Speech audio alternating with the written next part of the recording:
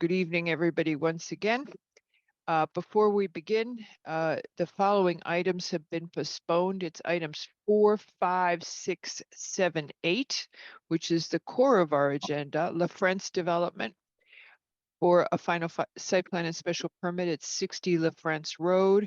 Shoreline Design Group for a final site plan and special permit at 220 Davis Avenue. David and Gail Gluckman at 717 Riversville Road for a final site plan and special permit. L&M Orchard Street, 25 Orchard Street, for a final site plan and special permit at that address. And finally, Eagle Hill Foundation at 45 Glenville Road for a final site plan and special permit. What that means is that we have 2 items on our agenda other than the zoning regulation changes, and then we will go to 3 discussion items. And with that, we'll begin with the first item, which is Amfair LLC at 1 Binney Lane for subdivision to create 2 lots, one 28,000 square feet and one 11,426 feet. Mr. Cesario, if you would go ahead.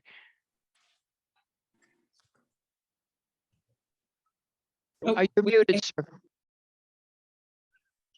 Sorry, Mrs. Harry, we can't hear your audio. No, You he are got it. unmuted. Although you are unmuted though, but we can't hear you. A double whammy. No. No, Yes, sir. Do we have the call-in number, Pat? The phone number? Yes, we do. We could send it to Mr. Cesario.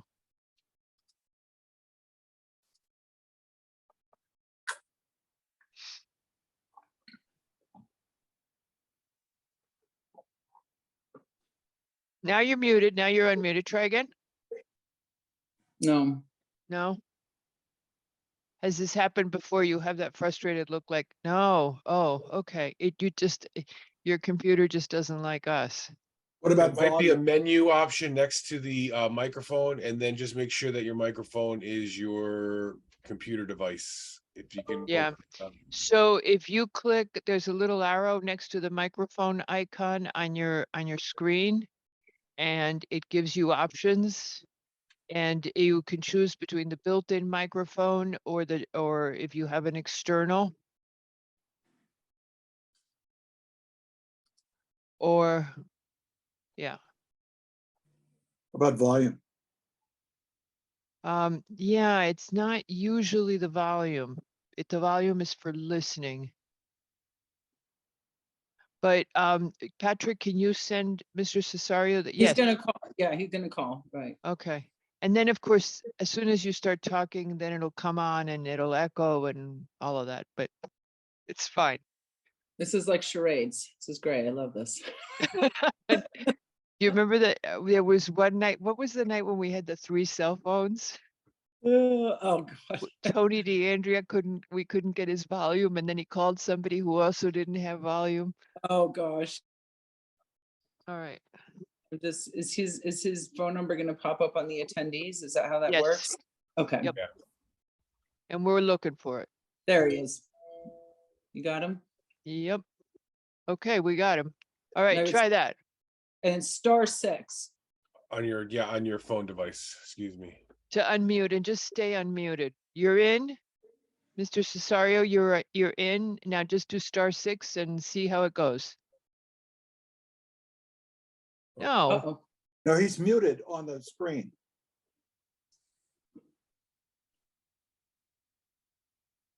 It went away. The number went away. all right, he's trying again.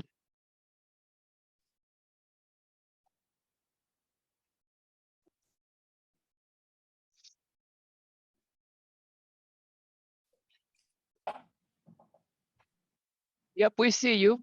There we go. Okay. Oh, Oh, we both hit it at the same time. But he's got the telephone's got a slash through it, that icon. Okay. So your phone is muted right now. so *6 will unmute it, and then Hit *6. Oh, oh, I hear us. Okay, Okay. can you hear us?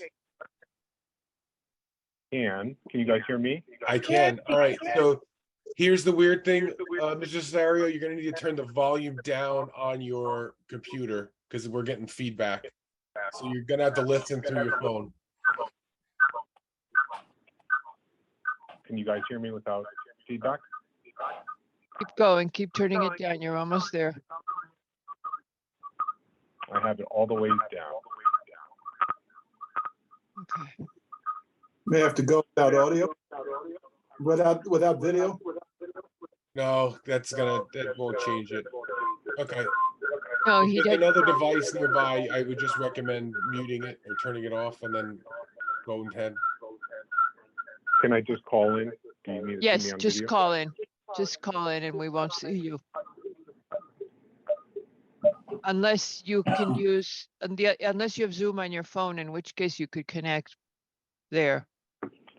Well, I disconnected. Can you guys hear me now? Yes.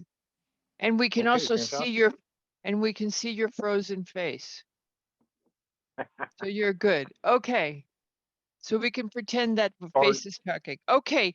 So you were listening to our discussion yesterday, so just start wherever you want to start. Yes, and again, I want to apologize for any technical difficulties It leading into happens. this presentation. It So as happens. was mentioned, my client is Amfair LLC. The members of my LLC are interestingly comprised of a series of siblings who are the lineal descendants of the Binney, Kitchell, and Girdler families. And I bring that to the commission's attention because it's been the tradition of those families to be, faithful stewards of open space in the town of Greenwich. They've given such things like Binney Park, the Helen Binney Kitchell Natural Park, Holly Grove, the Butterfly Garden at Greenwich Point, and there also were co-founders. Interestingly enough, I found out that they were co-founders of the town's Wetlands Commission, along with the Greenwich Land Trust. And the properties along Binney Lane have been in my client's family for multiple generations, dating back to 1888. And the property that's in question is one Binney Lane, which was actually a gift to my client's grandmother back when she got married. And I bring all of that to your attention because why we're here tonight is because of an involvement and evolution of the generation that now exists in this family. So this current generation no longer resides in the state of Connecticut, and it's come time for them to sell the property. But prior to selling the property, they want to carry on the family tradition and contribute in their own right to some preservations within the town. So what they would like to do is to retain ownership of a small piece of the family's land to keep it in its natural state. So to that end, the proposed application before the commission seeks to subdivide an existing residential property, creating a second lot, which lot will be retained in its current natural state. And to ensure that it will be in that state, the applicant has prepared and submitted with its application restrictive covenants that will prohibit the future development of the lot. And to give some understanding to the size and the shape of the proposed parcels, I would refer the commission to the submitted subdivision plan, which I believe is page 11 of your package. And generally speaking, this existing lot was a little over 39,000 square feet, and the resulting lots will be two sizes. The developable lot, we'll call it, will be 28,000 square feet, and the open space lot would be 11,426 feet. I'm not sure. I had emailed Jacqueline some site photos in advance of today's hearing. I don't know if those are able to be displayed or not, but to the extent that they are, I would just refer the commission to those photos, which took some pictures of what we'll call parcel B, which is the open space from Binney Lane. So effectively, this open space will front on Binney Lane, has a lot of distinctive natural features, including a steep slope, many native and ornamental bushes and shrubs, and significantly a good number of very mature trees that not only are along Benny Lane, but also along the southern boundary of this particular property. I know from yesterday's workshop that there was a concern that the resulting open space lot would be non-conforming, thus necessitating the need to secure a variance. But I think that was astutely pointed out by the town's planner. The subdivision regulations do allow the commission to grant such a variance. And by virtue of the actual language found in the subdivision regs, it states that a literal enforcement of this article would result in practical difficulty or unnecessary hardship or a conflict with other requirements in such subdivision deemed to be of greater benefit or importance. And if that finding is made by this commission, a variance could be granted to allow for this non-conforming parcel. To that end, my client would like for the commission to take note that the shape and the size of this open space parcel was consciously arrived at and was done so to capture all of those existing natural features of the site that I just detailed for you that they wish to preserve and, more importantly, can realistically manage moving forward. As might be a little bit unique in connection with this application as with others, my client's intent is to retain ownership of this parcel and to care for it moving forward. So again, as I mentioned at the onset, as part of their tradition, as part of as kind of their birthright, they want to retain ownership of this parcel, assist with the preservation within the town, as has been done multiple generations in this family. So that parcel, the unique shape of it, was shaped to include all of those features that my client would be able to and thought was meaningful to preserve, like that steep slope that comes down off of the property into Benny Lane, those mature specimen trees along the western border of that parcel, and along with those native shrubs and bushes which operate as habitat for the local wildlife. My client's position is, however, that if they're forced to reconfigure or otherwise expand that proposed open space, they have concern whether that would be a manageable scale for them in the future to maintain, and likewise are concerned whether or not the preservation value of the current proposal would otherwise be undermined, which would clearly be detrimental both to the town and its residents. So recognizing that granting such a variance may be something of a first for this commission, we suggest that we use this application to establish such a precedent because it's both warranted and appropriate in this case. And we say that because it's creating much needed open space in the town, and it will signal to other residents that the town will aid and not unnecessarily restrict future preservation efforts. So again, we are looking for the commission to take that step and kind of set a precedent on this particular application. As So, far as the department, yes. Mr. Cesario, the one snag, so we did request an opinion from our council. And as I understand it at this point, the one snag would be that the way we would do this under 263B would be as a re-subdivision.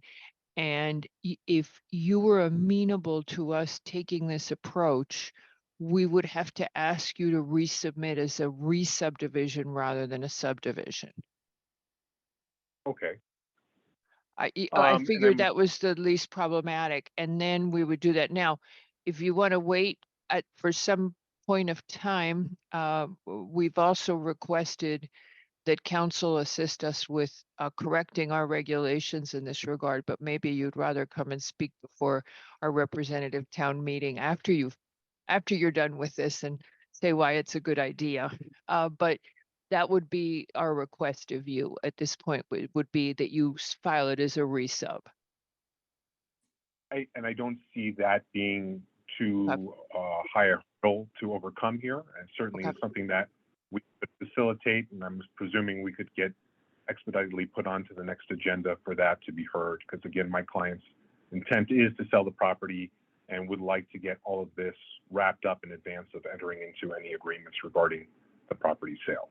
So Let me all ask means- the guardian of our agenda, Mr. LaRoe. Well, we would need to renotice, Mr. Cesario, so part of it would be upon you and your client being able to get those the notices out again, and then getting that back to us. So it would be a very tight window. So my preference would be to do the first meeting in January, but if you are ready to go and you have everything done, you know, later this week, I will know better tomorrow or after tonight how we look, but right now we've got 4 cancellations, so it would be preferable to sort of spread it out to the second. What's your deadline for him to have done the notices?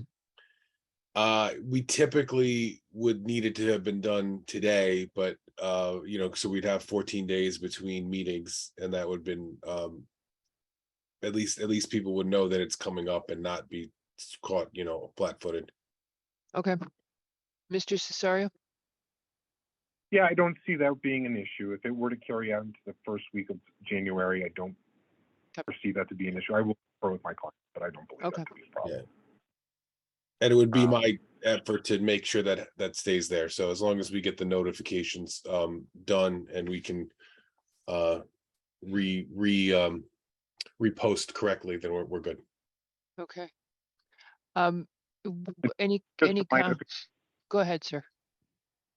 Just for my edification, in order for this, per town council's opinion, it would need to be filed as a re-subdivision, correct? Yeah, if you go back and you look, and what he explained today to me was that because if you look at a subdivision, it says that it has to be a buildable or saleable lot.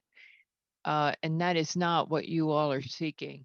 Whereas a re-subdivision does not have those restrictions, because what you would get approved, and we probably need to make sure you know this, I think you'll be happy with it, is that if you come in with a resub, we will find that this is not a buildable lot. And I believe that is what you're looking for, a buildable parcel, I should say.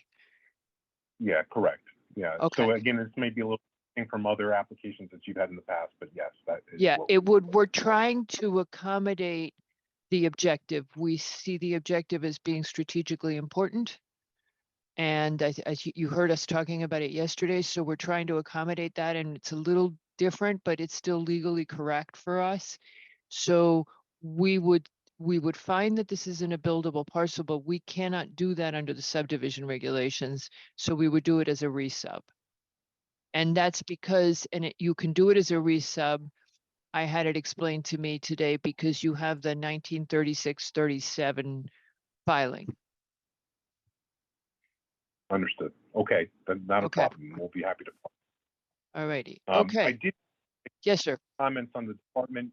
I had some notes regarding the department comments. I'm not sure, given Yeah. the nature of what we just discussed, whether it'd be appropriate for us to Hey, discuss it's now, always, perhaps. pick it up. let's get this stuff out of the way now. So, Sewer wants you to sign a letter. Have you signed the letter of acknowledgement? That acknowledgement letter has been signed and Okay. submitted, yes. DPW wants you to show that, the storm drain and do an easement. No objection to those. We'll take care of that before Do fire. the declaration for the easement. I only had on your restrictions, I had just did in one sentence, it says predominantly natural. And then later on, it says to really have it natural without the predominantly. I liked it without the predominantly, but our council also had looked at the restrictions and felt that they were consistent with your goals. And that they were pretty good. So that's the only staff comments I'm looking at that you would have to respond to. Does anybody have any other comments on the commission? I would Believe just- conservation had comments. I believe conservation had comments. Conservation, yes. You want to go ahead, Mary, and comment on those since you've got them in front of you? I don't actually have them in front of me, but I think the principal one was they were concerned about removal of dead trees, if in fact it was a dead tree naturally, because that provides additional ground cover and environmental benefits. And I think that was one of their concerns. And then removal of non-native species and some of the ivy type of So- growth on that property. So they were, just to say, they were pleased with the removal of the invasives. But they commented that when a tree dies on the property, it rots and becomes fertilizer. And that, so it's better to leave it there. I'm sure your clients wouldn't have a problem with that, Yeah. given their Yeah, if I- objectives. So if I could comment on those Yes, sir. points that the Conservation Commission provided, I'll start with that first one. With regards to the trees that die for natural causes, my client had absolutely no objection to that and was fine with modifying the document to allow that to be the case. Likewise would be fine with removing the provision in there that discussed existing structures because there are no existing structures on the site. Right. There was another request that there be a demarcation of the The boundary lines boulders, of the, yes, the Yeah. boulders. and my client absolutely on board with the boulder demarcation, thinks that would work well, and has no objection to doing that. There was a Fantastic. comment regarding the removal of the fences, and I would just like to specify two things in that.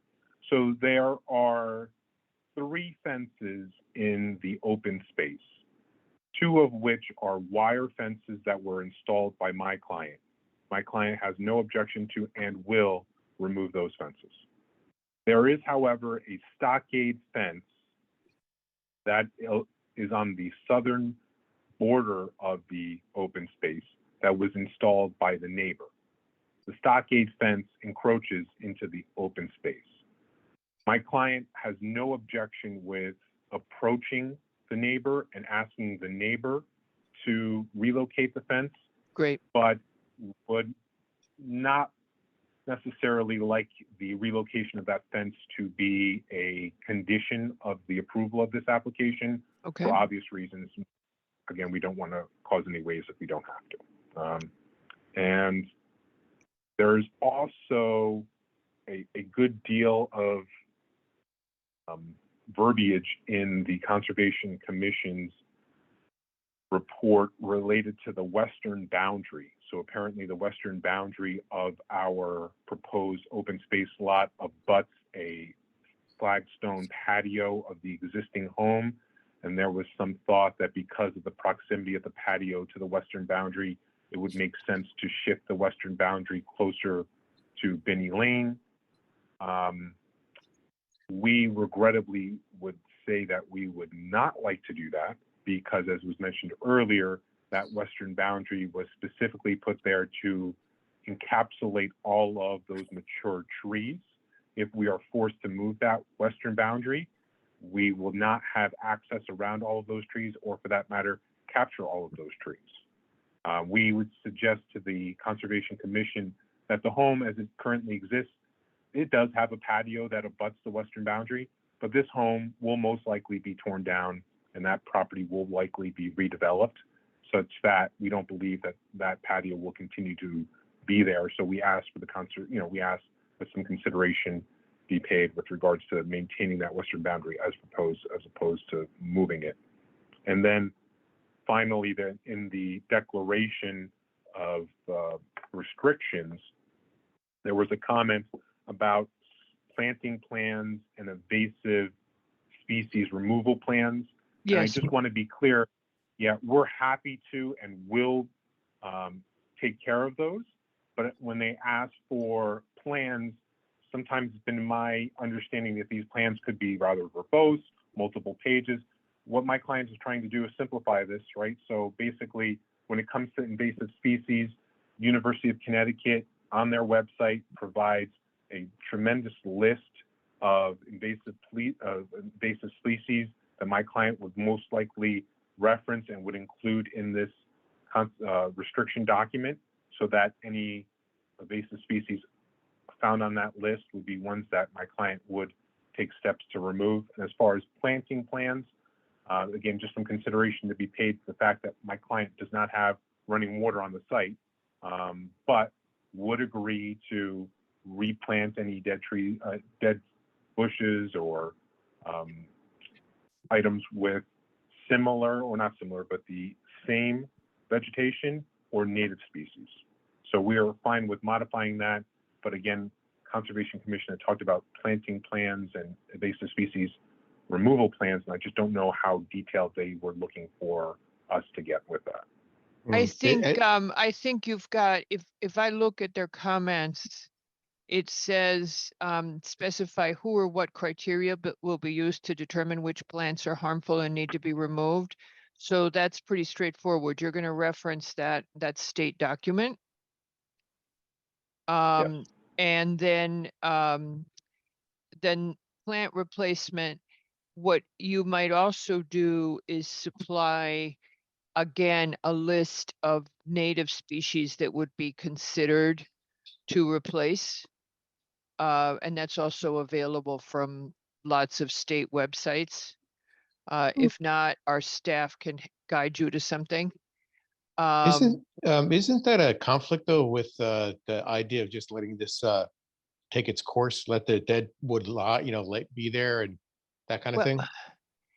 Yes, except that if they're removing the invasives, we do allow, Nick, people to restore open space when they start out. We don't want it to be manicured and landscaped, but we often do call for restoration of open space. So that would be the idea if they're planning on doing restoration following the removal of all the invasives. And I believe, Mr. Cesario, that's what you're talking about. You're not, Correct. you're not talking about an ongoing manicuring, which we would discourage. And that was conservation's point, not to remove No. dead trees. But if you're removing a lot of invasives, you want to restore the open space to what it would naturally have up front. And that would be what they'd be doing, Nick. So we've asked people for restoration plans, and I think, Mr. Cesario, that's how you would want to refer to it. Yes, and I think just for the purposes of getting it on the record, my client's goal is to transition this toward a habitat of natives. It's not with the intent of having a manicured area. Again, it's ultimately to take care of any vegetation that dies for non-natural causes. Now, I hadn't focused because we were so concerned about this thing with the lot. Her point about the shape and location of parcel B, her concern is the patio, and her point being that even that any leaf blower would put debris into there. I don't know how you're going to protect the open space, and that's her point. So maybe what you could do, if you don't want to redefine the open space, is add some sort of sentence that says, in its proximity to the structure, it would be, that the limits of it would be defined so that it's respected or something. That's what the demarc Yeah, would be, right? The boulders Yeah. all the way around? Yeah, except that, just- Nick, they're right on top of the patio. Oh, yeah, I see that. And I think it's actually understanding that the boulders have to be not 10 feet apart, but 3 feet apart, and understanding whoever purchases the parcel A, Mhm. that parcel B behind the stones is a no-go for anything at all. Yeah, That's the sentence that's got to be in there. so I think the deed for parcel A would have to have that in perpetuity. Mr. Cesario, I don't know if they can accomplish that when they sell it, but that would be a way of addressing conservation's comment number 5, which is that on Yeah. sale of lot A, that the deed would then carry that restriction to not invade the adjacent open space. And Sure, I'm we have sure, no, you- I don't, yeah. there wouldn't be with us putting them on notice with respect to the restrictions that would be filed on the land records with regards to parcel. Yeah. data. And then, but I think the comment to focus on, Mr. Cesario, in doing this is their seventh comment. The Conservation Commission would like to express its full support and appreciation for the proposed open space reservation. So I think, you Yeah. know, we're all trying to get there to help, you know, so, I think that addresses it, and staff would be happy to help you with it. They are just as pleased about this as anybody. So, th- um, Jackie, who's been working with you, would be happy to help you accomplish some of these things in a way that's workable for your client. Any other Perfect. comments? So what I Go ahead. So what I Mr. would happy, just to state, I've been working with Jackie. She's been a tremendous help, and I thank her very much for all of her efforts to date. We will certainly pick up the majority, if not all, of the comments that we've received from the departments in connection with our resubmission. I will hope to get that to the town shortly, and then appear before the commission beginning of January. Okay. Before you go away, though, does anybody on the commission want to say anything else about this application? No. Does anybody in the public wish to speak about this application? Please raise your virtual hand. Okay, I'm seeing that the Tree Conservancy is there and hasn't raised their hand, so they must have been pleased. Okay, so then in that event, we are leaving this open for the time being, and you will continue to work with Jackie. She's up to date on everything we've discussed, and you and Jackie can get it to where you can get onto the next agenda. Perfect. Thank you very much for the time. Thank you very much, Mr. Cesario. And so we go to the public hearing, everybody. And with the public hearing is our next application. And is Mr. Haslin? I am no, yes, there he is. Okay. Okay, you got him? He should be joined. There he goes. Yeah, you beat me. I was about to click and he was gone. He's getting very fast, Patrick. Okay, so our next application is Brunswick School for a final site plan and special permit to modify the conditions placed on the use of the property to allow for student enrollment, et cetera. And this is at 270 Lake Avenue. And thank you, Mr. Haslin, for what you sent in today. I didn't see everything, but I appreciated the list on the special permit a lot. And with that, would you go ahead? Yes, good evening, members of the commission. Chip Haslin for the applicant Brunswick School. With me tonight is Tom Phillip, who's head of school, Kathleen Harrington, who's the chief financial officer, and John Canning from Kimley Horn, and Veronica Prezioso, also from Kimley Horn, our traffic engineers. I was hoping that you would find with favor my submission today. I know sometimes you don't like last minute submissions, but as I said to Bianca, this is the kind of thing that presume I would have handed up to you at the hearing itself after the briefing, because I sensed that there was some confusion with the volumes of papers that we had filed with the commission as to what we were actually looking to modify and what we were looking for the commission to hopefully ultimately approve. So thank you for accepting that, and I plan to go through it with you in a few minutes. Typically, I've found in projects like this, in addition to whatever we plan or proposing before the commission on any particular application, you ask, what's your master plan here? And in this case, we do have a master plan. It involves, first and foremost, the early childhood education program, which we'd like to run at the former Carmel Academy in existing buildings with minor renovations to those buildings interior mostly, and no changes to the existing site plan. The second aspect of it is we would like in the future to be able to convert some of the other buildings to faculty housing. There's a history here There was always faculty housing at the site when it was Rosemary Hall and Daycroft. I think actually during the Japanese schools initial years, there may have been some as well, but so there is some history of faculty housing. Both of those things are critical to us going forward with this project and purchasing the property from Carmel Academy. In consideration of getting hopefully approval from the commission to operate or use Carmel's campus in that fashion, we would agree to have the cap on student enrollment, which is currently in place, of 450 reduced to 150, which is about twice the number of students that you have at the Cowan Center for Greenwich Academy, but that's on 1 acre of land, whereas this would be on 16 acres of land. So I think it's comparable at the very least. We sense that we have a limited window of opportunity here, which is why we're pushing as much as we are. We apologize to the commission if you feel like you're being rushed. We'll try to get you all the information you need as quickly as possible. So hopefully we can keep this matter moving along, but we do sense that that window is closing rapidly.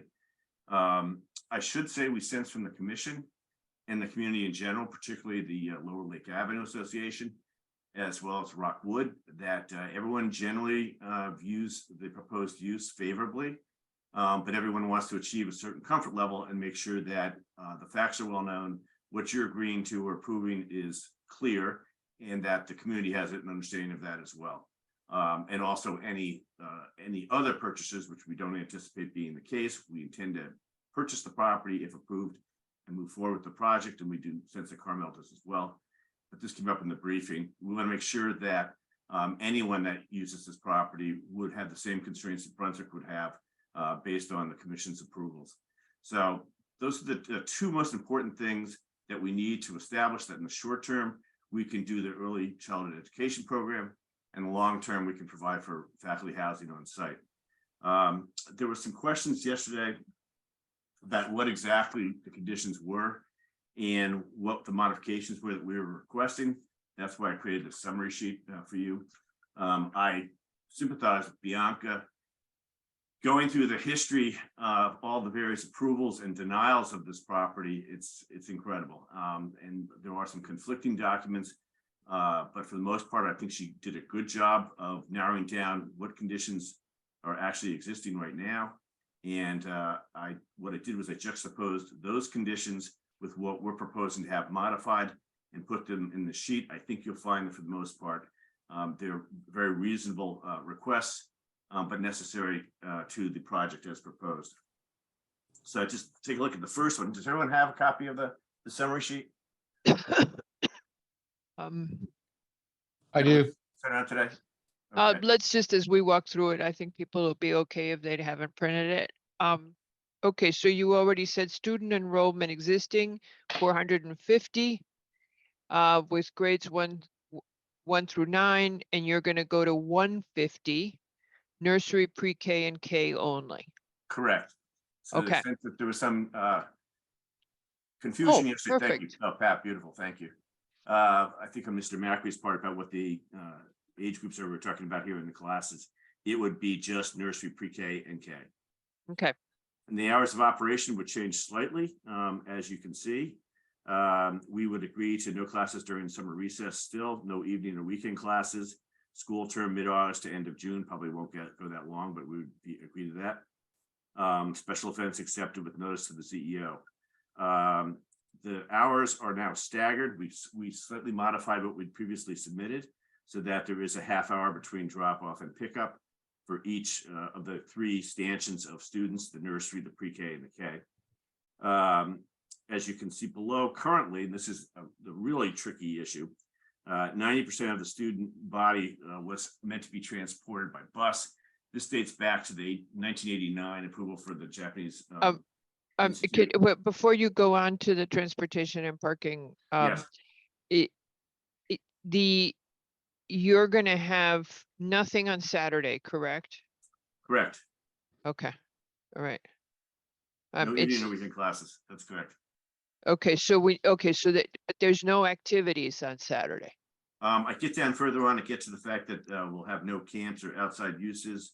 Okay, And additionally, All right. yes, the intent is to have no activities Okay. of status. All With right. the rare exception of, a special event, again, we would notify the CEO as was Yep. previously required. Okay, so now you can go back to transportation and parking, sorry. Good. So this one is the tricky one because it's a totally different way of thinking about this campus. When the Japanese first came in, a lot of their students were from out of town or even out of state, if not all of them, quite frankly. So the issue of busing everybody to the location actually worked for them fairly well. It was more problematic for Carmel when they were sharing the campus with the Japanese, but obviously under the 150 student cap that we would be proposing versus the 450, we intend to be able to drive the students to the campus, with the exception of having 2 vans where some students will be transported in those vans to the campus. But we're talking about very young children, so it would be drop off by a parent or nanny or something like that, significant other, not busing kids in from out of state or from other towns. It'd be local traffic for the most part, and much of this actually would be taken off of the King Street campus as well. It would be localized in the central Greenwich area. They had a list of the total number of buses and vans. That would obviously not apply here, other than the 2 vans that we're proposing.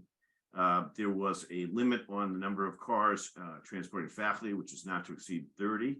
We're proposing adding 20 to that, make it 50. But as you'll see when I get to the faculty housing, obviously, once the faculty is housed on campus, that number should be reduced as far as the actual commuters of the faculty members on a day-to-day basis. Buses shall not be stored in the premises becomes irrelevant. Same thing with the split of buses and vans between Ridgeway and Lake. No use of Southerly Lake Avenue Drive for faculty, student buses or vans. This is something we discovered later on after we'd submitted our circulation plan to the commission. That in fact, that Southerly Lake Avenue Drive, which we had planned to exit out of, is not suitable for this kind of traffic based on the DPW standards. And Yeah, also, and that's what we were saying yesterday. I'm pretty sure that there was something, and I didn't go back and look at all the approvals. There was a condition early on that it not be used for those reasons. yes, in 1990, I think it was the first revision. Diane Fox spelled out that it could not be used for school use, only for like dumpsters and garbage trucks, et cetera, and for the private use of people who share that lane, but no school use. So we've taken that off. We're going to go back to the current circulation system, essentially, which is that all the faculty, student buses and vans and drop-off cars will come out onto Lake Avenue at that northerly location, as they do now. Again, the buses don't really apply here, that condition, and annual certification to the CEO as to the methods of transportation is fine, but it really doesn't apply that much anymore. If in fact the commission, as we hope you will do, will accept that all student drop-off shall be by private car or van, of which there will be 2, and shall be by Northerly Lake Avenue Drive. Cars transporting faculty not to exceed 50 using both Northerly Lake Avenue and Ridgeview Drives. And again, we try to make that fairly equal. We'd have a uniformed police officer drop off and pickup time on Lake Avenue. There'd be no organized athletics on the fields. And as far as camps and outside use are concerned, currently a camp has been approved by order of the CEO, both in 2000 and then more recently, up to 140 campers. As far as I can tell, there's no other limit on outside use other than in accordance with the existing restrictions already mentioned. What we propose has no camp use whatsoever and no outside use other than occasional weddings in the chapel, which we have made available or has been made available by Carmel and other institutions there to the community. Other conditions that I was able to find, that there'd be no change in footprint of the buildings. As I indicated, that's our intent to maintain the buildings as they are. All the renovations would be internal only. If there comes a time that we are creating the faculty housing and decide that external changes have to be made, we recognize that we'd have to go to the ARC for approvals for that, and that we might need site plan approval for the commission to change or modify the existing site plan to accomplish that faculty housing. Well, you'd obviously- have to because of the housing anyway. Yes, yep. So you're gonna Um, have to change the site plan because you're gonna have different accesses and. Okay, Well, we can talk about that more tonight. Thankfully, you've had 4 cancellations, so I'm glad we didn't postpone because it gives us an opportunity to have this discussion with you and about the next steps. If we don't propose any modifications to those other conditions, we're willing to accept them as they are. And then I get to the faculty housing in the last page, and we talk about that we anticipate a future change, the use of those 11 buildings from general academic to faculty housing. And again, we recognize it's somewhat problematic with the commission because what we're asking for is some sense, as strong as we can possibly get from the commission, that use would be permitted by the commission, subject to obviously the final site plan approval, so that we can proceed with this project and the purchase of the property. So it is kind of key, and what we're hoping to get from the commission is some sense of the mechanicals to get to that point where the commission is comfortable with the application, the community is comfortable with the application, and we're comfortable enough with the approvals that we have that we can move forward with Carmel and hopefully purchase the property and continue on with the project. So that's really where we are at the moment, and we're looking for direction from you folks. We recognize the fact that we got in our traffic study late, and that Beta was going to request additional time for review, and that this would be left open to at least another hearing. We understand that perfectly, and we think that we can address all the Beta issues that have been raised preliminarily, and any ones that might come down the path as we proceed. There's some environmental issues that we can discuss about whether now it's timely to really get into that prior to really knowing what changes we're going to be making to the buildings to accommodate faculty housing. There's some sewer issues that are kind of outstanding. We'll have to address with the sewer commission. We did not realize that there were these issues prior to the sewer comments issuing the other day, or that they'd gone unanswered previously in the context of previous applications. So that's where we are, and we'd like to get some feedback. commissioners? Mr. Hasland, what are you, what would you like to walk away with tonight? Is it looking at a concept for the larger overall site and instruction or comments on the modifications? Is that what you're really kind of looking for?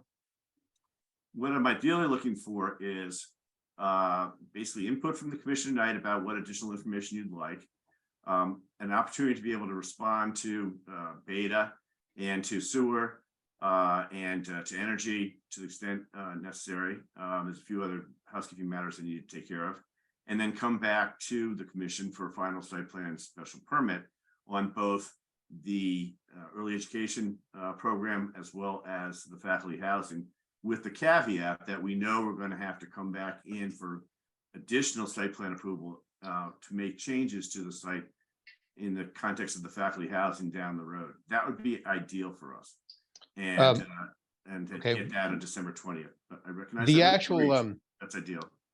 the actual educational buildings where the early childhood education is going to happen, how much change is there to those buildings and or the the site for drop off pickup, that kind of thing? They will be minimal and mostly, if not all, internal improvements. Those buildings are in pretty good shape for the use that's proposed. In fact, I just discovered over the past few days that Chabad actually got approval under executive order to house their preschool there for 2021. Did not know that before. That's obviously now gone away because Katie she approved it on the executive order, I understand. Yeah, was it administrative? administrative approval under the executive order? Yes, it was. Right. So It's what's in the it- staff report. As I understand, and if Tom wants to chime in, he can. My understanding is that those buildings are in pretty good shape for the use that we're going to take on. That can be up and running next fall, I would assume, everything I've heard. And the faculty housing obviously is going to take much more internal work than the early education buildings. So Would you be comfortable with splitting this and doing the education first? Taking the housing off the table and packing that up as a completely separate thing? Because Why? that's going to be a big lift. Because you're really converting educational buildings to residences. Lots of parking, lots of things going on. And what I'm seeing in front of me is, lack of a better way, it's completely, or it's incomplete. I can't tell how many bedrooms, how many units, so on and so forth. It seems that actually the modifications here kind of really spell out exactly what you need for the early childhood education. Minimal changes to the building, the drop-off pickup loop isn't really changing much, but when we get into that residential, there's going to be a lot of things happening all at the same time. And I think, I'd like to see that as a specific, separated from the education, which you probably could do immediately. The only problem with that, as I indicated earlier, is the fact that both uses are integral to this project, and we can't go forward for obvious reasons in purchasing the property if we don't know that we can't have both uses there.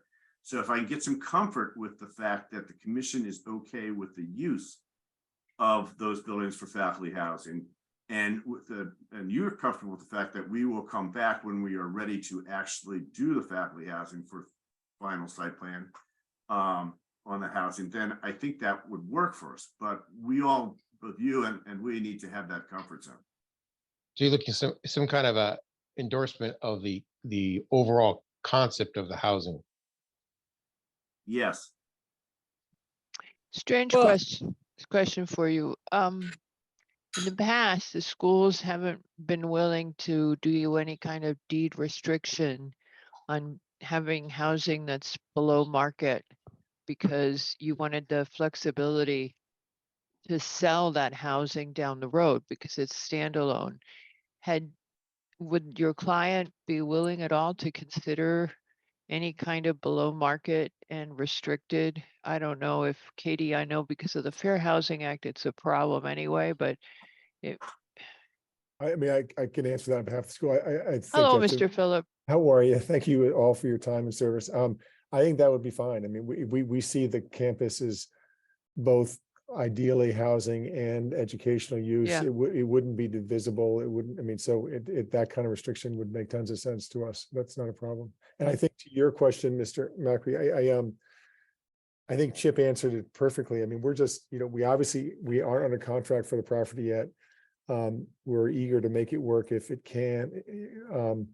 From a timing standpoint, we're getting close on the calendar to a point where we would struggle to convert the interior of the educational buildings for fall of 23, but we're still within that window. That would be ideal. There isn't a lot of work that would have to happen in those buildings. They're in great shape. We're talking about 1 or 2 internal walls. So that's an easy thing. The housing is certainly a year off. And I don't know if this is a level of assurance you can give us or not. I mean, we would be comfortable, I think, moving forward with the property if we knew you were comfortable with housing under the restrictions you would set for housing, which, as you mentioned, would be whatever parking is involved and whatever units you're comfortable with. If the question of whether housing could happen on the site was lingering, it just wouldn't. So We I had wouldn't be able to move another, forward. on the housing, there was something I didn't get from the application. The teachers living there, how many of them would be actually also teaching there? What percent? So I'm just trying to figure out what the traffic impact, when Nick was talking about parking and traffic, if some of the teachers would also be working at Absolutely. Oh, yeah. okay, Well, I can't answer it honestly Ballpark. with great detail, but I would say close to 80%. What the math we did, it's very, very basic. Again, to Mr. Macri's question, but the math we did on the housing was the total square footage of the Western buildings, which is where the Japanese school was. And then divided it by the average size of our 2 and 3 bedroom current units we have elsewhere in Greenwich. And we came up with roughly 16 units would fit in there.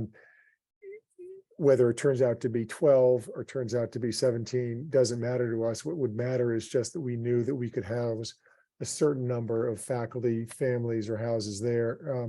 And yes, from our efficiency standpoint, and I think for yours as a town and traffic, we would put as many as we could there who work on that campus. So it's a matter of they're walking to campus, not driving. Yeah, and that, to me, it's almost it cuts the traffic Totally. that And the that's, by the school way, would that's have. consistent with what we do elsewhere. Like the Yeah, houses we have on Northfield Street are occupied by upper school faculty who Right. walk to school. The houses we have at King Street are by faculty who work out at the middle school. So that's a pattern we've already established. yes. Okay, so that is a lot of comfort because of all the scenarios. If your faculty is coming and not living there, you're going to have incremental traffic. Then on weekends, they're going to go shopping and do their errands, but you're low traffic at the time. So your incremental overall traffic, and I apologize because I see that you're having Mr. Canning here, and it came late and I was waiting for beta, so I'm not familiar at this point with what's in your traffic study. But it seems that that's an important thing to address, is the housing is actually a step to reducing overall traffic. Right. And it's a consolidation that works. And so Mr. Canning knows what he has to do if he hasn't done it already. Okay, Thank you. because you know how we think. So he's so used to us at this point. So, so Dennis, you look like you want to say something. Yeah, I'm trying to remember. Remind me, are there any restrictions for faculty, particularly on Ridgeway? There's a turn in there and it looks like a parking lot too. And I remember looking at it. I can't remember whether there's any conditions about cars for the school being on Ridgeway. There was one condition, Chip, that the faculty and I'm trying to remember the exact word, be equalized. The faculty and staff trips be equalized between Lake Avenue and Ridgeway. So it was an acknowledgement that there was traffic on Ridgeway, and the requirement was that they wouldn't all be on one side or the other. That's correct. You'd have to work that out again. If you're going to need additional parking, although there's parking up kind of between the two campuses, that's certainly walkable, but coming down Ridgeway would be much more convenient for people that are going to use that as residences. Correct. I think there's 14 parking spaces on Ridgeway, and the thought would be that would only be used for the residents, the staff and faculty, and they would come in and out that way when they're not teaching, and all of the other school parking activity would be on the west side. If they had 16 apartments, 2-bedroom apartments, right? How many parking spaces would they be required? I think it's Two per two usually. or 2 in and 2 out. So it's Well, it's one in hold and on one a out. second, because let me just confer with staff on this. This is mixed use, right? Right, it's school use, so you've got basically it's in the discretion of the commission as to what is appropriate parking Is it- requirement. And it's a mixed use property, so you don't Yes. use the multifamily standards, you use this, you would use mixed use. Everybody agree with that? Yes. Yeah, I think it's an institutional use and it's a school use. So I think the school definitions would apply. So I think it's really Okay. subject to the specifics of what they're doing under the special permit. So the commission can look at each site on a case by case. Now, that said, Mr. Haslam, when you look for our comfort level on the residential, there's a part we can't answer you. And maybe what you need to do is, quick as bunnies, come back to us on this. The horse neck issue. We need to know from sewer that the residences can be accommodated, or we can't. And if you look, and I mean, you mentioned some outstanding issues, I'm sure you guys can solve them. I'm not worried about that. but then he comes down to the town sanitary sewer system, the Horseneck has experienced capacity concerns under certain flow conditions. I love the way they put it, typically associated with wet weather. In other words, I. So this makes it hard for us to give you that comfort answer on the residential because we need to know that sewer, the other sewer stuff, you can address that. You know, the CCTV, your obligations under the private system, all of those things. But once you get to capacity, so if you guys could focus on capacity so that we have a complete picture, your traffic impact, your sewer, you're not hearing off the bat any concern from the commission about having residential, but just to make sure that the infrastructure works for it. Is that correct? Is that how I'm reading the commission right now? Yeah, Yes. but I think that's it's concept. But I think actually understanding and looking at just as an example, sewer division or DPW. Sewer division is offering up 6 different things that they want you to take a look at. Yes. As I see this is what I was talking about in terms of heavy lift. Sewer obligations for shared laterals and CCTV and everything that's out there. Real identification of the systems. It's something that it's not happening overnight. It may happen over 6 months, but not Right. overnight. But the deal killer is what I'm trying to address, Mr. McRae. And the deal killer, the big picture item here would be the capacity. Everything else, what I assume you all can do. What obligations do you have for the private sewer lateral, the CCTV, I think you can work with everything else that's in here, even if it takes you 6 months. But if they come back, and we've seen them do this on the Horseneck line, if they come back and say they don't have the capacity, no matter what we want to do with the residential, we're cooked. Yes, and I think that, obviously, Brunswick is not going to undertake to make all those improvements to the sewer system, et cetera, unless we know we're going forward. So that's another kind of catch-22. And Carmel's not in a position to do it because they haven't, Yeah. even though they're admonished to do so. So that's where we are. Yeah, so don't tell Rich Feminella I said there's some stuff that's minor and a thing Yeah. that's major. Right. But I would just say the major issue is there capacity, line capacity, and can it accommodate? So the first thing you would do is just get the flows to them and Right. see what happens with that. The rest of it, you could work. I don't know what kind of time frame you have, but if you could get the forecast flows to them, you could solve the biggest issue on the table. Would And I have, that a- could- I have a, I'm sorry, Yes, sir. I have this is an ignorant question, but would the It's capacity? okay. I'm saying questions- ignorant things. I know. Would that capacity question vis-a-vis flows be as compared to, I guess, the last time that those buildings were used by the Japanese school, or is it a static against current? You would conditions? take, okay, so the way you do it is you take you would do the same thing as Mr. Canning does with traffic. You would take what your proposed flows are going to be, and what's really going to affect you here is going to be the residential, because that's the increment, and residential is going to be a lot heavier use than, because people wash their clothes and they bathe and Okay, okay, so that's going to be the issue, and that's what we're trying to get to. You have an approved use for more students, so we have to be okay with that. We can't take that away from you, and we've done this with the sewer department before. The approved use you can go ahead with, but what is an incremental use is the residential, and they have to come back and say that that's okay. so for us, very simply, the math would be, if we're thinking of 150 students, it was approved for 450, is 16 residential units less than or equal to 300 students during the day? would Yeah, have been? I think Okay, that's how alright. you would do it. Patrick Okay. is nodding. I'm not seeing Katie right now. There she is.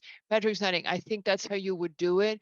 My take is it'll probably work out because you're probably offsetting with the 300 drop in students, but you may not be.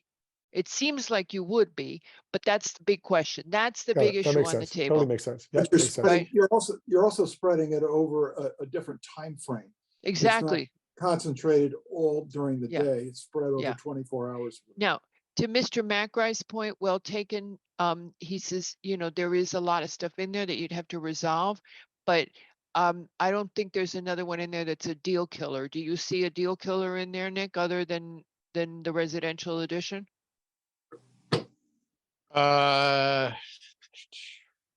Things we need to be connected, disconnected. Yeah. There's something from an outstanding letter from 2022. Yeah. Responsibilities of a shared sewer line that runs through the adjacent private properties. Now that to me is a heavy lift because you have a sewer lateral that goes across other properties. If it needs to be repaired, you need to get the easements and the permission to repair it, so on and so forth. So I think actually a real detailed look into what's going on and what each one of these 6 things is requesting Yeah. is warranted. Yeah, the sewer flows are important, but if there's a 200-foot sewer lateral that needs to be repaired and it's under 3 people's or 4 people's houses, that's you got to get all those people online and it's got to be looked at and say, can this happen? So yeah, but my experience of them is just I don't know, Mr. Haslam, you've dealt with them a great deal. Patrick, Katie, the question's going to be the capacity. Yeah, we'll have to sit down with Rich. And I mean, the toughest thing is usually getting an appointment to meet with him, and because he's very busy. But sit down and go over some of these issues and see if we can't move some of them out of the prior to zoning approval category and move them into some sort of commitment down the road to take care of, if in fact we proceed with the project. Because I'm sure he's going to want to have these issues addressed finally that have been left. Yeah. He's going to want to have them addressed, but by the way, what he says is provide existing sanitary sewer flows, but I would do it while the school was there, not while, because that's what you were approved for. And yeah, that's only fair because it's vacant right now. I mean, so. Yeah. And when we had an application which shall not be named, what they said to us is, we will, for Horseneck Line, we will endorse whatever it is permitted by zoning. And right now, what's permitted by zoning is the 450 kids. Right. But they have I&I issues. We all know that. So that to me is the biggest thing. Okay. Okay. I'm not hearing anyone on the commission objecting, and we're encouraged by the fact that you've had a lot of neighbor support, and the neighbor support is specific to Brunswick. Let me ask one question. Mr. Haslam kindly provided that sheet or 2 pages or whatever it was showing the prior approved uses, et cetera, and what you're intending to do. So recognizing that there's no, and for example, recognizing there's no anticipated use on the site for a camp. Does the previous approval for 140 campers permit a change in the applicant's intention? I'm not sure I quite understand the question, but let me Okay, see. Me so, neither. all right, well, you're not going to have a camp, but you're allowed to, by previous ruling, you could have up to 140 campers, correct? Yes. And that's a voluntary commitment to the commission from the school that we will not have camps there. Right, and so I'm just asking as an example, if you changed your mind, in 4 years or 5, whatever it was, you could have it's approved to have 140 campers, right?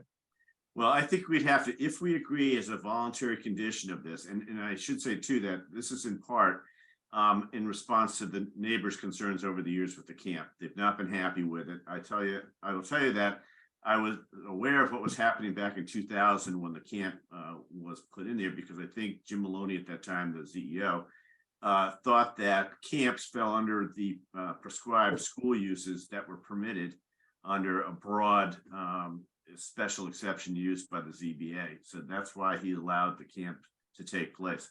And then subsequently, the current CEO, Jody Couture, saw the Maloney statement and agreed that the camp could run up to 140 and no more.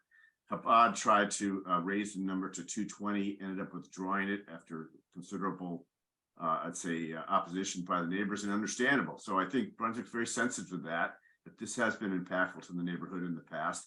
And that's why we're agreeing, Tom's made it clear that we will not have camps there at all, Zippo, and we agree to that as a condition. Now, we come back later on and ask for that condition to be changed, but that's not anticipated because we're trying to be good neighbors and be responsive to the neighborhood's concerns. Mr. Hasnan, I think one of the things I understand what Mr. Lowe was talking about, because I was a little confused as to what's in, what's out. The conditions page that you had provided to us, it might be helpful actually to maybe just strike out what's going to be removed from those conditions and just put in the proposed modifications. As an example, number 4, camps and outside uses. Exactly. That's exactly what I was using the camp as an example, but it's right. Kind of across the board.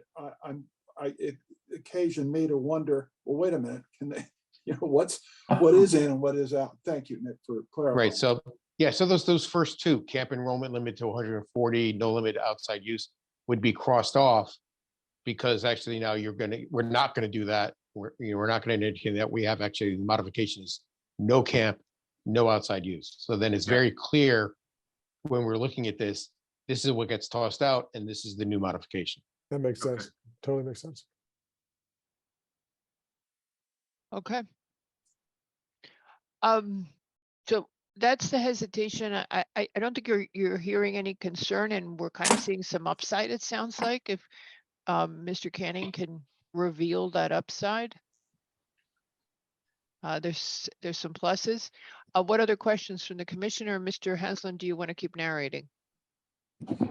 No, I was hoping to get a sense of where you see us going from here. If we are able to take care of those issues, what would be considered to be by the commission that you would be comfortable getting over the end line with us on approvals? The inline? Goal line. Yeah, I mean. Oh yeah, sports analogies. I think actually from where I see it, I think we need to discuss the overall concept. I think as Chairwoman Albin indicated, Whatever. You're already approved for 450 students. I think it's actually, for me, maybe for the other members, is a discussion of the overall big concept about the school and the housing, and then specifically defining through the modifications, as we just talked about, what's in, what's out. So we have that kind of in a real document and something that could be actionable. I still think that actually separating the two would be a critical thing, just to make sure that, because I think with the sewer division as an example, there's a lot of things to do there, and it would probably be best under a separate site plan for the housing at some time. But that's my opinion on this. I'm not too sure what the other members think. From what I'm understanding, Nick, I'll answer you this. The housing seems so integrated with the education that I think we should see it together, because they go with each other. They're telling us that 80% of the teachers are going to live on site. So I think we need to see it as one, because it's then if we see it as one, there's a lot to do between now and then. That's why they pay Mr. Haslam the big bucks. Okay, so then he comes back in a couple of months with a site plan for the housing and all the modifications they need to do. to make it housing, that we do the educational stuff and go through the modifications again. That's what I'm hearing? I'm Yes. wondering if there's a way where the commission can approve the use for the early education program Sure. and approve of the use of faculty housing, but basically. So my friend, it's called a preliminary. I'm just suggesting that. What if you came in with a preliminary instead of a final? On And just the we faculty can, housing? I know, we could just, on what you think you need to do this. And we would move the preliminary, not legally binding for us, with a boatload of all the conditions that we would want you to address, but you would have a documented indication of the commission's direction on it. Katie wants to say something. Yeah, I was just gonna say, because I was thinking about the phased approach. And I was thinking the same thing, if it's preliminary now, and then you came right back in with the final, but just for the early childhood. Because then at that point, you could get that permitted and all of that while you're still on the side working on the housing part. Because alternatively, if you approve, like kind of I was thinking what we did with Greenwich High School, you approve, a concept or phased approach, but that doesn't really help you, Mr. Haslam, because you are looking to be able to get the building permit for the first phase. And Katie, the thing is that at the end of the day, the faculty that parks on site to teach is going to be using that same parking spot to live. And that's why it's an integrated proposal, and it makes more sense to try to integrate it. But if he came in with a prelim, we could move it with a whole boatload of concerns and issues we want to see addressed, but they would have an indication on which to move forward. How much time do you have to do that? We don't know, but we know it's tight. Okay, well, just, don't party. Or get your skates. But if they came And back get your skates. if you came back at the next meeting with at least the sewer sorted out, that seems like that would be there'd be a lot of the missing information provided, at least in terms of a preliminary, because the housing's all conversion of existing buildings, right? That was No Correct. change. They're gonna do Yeah. 1,000 square foot apartments. right. Okay, So there's no footprint or drainage issues, so it's Yeah, and to Mr. McRae's point, I don't know if anybody's notified the neighbors that there's an issue from the sewer department either. So we're gonna have to approach them and get that resolved too, but we'll jump on it. I mean, well, but you don't have to notify the neighbors, because again, what Mr. Feminella always tells us is what has a zoning, a property is zoned for, they will support. DPW will make that possible if it's zoned for that. In our minds, you are currently zoned to have the 450 kids, at Right. least in my mind. That's your zoning. That's what your permit allows. So that's where you start, and that's what they would have to support. That's your current use. No, I was more concerned, Madam Chair, with the neighbors and letting them know that there's problems with these pipes and your lawn may have to be dug up, but we'll have to work that out in easy. Yeah, you'll have to work that out. Right. But if you're talking to the neighbors anyway, you could have a neighborhood meeting and address that. I'm just trying to get you, No, trying we're to good. sort We'll it take care of into that. the piles of big issue, little issue. And there it is. So, and it seems like Mr. Feminella is not going to do anything unless you get him the flows. Right, we'll do that, and I think your suggestion of converting to preliminary and Katie's indication of how we went to do that too, I'll discuss it with my clients. I think it's an interesting suggestion and maybe the path to go, but we'll have to look at the pros and cons of that. And being full disclosure that a preliminary is not binding to us, Yes. but neither is us saying, oh, we feel warm and fuzzy about residential on a December evening. And then on a January evening, we'll go, oh, we don't feel warm and fuzzy. So at least you'd have a preliminary. Right. Yeah, but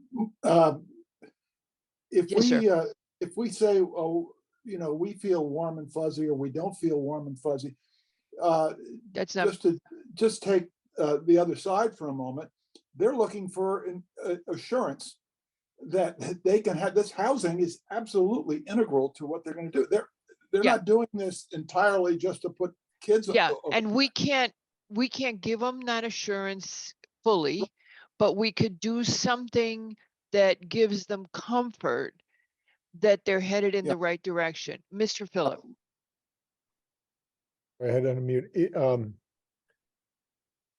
I guess to Mr. Lowe's question, as well as yours, Chairwoman, I guess, is it a question of degree of housing or housing period? Because we would obviously live within whatever the limits of.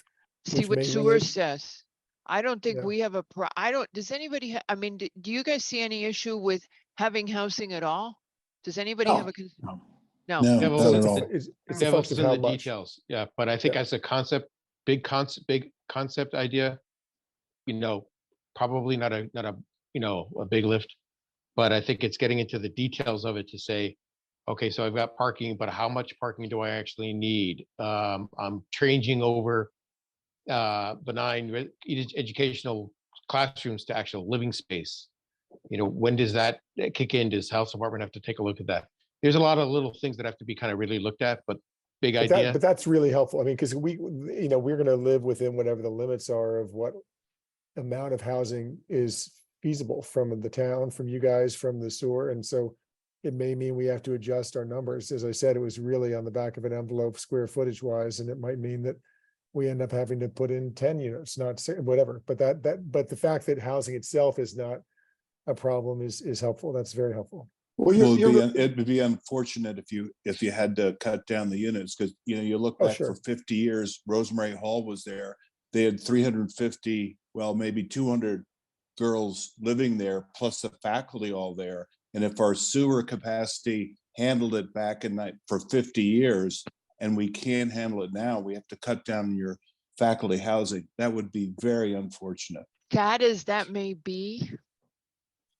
Yeah, We are a very different town today than when Rosemary Hall was there, and we did not have sewer line constraints back then, and we do now.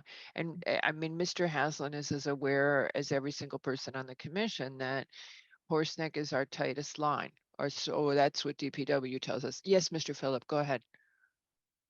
I was just coughing, sorry. Oh, okay. So those are the questions. We're happy to accommodate you. Yes, Mr. Yeski. Yes, in the spirit of trying to help them, I think we all agree residential would be a tremendous use here.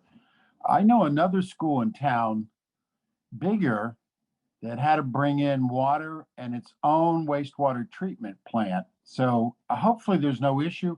450 teenagers versus 150 toddlers plus faculty. Hopefully there's no issue. Maybe things have degraded, but technology may help too. That's a long shot, but just a thought. And it's kind of a demonstration of the spirit of the commission to say, wow, we really like to help you, but if sewer doesn't work, it doesn't work. Maybe there's another solution to it. Good point. And to echo Great that, point, Dennis. that I don't think that the commission is expressing any concern about increasing the density by X number of apartments here, right? And we're not worried about that. Correct. This is less dense, I think. Right. But I'm trying to, if there's a way to sort of communicate a little bit more about how we're thinking. Mr. Phillips seemed to be concerned about. That's very helpful. That's very helpful. Yeah. And we have experience, to your point, Mr. Yeski, with at King Street, we actually have a sewage treatment plant. So we Yeah, but he was telling you have that. two. That's right. I think he meant you guys, although there's another school as well that has a No, plant. I meant another school. You're talking Yeah. about King Street up there? We have two, yeah. Oh, I Yeah, thought, well, yeah. Then you have more experience than the other school has in doing that sort of thing. No, the other school's pretty good too. And they're right up there. Okay, so that more on the narrative. Mr. Haslam, anything else you want to tell us? No, I think we're pleased at the response we're getting from the community. That certainly is great. We'll have to work out some more details with them and from the commission. So I appreciate it. And I think you've given us some good direction. I'll have some more chats with my team but thank you for your time tonight and But don't quit yet because we haven't, and no more questions from the commission? Okay, so does anybody from the public wish to speak on the Brunswick application? Please raise your hand. Yes, ma'am. The first person to speak will be Karen Fesiliotis, followed by Scott Sternberg. And anybody else, please raise your virtual hand if you wish to comment on this application. And Madam Fesiliotis, whenever you're ready, you'll need to unmute. Thanks. I just wanted to thank Brunswick School for being a good neighbor. Mr. Phillips, I see you all the time walking by my house. My largest concern obviously is traffic, and it's the exit from Carlton to Lake. You will be reducing traffic hopefully with the 150 students to from the 450, although I don't know whether it ever reached capacity or not. But it does bottleneck at certain times of the day. If I have to get into town hall, for example, at 8:30 in the morning, I have to literally leave by 8 o'clock. Otherwise, I will never get there. And I only live less than 5 miles away. So that's the major concern. But I do commend Brunswick on being a good neighbor. They've been responsive to the neighbors. Whenever we've had speeding complaints, I know who to go to. Really appreciate it. Thank you, ma'am. Thank The you. next speaker is Scott Sternberg. Anybody else from the public wish to speak on this application? And Mr. Sternberg, if you would unmute, you can go ahead. Okay, great. Thank you, everybody, for your time and effort. It's been most appreciated on this project. I'm Scott Sternberg. I live at the corner of Evergreen and Lake, been there for about 17 and a half years. And I just wanted to say, I guess overall, there's a lot of goodness in this proposal. So, we're excited and supportive. The one thing I wanted to go back, and it's maybe a question for the commission, is there any way for the DPW to revisit the southern route out? Just, living on the location that I've lived on, I've seen tons of traffic coming in and out of Lake Avenue for Carmel Academy. I've seen some traffic coming in and out of the field club, and it just gets completely jammed up there. And so I'm hopeful that there's maybe a path to revisit DPW, one-way roads, those types of things that would create a better flow. Mr. Hanslin, did you talk to DPW at all about this? No, and quite frankly, as you know, from our first circulation plan, we were going to use that to exit the property. Yep. It wasn't until I was doing the research and all of past applications and conditions and That you whatnot, found the condition, I yeah. did, that you stumbled across as well back when Diane Fox did the revision, saying that DPW had found it unsuitable for that purpose. But we'll discuss it with them and see if the improvements can be made Great. to consider that. Thanks, Joe. Appreciate Is it. there anything else, Mr. Sternberg? No, I think that's it for now. Great, thank you, sir.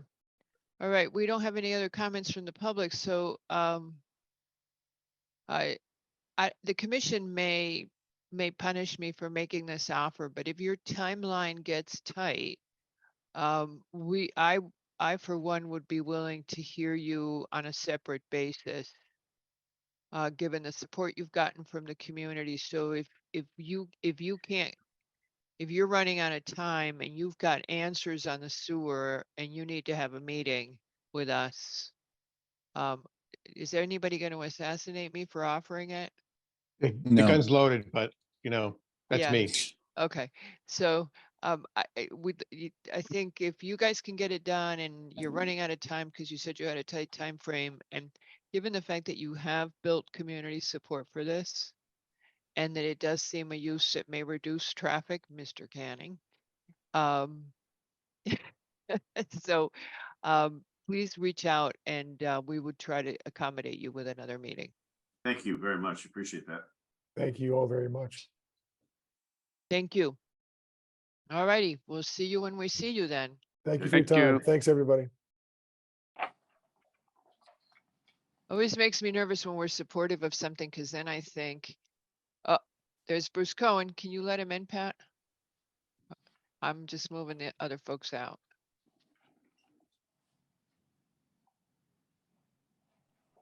And there he is. Okay. Our next application is number 3, which is Winwich Mason LLC, Win Properties, Inc., for a final site plan and special permit for interior and exterior updates at a building on 145 Mason Street. And Mr. Cohen, hello. Hello, Ms. Albin. Bruce Cohen, representing the applicant, owner of office building at the northeast corner of Mason Street and East Elm Street in Central Greenwich. Office building, which is legally non-conforming in many ways. It has about 31,000 square feet of floor area, and the application tonight is for a site plan and special permit approval to allow the applicant to make a number of modifications to the building, none of which will change the floor area, the footprint, but will involve some aesthetic improvements and hopefully improvements to the mechanical system, replacement of all windows, such as to improve not only the appearance of the building, but to greatly increase its energy efficiency. With me tonight in a purple sweater is Eric Rains at the bottom of the screen, our project landscape architect, to talk about a couple of the issues that were raised at the briefing yesterday. And also standing by is the project architect, Graham Clegg of Studios Architecture, to respond to any questions that you may have about the building's design. And so if I may, Pat, turn to the images that we sent you. The first one basically is a aerial photo showing the location of the property in question in yellow. As I said, it's at the northeast corner of Mason Street and East Elm Street. The next image is a bird's eye shot of the same property, showing the neighborhood in Mason Street. Although there are several office buildings in the area, this is, as Mr. Yeski put it yesterday so correctly, this is a big building. It couldn't be built today. It was built nearly 50 years ago under the regulations that existed at that time. The next image shows the building, looking at the, I guess, southwest corner of the building. As you can see, there is one underground level of parking, a ground level of parking, and 2 office levels. And as I said, the building is essentially going to remain the way it is in terms of footprint and floor area. Pat, the next image is the site plan as it exists right now. The sort of pink mauve color is the building. The gray color is a parking area in back of the building. Green, of course, is the existing landscaped area. And the next slide shows the proposed changes. And the only change that I can quickly see is the addition of a new handicap ramp in front of the building. You will recall when the applicant came before you on the pre-application last September, we pointed out that there was a requirement to install a handicapped accessible ramp, and that we would have to seek a variance of lot coverage for the right to do that. We did, and the Board of Appeals granted a variance to allow that to take place. The next image shows the building as you've already seen it. Pat. And that's the existing facade, and this next one is the proposed facade. The changes that you can quickly discern from this are not too many. However, all changes that that we are proposing to make have been reviewed on a couple of occasions by the ARC, who have now passed it on to you with their approval of the last version of this. Essentially, all windows in the building are going to be replaced, not only by new, more energy efficient windows, but also by as you can see, Trespa laminated panels between the windows, which will have a wood grain appearance, and this serves a couple of functions. First of all, to soften kind of a hard horizontal look of the building, but also helps with energy efficiency. Also, you will note on this rendered version the installation of the ramp for handicap accessibility along the front of the building. There was some discussion at the briefing yesterday about the location and appearance of the ramp, and I think Eric Rains can talk a little more about it. But let me just say that this was something that ARC had a lot of input about in terms of making it not only accessible but inviting, and the design of that ramp has been significantly modified since its first iteration as a result of ARC's comments, which were well taken. Again, because this building was built in 1973, its construction took place under the early regulations. And so it is non-conforming, legally non-conforming in a number of ways. Special permit is thereby required to make any revisions to the site plan at all under section 6141, as well as the state statute. One of the questions that Chair raised yesterday is where did the original number of 76,000 square feet of floor area come from? And how did it grow to what we have right now, which is 31? Well, let me just say that in terms of office area, the 31 is not changing. It was pretty much the same number. It will remain the same number. The difference is that in 1973, there were no FAR regulations.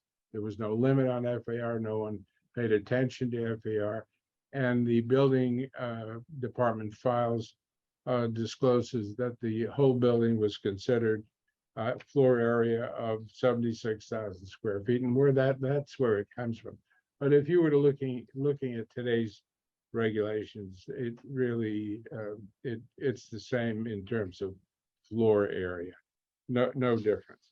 There are other reasons that we're asking for a special permit.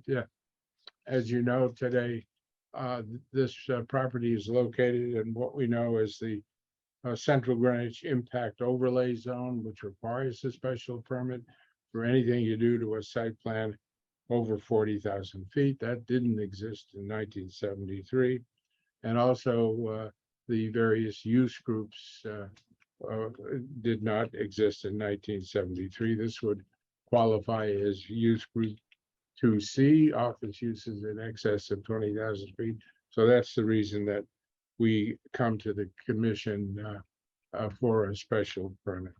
To raise a couple of things that were talked about in yesterday's briefing, there was a discussion of the 3 new EV charging stations that the applicant was proposing to install, and reference was made to the new state statute that's about to become effective, looking to a 10% EV location where you've got a building of more, I think, than 30 parking spaces. This certainly, if that statute were applicable, would apply.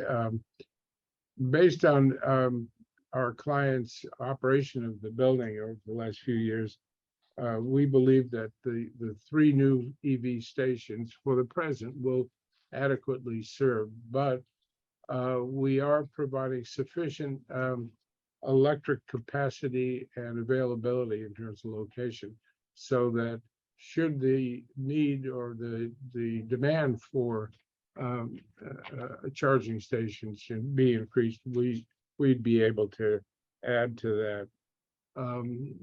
There were comments from the Conservation Commission.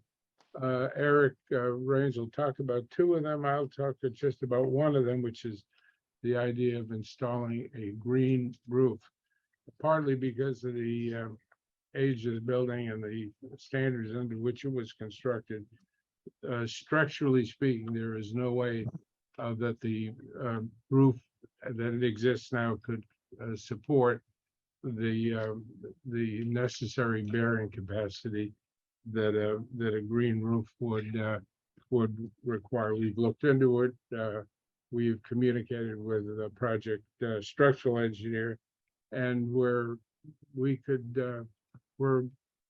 only halfway to this necessary bearing capacity that a green roof would require. And let's see, I think that the other landscape issues which were raised by members of the commission yesterday, as well as by Alexander Mock, can best be reviewed by Eric Rains. So in the absence of any questions for me, I'd like to ask Eric to address those. Before Mr. Rain steps up, Mr. Koenig, just a real quick question. Yep. The premise of the ADA ramp is based on satisfying the 20% rule for ADA upgrades, because the renovation of the building is going to see that 20%. Yes. Okay, Yes. great. Thank you very much. Eric? Good evening, everyone. Eric Rains, for the record, a landscape architect. If we could go to slide number 8, the landscape plan. As Bruce had mentioned, we went through, as we were moving through the review and approval process with ARC,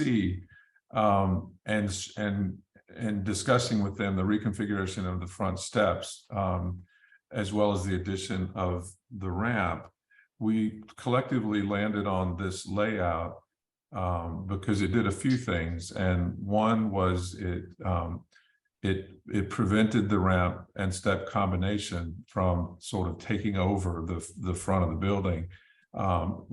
Collectively, we felt that together they would create just such a large mass with the switchback that would be necessary, that by extending it to be parallel to the building, did a few things. One is it simplified the composition of all of that, but then it also pointed and landed the ramp in the direction of where the consensus was that it would collect the most people.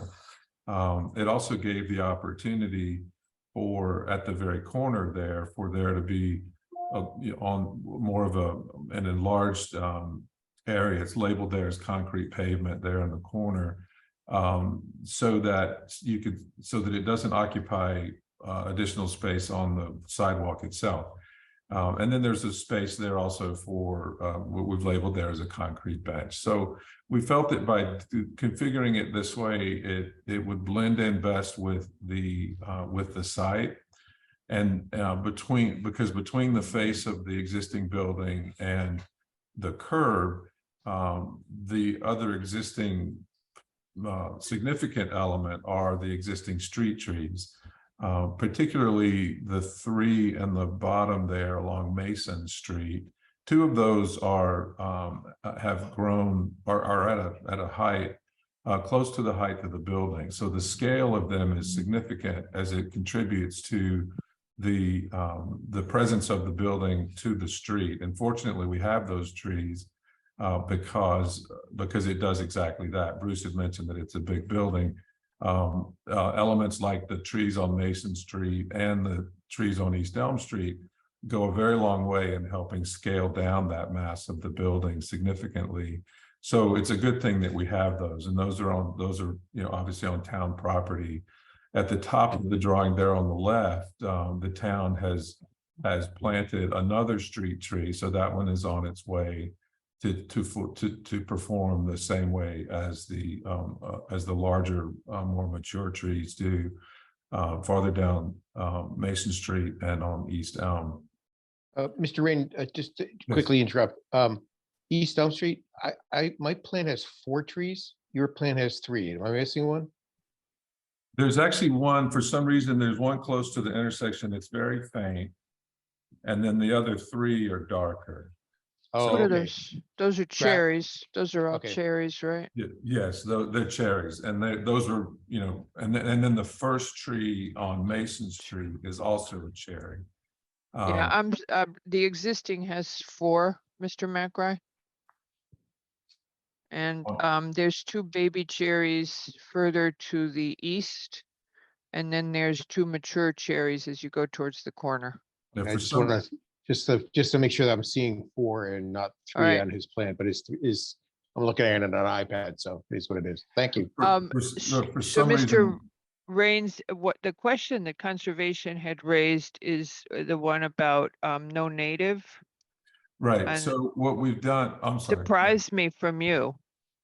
Well, we opted for a plant that which is a cherry laurel tree that it's a cultivar of a native plant. But in response to that, we're suggesting that we switch that to an evergreen holly, which is an inkberry. So and those wrap the building. It'll serve the same sort of purpose as the original plant selection, and will perform similarly. It just won't have the white flower that the original plant selection had. So we think it's a good alternate, and it certainly meets that 1/3 requirement that was mentioned in the suggestions. And without sacrificing any of the performance that we had hoped to get from an evergreen shrub. So we did incorporate that. Well, she's asking, okay, so that would give you 30% native? Well, there's 3 plants on the list, and so by switching one of them to a native, then yes. Okay, so then you would go to 30% native, and your holly is attractive to pollinators and other migratory wildlife as conservation desires? Yes. Okey dokey. Yes. All right, you can't do the roof garden. I believe somebody yesterday asked if you had any capability for solar. Well, that's not used, so I'm going to, is there anything, even if you didn't do a roof garden, that you could do something to mitigate heat island and to create additional, well, you are re-insulating the building roof, correct? There Mr. is. Cohen? Yeah. Yes. Yeah. That Okay, is sorry, correct. I'm skipping around from landscaping back to Mr. Cohen. But it's just because it's in her comments. There's a new membrane that will provide insulation in the roof, and the entire building is going to have a remarkable improvement in energy efficiency, in part because of the new window insulation. Okay. And another consideration on heat gain is, again, back to those existing street trees. They play a significant role in buffering the western direct sunlight. Yeah. Interesting because they're really, I mean, they're not that high. They actually, if you go to slide 39, Well, I'm looking at the street view on Google Earth. yeah, if you could go to slide 39. Wrong house. I do like the way that looks. So it's a, Mr. Rains, my set is not numbered here, so I'm just. Oh, sort of- sorry, it's the last, next to the last slide.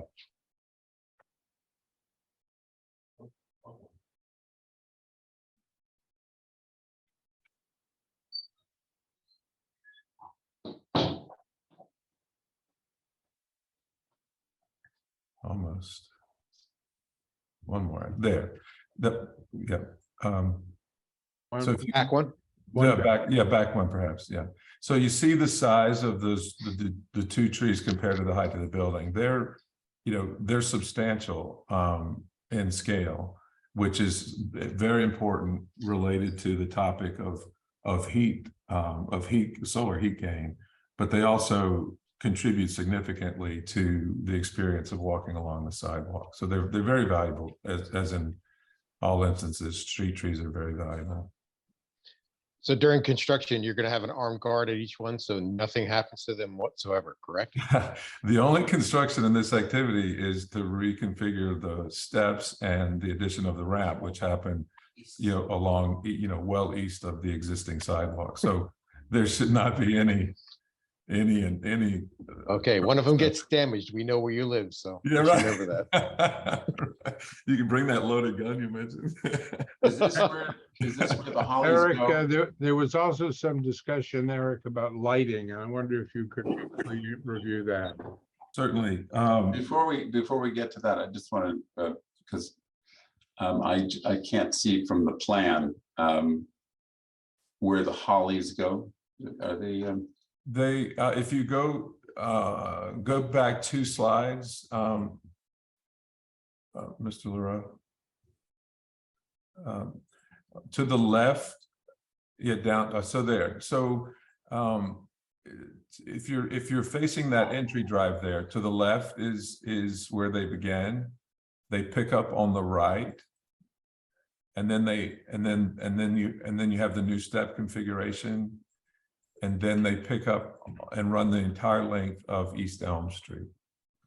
And while I have you, I don't know if you're the right person to ask, but for the ramp, was there any consideration to a lift?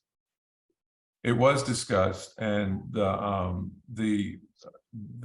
with the Architectural Review Committee, and literally the mechanics of it all became, I believe that, Bruce, you could help me, but the consensus was that it became something that wouldn't be immediately available necessarily, because it has to be staged, unfolded and refolded and that sort of thing, on top of which the exterior performance of those sorts of elements add questions of maintenance that may not be evident until it's not operational. The functionality of a ramp is where everything landed. From my perspective, it's because it won't break. Thank you.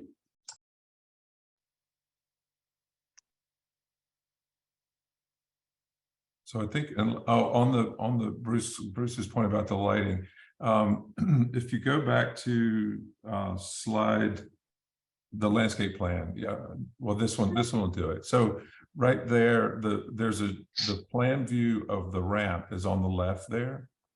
And so what all of those tick marks are symbolizing is a very small fixture mounted on the vertical poles of the railing system for the ramp.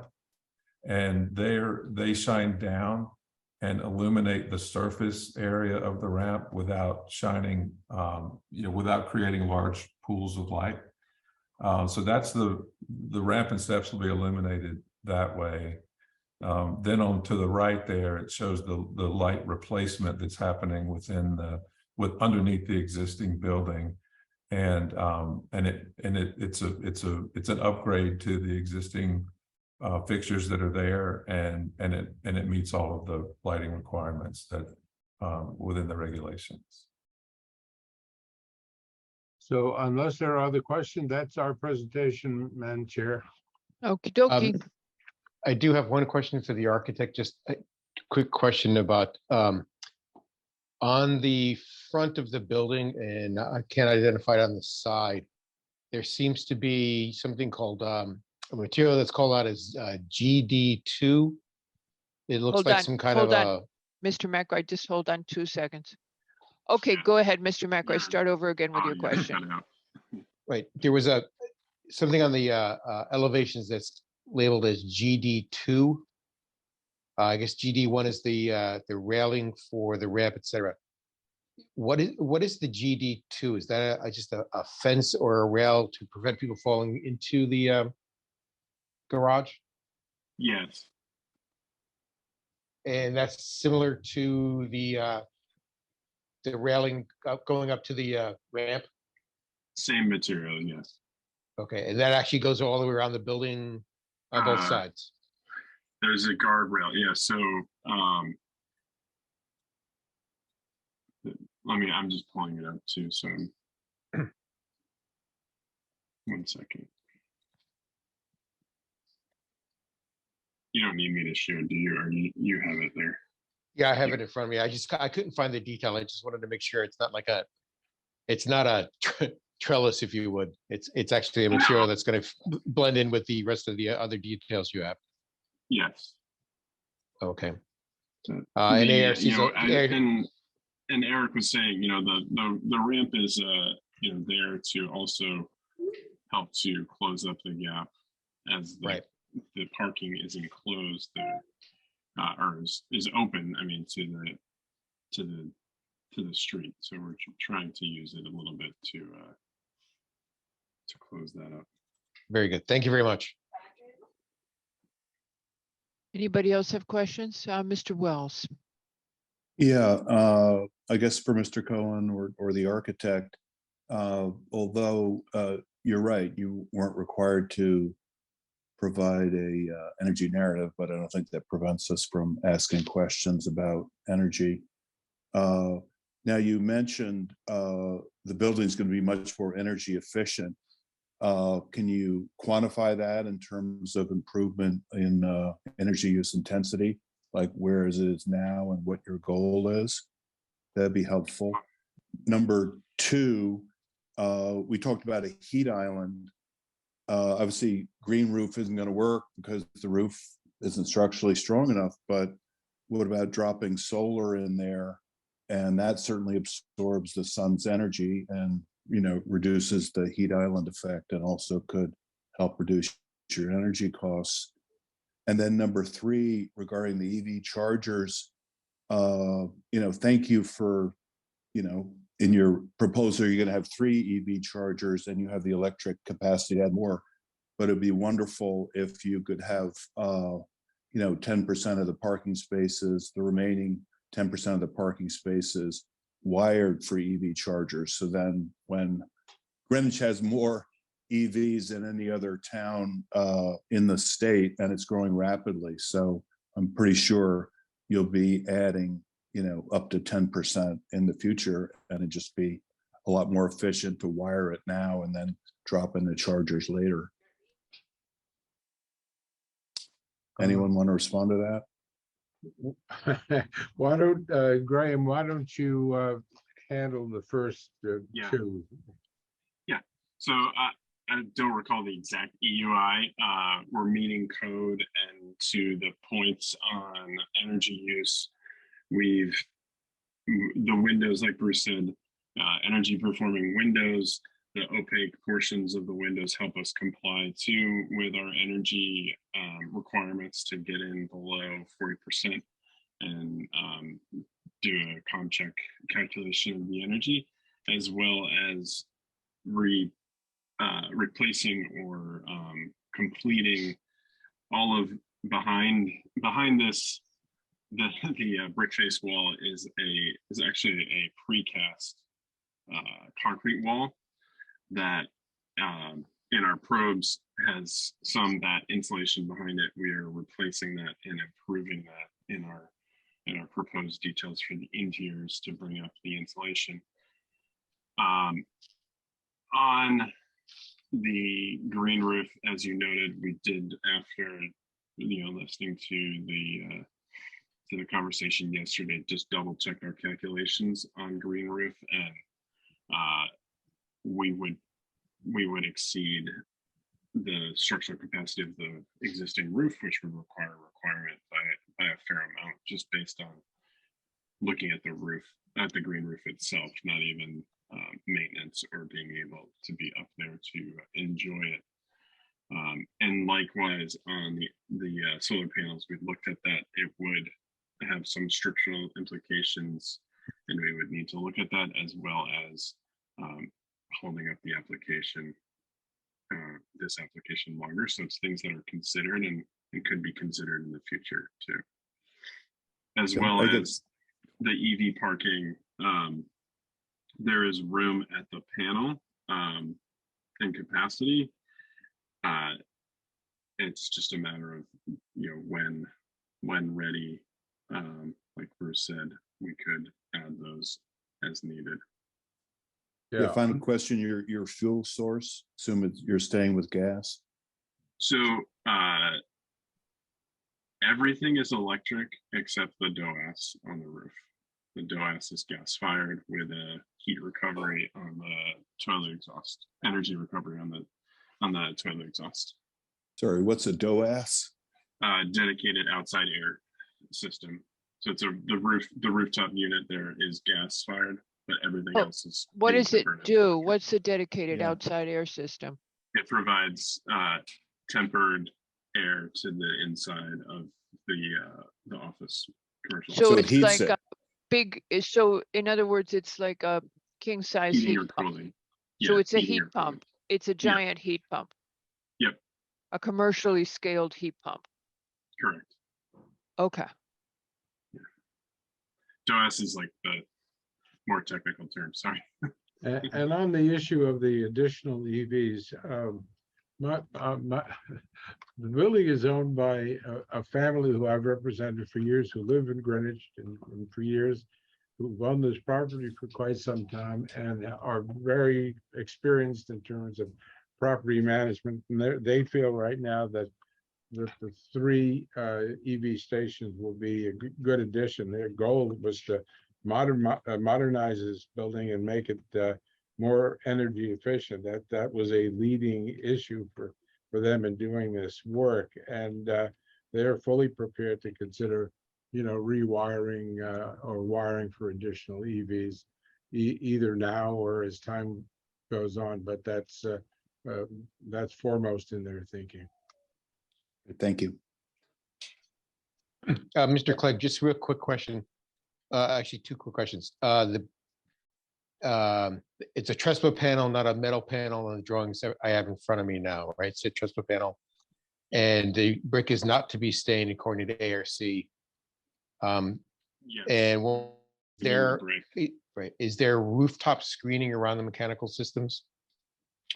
We did, so we've significantly lowered the height of all of the rooftop mechanical and centered it in the roof. And we feel that screening is not required, and have left, adequate space at the center of the roof for any future tenant mechanicals that would need to be added. But we did not provide a screen, as the view studies did not seem to necessitate it.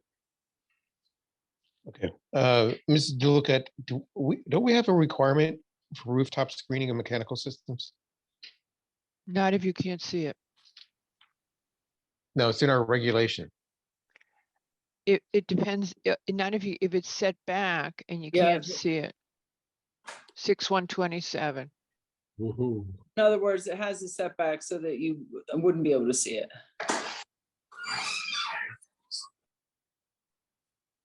Yeah, if you look at, I think we provided the roof plan. Currently, the roof has been just used. However, the tenants saw fit before our client owned the building and put stuff where they needed to. So we are making every attempt to push as much to the center of the roof as possible. But How to about Nick's from point, if there are other buildings that are high, it isn't just from the, is it just from the sidewalk? What if you have other apartment buildings that are, looking at it? Right? No, it's not what's in our regulations though. Art. Okay, another fix. No, we don't have to fix it because the building is actually big in the area, but it's not what's in our regulations right now. So if we wanted to change that in the future, if we became a high-rise community, we would have to fix it. Yeah, I didn't mean to fix the building. I meant to fix the regulations. Well, if we became a high-rise community, this is, how many feet tall is this building, Mr. Clegg? Graham, Hold on. what's the height of the existing height? Trying to get the exact. He's thinking, I'll pull it up. Yeah. I had, I have it here. I can tell I have you. it here. It's I had just left that page for a sec. I'm coming back to it. yeah, it's like 40. It's 40 feet. 37. 40 feet from average grade. Oh, I think, okay, yeah. so you're actually We're not, We're yeah. below the required. you're below the max. Okay, I Yeah. didn't realize that. Okay, so yes, Arn, if one day we had a lot of buildings that could see it, we might want to change that. But for the time being, we tend to have low buildings in that area. And except for the reduction in the mechanical units, there's no change in the building height. And you did cover, I don't remember you saying, Nick told me that, Nick told us yesterday that it would be very expensive to move the generator out of the setback. Not only is it expensive, but there's really no place for it to To go. put it, that's what Nick's opinion was as well. It's just that, everybody always minds the noise of testing those things as well as running them. Okay. Anything else from the commission on this? Mr. Wells, you look like you were gonna say Nope, something. nope, I'm turning it off so you don't hear my grandson. Oh, he's babysitting. Okay. This is what we call dual tasking. Anybody else have questions? Anybody from the public wish to speak on this application, please raise your virtual hand. Nobody from the public, 145 Mason Street, nobody going once? No, okay. So with that, would anybody object to closing this application at this time? Please speak now or forever hold your peace. Peace held. This application is hereby closed. Okay, all right, and with that, we move on. Thank you. Thank you very much to Thank all you. of you. Good evening. Thank I've you. got Clegg. Oh, Thank you. I'm trying to get him. He keeps dancing around. All right, and with that, we go to the items that are proposed by the town of Greenwich for zoning text amendments, and it's a hefty one. So, Madam DeLuca. Okay, thank you so much. The first application is for outdoor dining. Obviously, we've had outdoor dining for some time. There's been changes through various state executive orders and other mechanisms over the last 2 years, and we are now out of the pandemic in the way that we experienced it in those 2 years, and we are looking to revert back to the zoning regulations for the 2023 and forward, as opposed to through the other mechanisms. So Oh, Katie, you're freezing. Okay. I made some changes to them. I do suggest that these regulations be held open tonight. There's some wordsmithing issues. There's also some comments that were brought up at the briefing yesterday, other than the wordsmithing, such as the rampant violations that we've experienced over the last couple of years and certainly over the last year. So things like adding an immediate revocation of approval for violations moving forward, as opposed to a possible removal of the approval. There's also the question that was noted in the staff report about the use of private property by restaurants for outdoor dining patios. The language, I think, could still be strengthened a bit. And yesterday at the briefing, we talked about the idea of changing language to say that property contiguous to and in the same ownership of the building where the restaurant is located would be a good way to go about that. And that would mean that things like rights of way areas or alleyways or things like that could potentially be used for outdoor dining if that was acceptable to the commission. Private parking areas would not be permitted because that would take up parking spaces that are part of the required parking for restaurants. The other changes were no LEDs for and no music and just no LEDs for the lighting. There's also a question about the amount of separation that would be needed from the furniture and allowing space on the sidewalks. This is on public property where liability insurance is required for restaurants, and that distance is 6 feet. So other changes that you'll see in the regulations are greater concentration on ensuring that these applicants meet the ADA requirements, but beyond that, just making sure that there's at least 6 feet of clear sidewalk for people to navigate. So in general, the outdoor dining would be the similar construct as it has been in years past, where a new application would be made to the commission. And if the commission approves it, it would be subject to an annual renewal by staff. So people who have zoning approvals from the past from the commission would be able to come in for the 2023 season for their administrative annual approval. And for those who haven't received it or have only received temporary outdoor dining over the last 2 years would have to come into the commission to start fresh with them and then start the process from there. Things just to note is the other major thing that I think is of interest to people is that the number of seats permitted would not be what has been allowed over the last 2 years, but it would be what has always been in the past, which is the total number of seats that can be supported by the parking that is available to each restaurant.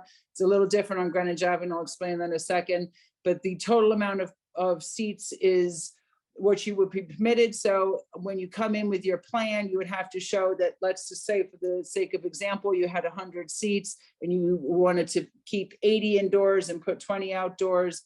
You would have to show that on a plan. You wouldn't be allowed to do what we've done in the last 2 years, which is add on to those 100 seats and have two restaurants effectively in terms of seats, one on the inside and one on the outside. Would be a total number of seats. Greenwich Avenue is a little different in terms of the number of seats that are permitted because there's no parking requirement for the restaurants due to the front and rear building lines. So the number of seats is determined through fire code and other such things, but the concept remains the same, that the total number of seats that you are permitted for your indoor restaurant would be what you would be permitted for both the indoor and outdoor. And you would have to work on your, with the commission to determine how many could be inside and how many could be outside, depending on the space you were using outside. I know the commission knows this, but for the purpose of the record, this conversation doesn't have anything to do with the nodes and whether or not nodes would be permitted on Greenwich Avenue. That is subject to the Board of Selectmen. This commission, however, as you know, has total jurisdiction over whether the dining itself will be permitted in the nodes. So for example, once you've established that outdoor dining is permitted, as long as they can show a space on public property or private property as appropriate, and if it's on public property and they have the proper liability, then one can proceed with that plan. But whether or not the node is created in the parking spaces is something that the Board of Selectmen will have to address. So with that, that's essentially what we're proposing for outdoor dining at the moment. Subject to what happens in the discussion here, can make some adjustments to the regulation, including the comments that I made previously, and then come back at a upcoming meeting with those revisions. Okay. Commission? I think Katie's covered a lot of what we had discussed. And I just wondering if there are any public input. I'll get to that, Nick. My first step is usually to ask the commission for input and then I ask for public. So, Usually, yes.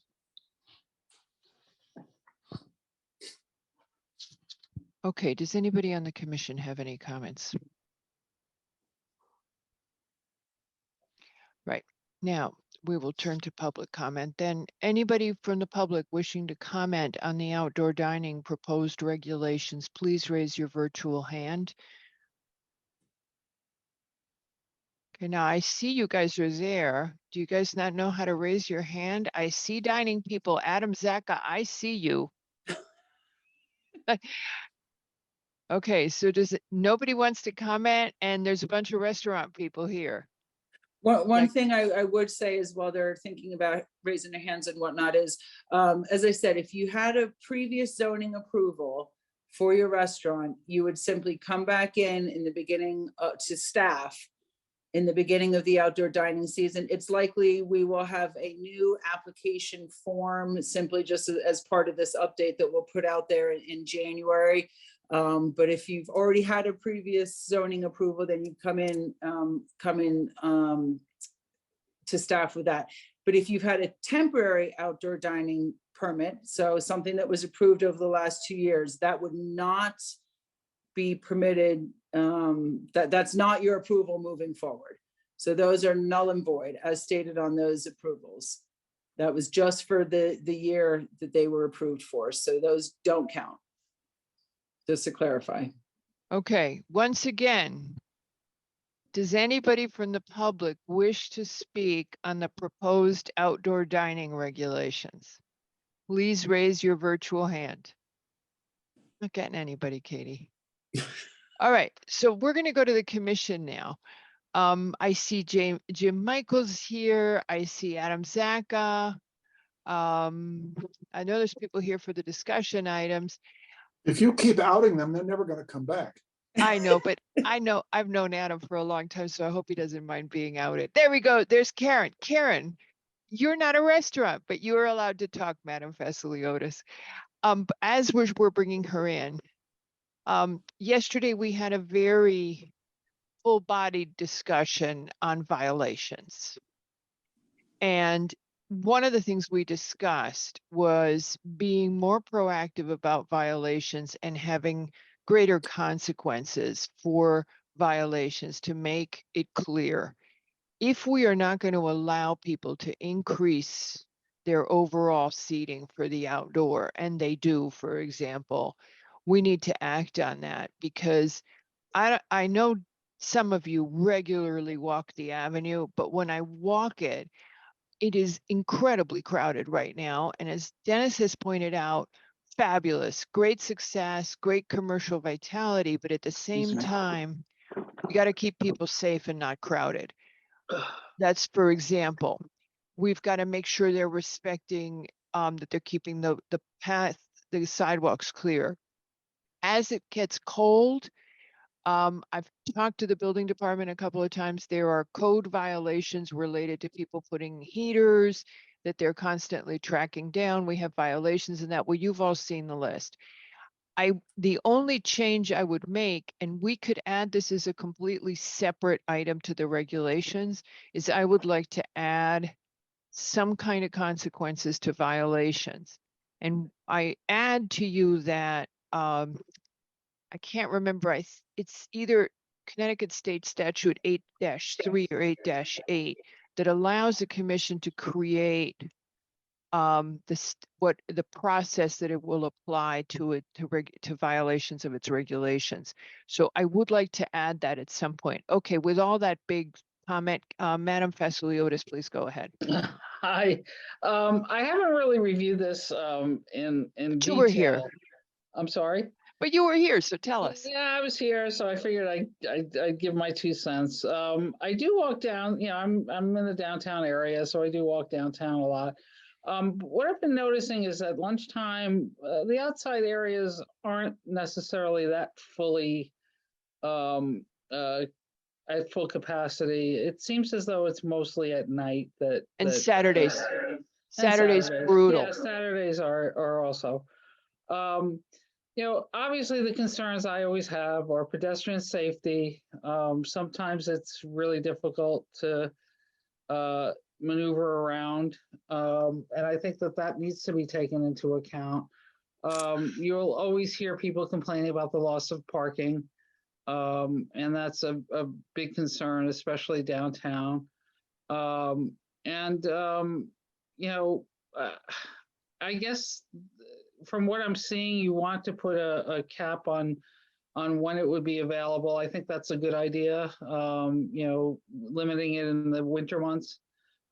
Because in the winter months, I always thought it was silly when people were sitting outside with heaters and with their overcoats on. So I would be very supportive of limiting it from the, to the November timeframe, and then having a hiatus in the winter, and then revving it up back in the spring.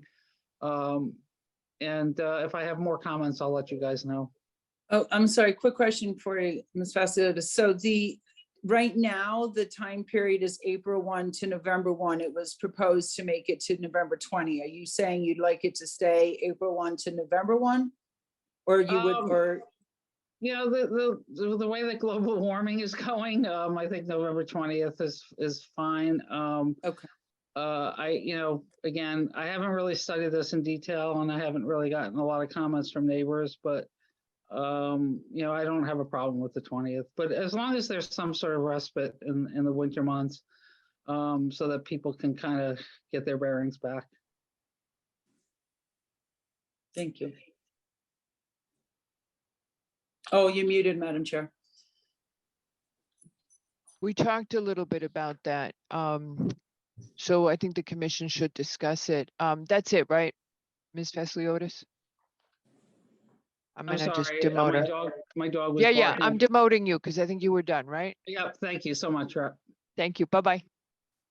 Okay, so the months, we've been doing the same time frame for a long time. I know we have mixed views on the commission, so I'd love to have a discussion of that. We have one hand up from Peter Alexander. Does anybody have any comments on the time? I know Nick didn't like the idea of having cold food yesterday. That was that kind of thing, is that how many people are actually out there from the middle of October to the end of November? It's a nice to have, but are you willing to sit in the cold and have cold food and that kind of thing? Right, it's for those days that are nice, I suppose, really. Yeah, but see, that's the thing. The days that are nice during the day. So it's a during the day thing, and for lunch, because it gets pretty dark, end of October. It's that issue of, and I think the other thing is hearing from retailers, do they want the nodes gone because they want to actually take advantage of the holiday season and get people into their stores with more parking? Okay, Mr. Yeski, what would you like to say to that? I know you tend to support the opposite view. No restaurant's going to serve you cold food. They don't stay in business. I think that's silly. You can talk to the restaurants, whether they want it closed November 1st or 20th. The 20th coincides with the Thanksgiving holiday, right before the Thanksgiving holidays, where people are out shopping, kids are home from college. Do we really think we're going to change? I mean, do you really want to change something we've been doing for years and it works and it's enormously successful? I don't know. Is this really worthy of a debate? Okay, so let me say it this way, and I'm going to keep the free market people from passing out now. I think this is a situation where we let the markets operate and we just respect the capitalist system. If it's cold out, the folks aren't going to come eat. If it's a nice sunny day, they will. The restaurants aren't stupid. They will cater, they will respond according to market demand. We give them the flexibility that we've always given them, and they will respond to market demand. That's my take. This is a market situation. Well, that's a better way of saying what I was saying. I do think enforcement needs to be tougher. Yep. I don't know whether the restaurant people will object to that, but they didn't speak up, so I guess they're not objecting. You know, we don't want these places to be messy. We don't want them to abuse anything. I know they've already cut back on the sides of the nodes to just the width of the restaurant. So again, man, does government really want to tinker with the market? This has been enormously successful. It's probably the best thing that's happened to Greenwich Avenue since they built it. And, you know, I just think that it's a great thing. Why start tinkering with something if it works so well? I mean, Yeah. Everything says it. So I guess I'm just frustrated with. I mean, I personally agree with Nick. I don't like being cold when I'm eating, but hey, if there's people who love it and the restaurants find it, it's a successful business formula and it's within our window of what's acceptable, I'm all right with it. I think there's times when you really got to let the free market operate. Good. Just one And comment. then here. Katie. Go ahead, wanna Mr. go Lowe. first, Katie? And No. well, Katie's next, but we'll let you go. We'll be nice to you. That's all right. Go ahead, Mr. Lowe. So free market or no free market, people are going to go to a restaurant, and if they have the option to sit outside and want to, they will. And if they don't, they're going to go inside. Now, if a restaurant is set up and has a limit of 50 seats and 20, half of them are outside, they're probably going to see what's going on with the weather, and they'll have the option of setting up all their seats inside, won't they? Because as long as they're abiding by the 50 limit, they can put them all inside. And over time, you know, that'll sort itself out. What doesn't get sorted out is whether or not there's an objection to having a bunch of empty seats out, you know, arguably disrupting foot traffic and the like, when no one's going to sit outside. But again, that the restaurateurs will sort that out, and they know better than we. Right. Katie. So a couple of things. One is just out of interest, the survey that we did in August, this question was asked about the time. And there was 2,000 people who answered this question, and it was not definitive one way or another. April 1 to November 1 was the highest vote at 33%. April 1 to November 20 was at 28% of the respondees, and April 1 to September 30th, which was 22%. So not particularly swaying either way, but just throw that out there. I would also want to note that there's no tents permitted. So that's something to consider, but as Lowe's just said, and I think it's an important point, the restaurants will be able to move their seats in and out. So if it's raining outside, obviously they can move them inside. Some of the things that have come up at the selectmen meetings when they've discussed whether they should continue the nodes and their timing there, things like snow removal, because sometimes it obviously can snow in November.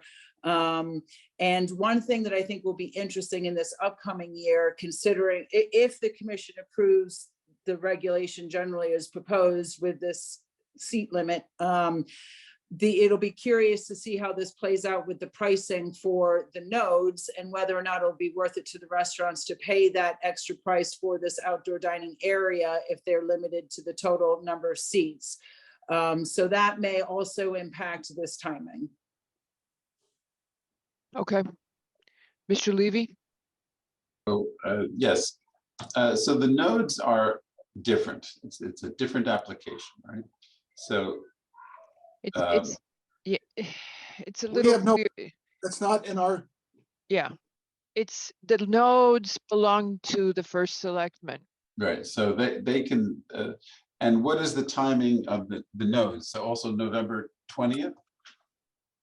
Yes, because that's really the essence of what needs to happen. You need to get rid of the nodes so that you can have Christmas parking. So that's the essence of the movement. And then from the very start, when we just looked it up, when we got Executive Order 7MM and we all worked on this, that was the deal that we discussed at the time, that we had to clear it out in case there were people shopping again. Of course, there weren't, but so what's troubling you, me- Mr. Levy? Yeah, to me, it seems as though the significant issue here is the taking up of parking spaces Yes. into November 20th. And I just wonder if that's what should be modified. Not the outdoor dining, just. Well, so that's the problem, is that you would have to, and I'm happy to tell you when the first selectman does this, you would have to go speak to the Board of Selectmen when they do the dates for the nodes, because that is not our decision. Right, but I don't want to do it. I think the restaurateurs do it, which would and should and Oh, will. I do it, don't right? think the restaurateurs are going to want to have the outdoor dining close any earlier. Well, That's it's up to clear. them. Okay. I mean, no, but if the restaurateurs go to the Board of Selectmen meeting, I've already heard other years what they say. They want to keep as much flexibility as possible.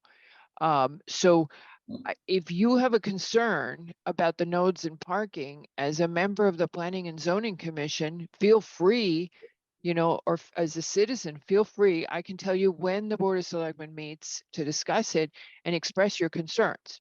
That this. My that you think- concerns are for the retailers, that's all. And Yeah, I mean, so and express them. They have to. You don't lose your, I mean, I know it's hard to believe, but you don't lose your rights as a citizen when you're on planning and zoning.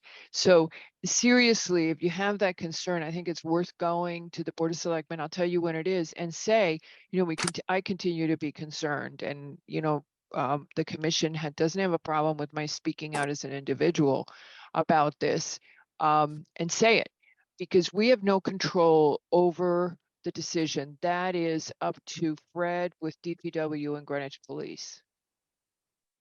So all we're doing is saying you can eat on the sidewalk. If there are no nodes, you can eat on the sidewalk. That's all we're saying. And that doesn't impact parking. So we're not the ones impacting the parking. Our regs. That's the issue. So I think you have a concern, and I don't think you're alone in that. It's been raised by others. So if you want to share it, Madam Jenkins. You need to unmute. Yes. Just a question, I may have missed it. Is there any limitation on smoking outside? No, not from a zoning standpoint. That would Okay. be, yeah, that's a health code thing. Okay, thank you. I would, for what it's worth, people do get upset when they see the nodes are empty. So if people are moving seats back inside, and then the people that don't like the nodes and seeing empty nodes, so to speak. I mean, that might be something you want the selectmen to deal with, but I'm just throwing that out there so that you know what types of calls you receive on these issues.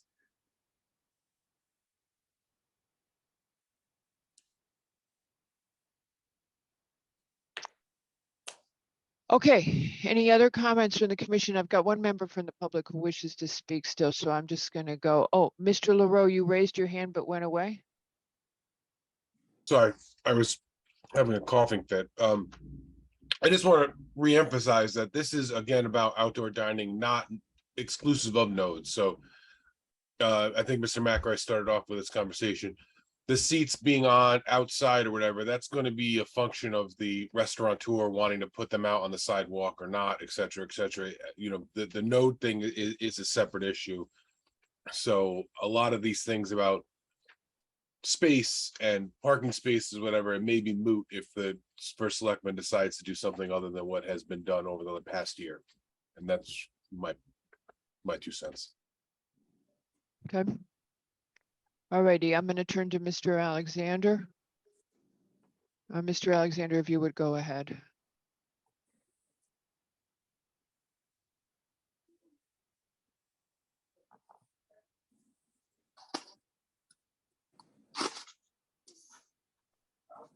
Mr. Alexander, we can't hear you. I know you're unmuted, but we can't hear you.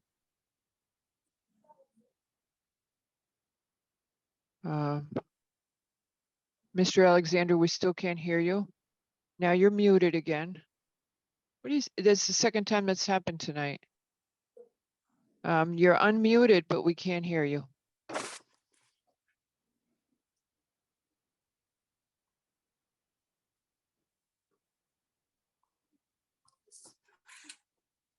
Well, he's working that out. I just got a question. So just to be clear again, if you're allowed 100 seats, that's 100 seats, period. That covers inside, outside. You don't get 100 in and then you have to add more. So that someone had asked for that to be clarified. So I just want to note that again.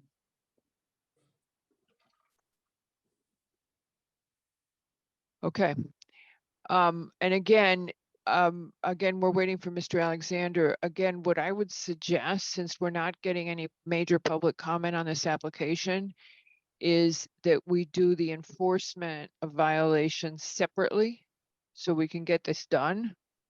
And then we consider how we would work on enforcement and what we Good want to idea. do. So So we do I'll- in two steps, so we don't rabbit hole, because I have a feeling this is going to be a deep thinking for us. I'm not sure what you mean. His enforcement's a separate. No, thing, no, period. in other words, in the outdoor dining regulation, it's gonna say, if you're Oh. bad and you don't correct the problem within X amount of time, and I think that's where it can go. I'm not sure, but it made sense to me. I want to do that as a separate exercise for us, so we can get this done now. So So we, don't bring up anything with enforcement in the regulation? not yet, but let's Okay. plan on amending it as soon as possible. Well, maybe we'll have to ask the new town planner to do that, Katie. Mhm. If Sounds he's like a re- 23 problem. Yeah, he's got 3 weeks to think about it and tell us how he wants to do it. But yeah, I mean, the marching orders are clear. We don't want to see violations. Would it be okay if we leave that language in for the next time that we Sure. come back? Because you can always take it out. and Yeah, I yeah, just yeah. figured- Good. Okay. All right, Good so- plan. Yeah. Yeah, okay. So does anybody object to closing this application at this time? Oh, no, we're gonna leave it Not open. closing, we want it, sorry, There's- there- Yeah, leave it open words- just for the, yeah. Yeah, Katie there's has just- it. Got it. Sorry. Okay, so now we're moving on and we're gonna do the landscaping regulations. Okay, so the landscaping regulations are a complete deletion of the existing landscaping section and the proposal to add a brand new section. The reason we wanted to do that is to, first of all, really update the regulations so they're more in keeping with what's been happening in the environmental strata. So if you look first off at the purpose statement, it covers what I just noted, why we're doing this, and it's it goes through a series of reasons why these are proposed the way they are. And then the following sections that deal with residential development and with commercial development in a distinct way all play back into those new purpose statements. So if you are a single family residential property, you still follow the green area regulations that are defined in section 6-5. There's a small proposal to make a change to them. And you also follow the amount of green area that you have to have as noted in section 6-205. And what these regulations attempt to do is to take that one step further by saying when you disturb more than 75% of your lot, or more than a half acre of land, you now have to conform to these new landscaping regulations. So it's beyond just having your property be green. It also now tells you what that means in terms of the type of plantings you can have: more deep-rooted, native, non-invasive, trees, etc. So that's really the nutshell on the residential side. On the commercial side, It outlines the times when you need to submit a landscaping plan. It details what is required in the landscaping plan. It talks about what type of screening is needed, the size of the plants that are needed, and the schedule of the required screening, and in terms of what is landscape on a property, that, if you recall, is determined right green area lot coverage. So green area for residential. Oh, did I freeze? Can you hear me? Oh, sorry about that. On the Yeah, you green area froze on for the a second. residential. Yeah, sorry about that. I recognized it when no one's face was moving. So on the green area side, on the residential, it tells you how much green area you have. On the commercial side, it tells you the total amount of impervious that you can have, and therefore it sort of flips. So the amount of green area is inverse in that way. So this is again suggested that this get left open. The reason is that this was crafted over a considerable period of time by committee. It's been sent out to many landscape architects. I've sent it out to some attorneys also. I still think there's some wordsmithing that's needed. There's some language that was brought up in the staff report that I think is a good point of discussion. It comes down to flexibility versus predictability, and how the commission wants to handle that. So it's been put forth for public hearing simply to force the conversation to move along a little bit at this point. So that's where we are with the landscape regs. Was that enough of a description, or would you like more on that?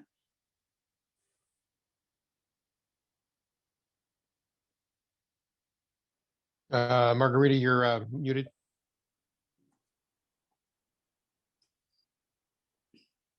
I think if you got a little bit into the whole issue of what you think the small changes that still need to be made. Okay, so I want to make sure that there's comfort on behalf of the commission about the language that reads that when an application comes before the commission, that I can't find it specifically right now, but effectively it says that you should keep the property as natural as possible.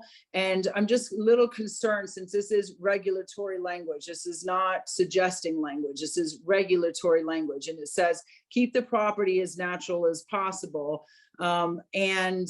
I'm worried that there may be an instance where one wants to do something that's objectionable to some and not to others, such as the example I gave was taking down a big old oak tree in favor of the placement of a pool. And if private property rights and the property owner wants to put the pool there, is that something that the commission would say, no, you can't do that? And I'm worried that the language leaves it a bit too ambiguous, but perhaps it doesn't. And I just want to draw to your attention that might be something that could come up as a problem in the future. So I wanted to draw the commission's attention to that. Frankly, I'm a little concerned about some of the areas towards the end of the regulation that talk about the number of plants that one is required to have in planting areas and around the boundaries of property with commercial areas.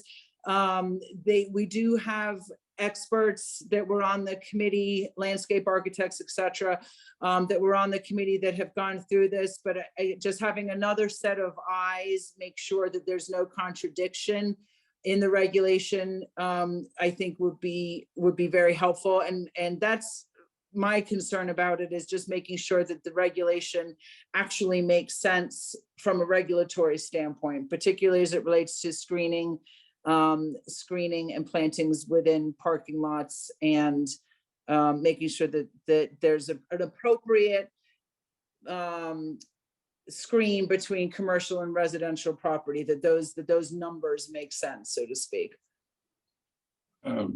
Yes, so Katie, so the idea of creating more green space, do the regulations or say that, you know, the idea is to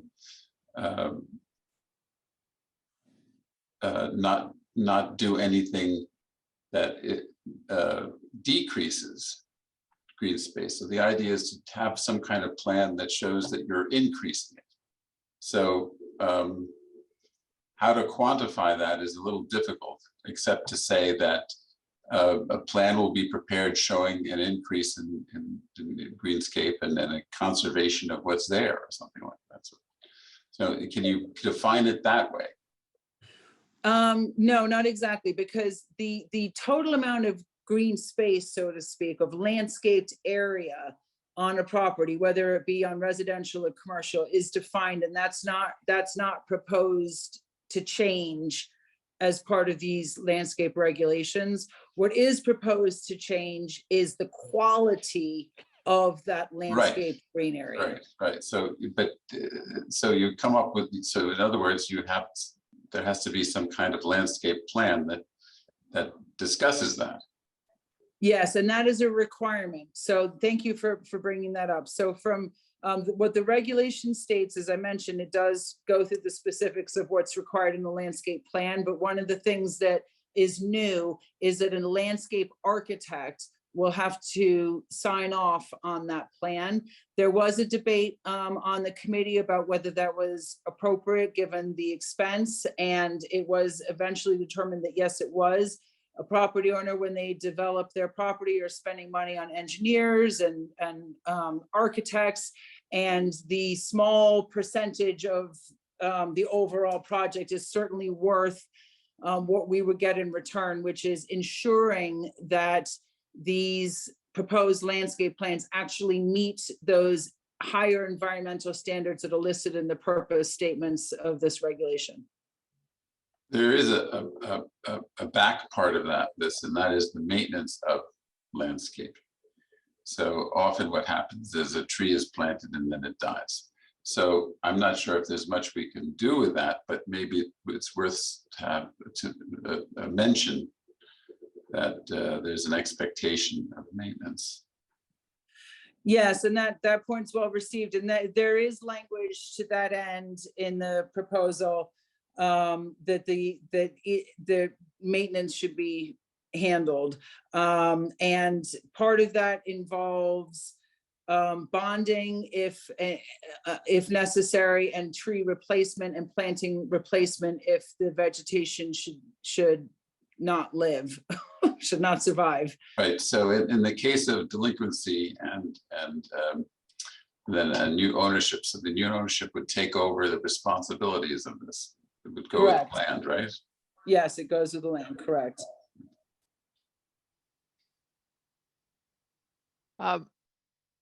Mary, you Yeah, I'm still kind of struggling, Katie, with the residential properties issue. Disturbing or modifying more than 75% of the lot area. Hypothetically, if you've got a small property and you wouldn't normally have to come because you don't have a 150,000 square foot house, but you are in the course of building your new house or modifying your house, disturbing most of the area, that individual has to come in solely for purposes of having a landscape plan, even though that person would not be required to come to P&Z for any other reason? Oh, thank you, Mary. No, that's not the intention. I'm glad you raised this. So no, if you were single family property owner and you're doing some sort of improvement to your property and it's not a CAM and it's not over 150,000 or the other triggers that are well known, you still do not have to go to the planning and zoning staff or the planning and zoning commission. You would go to the zoning permit office and say, I'm building a new house. I'm not a CAM, I'm not over a certain size, whatever. And then the zoning enforcement officer would say, oh geez, you know, you're disturbing over 75%, or boy, it's close. You're going to need to prove that you're either over or under the 75%. But either way, if it's determined that they're over the 75%, then they say, I need you to go and get your landscape plan a landscape plan from a landscape architect. So the homeowner gets the landscape architect to do the plan, to plant the plan, all of that. And that's the beauty of having this landscape architect do this, because then from our standpoint, staff standpoint, we're simply at the counter looking to see, okay, I see you have a plan from a landscape architect that is effectively certifying compliance with these landscape regulations. As opposed to, if this was not a requirement, we would have to have some sort of landscape architect expertise to be able to review all of the plans for single family homes that come into the zoning permit office, and then say, geez, is a rose bush acceptable? Is a hydrangea acceptable? Like what is 5 of them okay? Is 4 of them okay? You know, so this way that onus is not on staff. The only thing that staff has to do is, you know, acknowledge that we've received the sign off from a design professional, similar to how one would do FAR plans, because otherwise someone might say, look, zoning permit folks, here's, I promise you I'm less than my limit, 5,000 square feet, whatever it is. But when they come in to get their CO, the zoning permit staff can look at the architectural plans that have been signed and sealed by an architect that say, yep, we comply with the FAR. And obviously they do a quick look and whatever, as they will do now. But the idea is that it's having a professional sign off on that. So there's no need for them to come into staff per se. But it's other than the zoning permit staff, which is par for the course. So it's another check the box in terms of the zoning permit.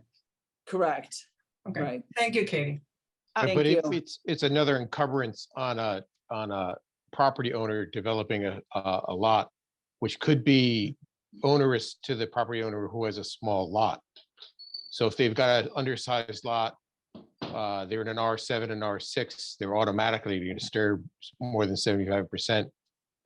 They're hiring design professionals, not necessarily, you know, architects and that kind of thing. They may, but they, you know, they could be putting a modular in to save money because they're really tight on budget.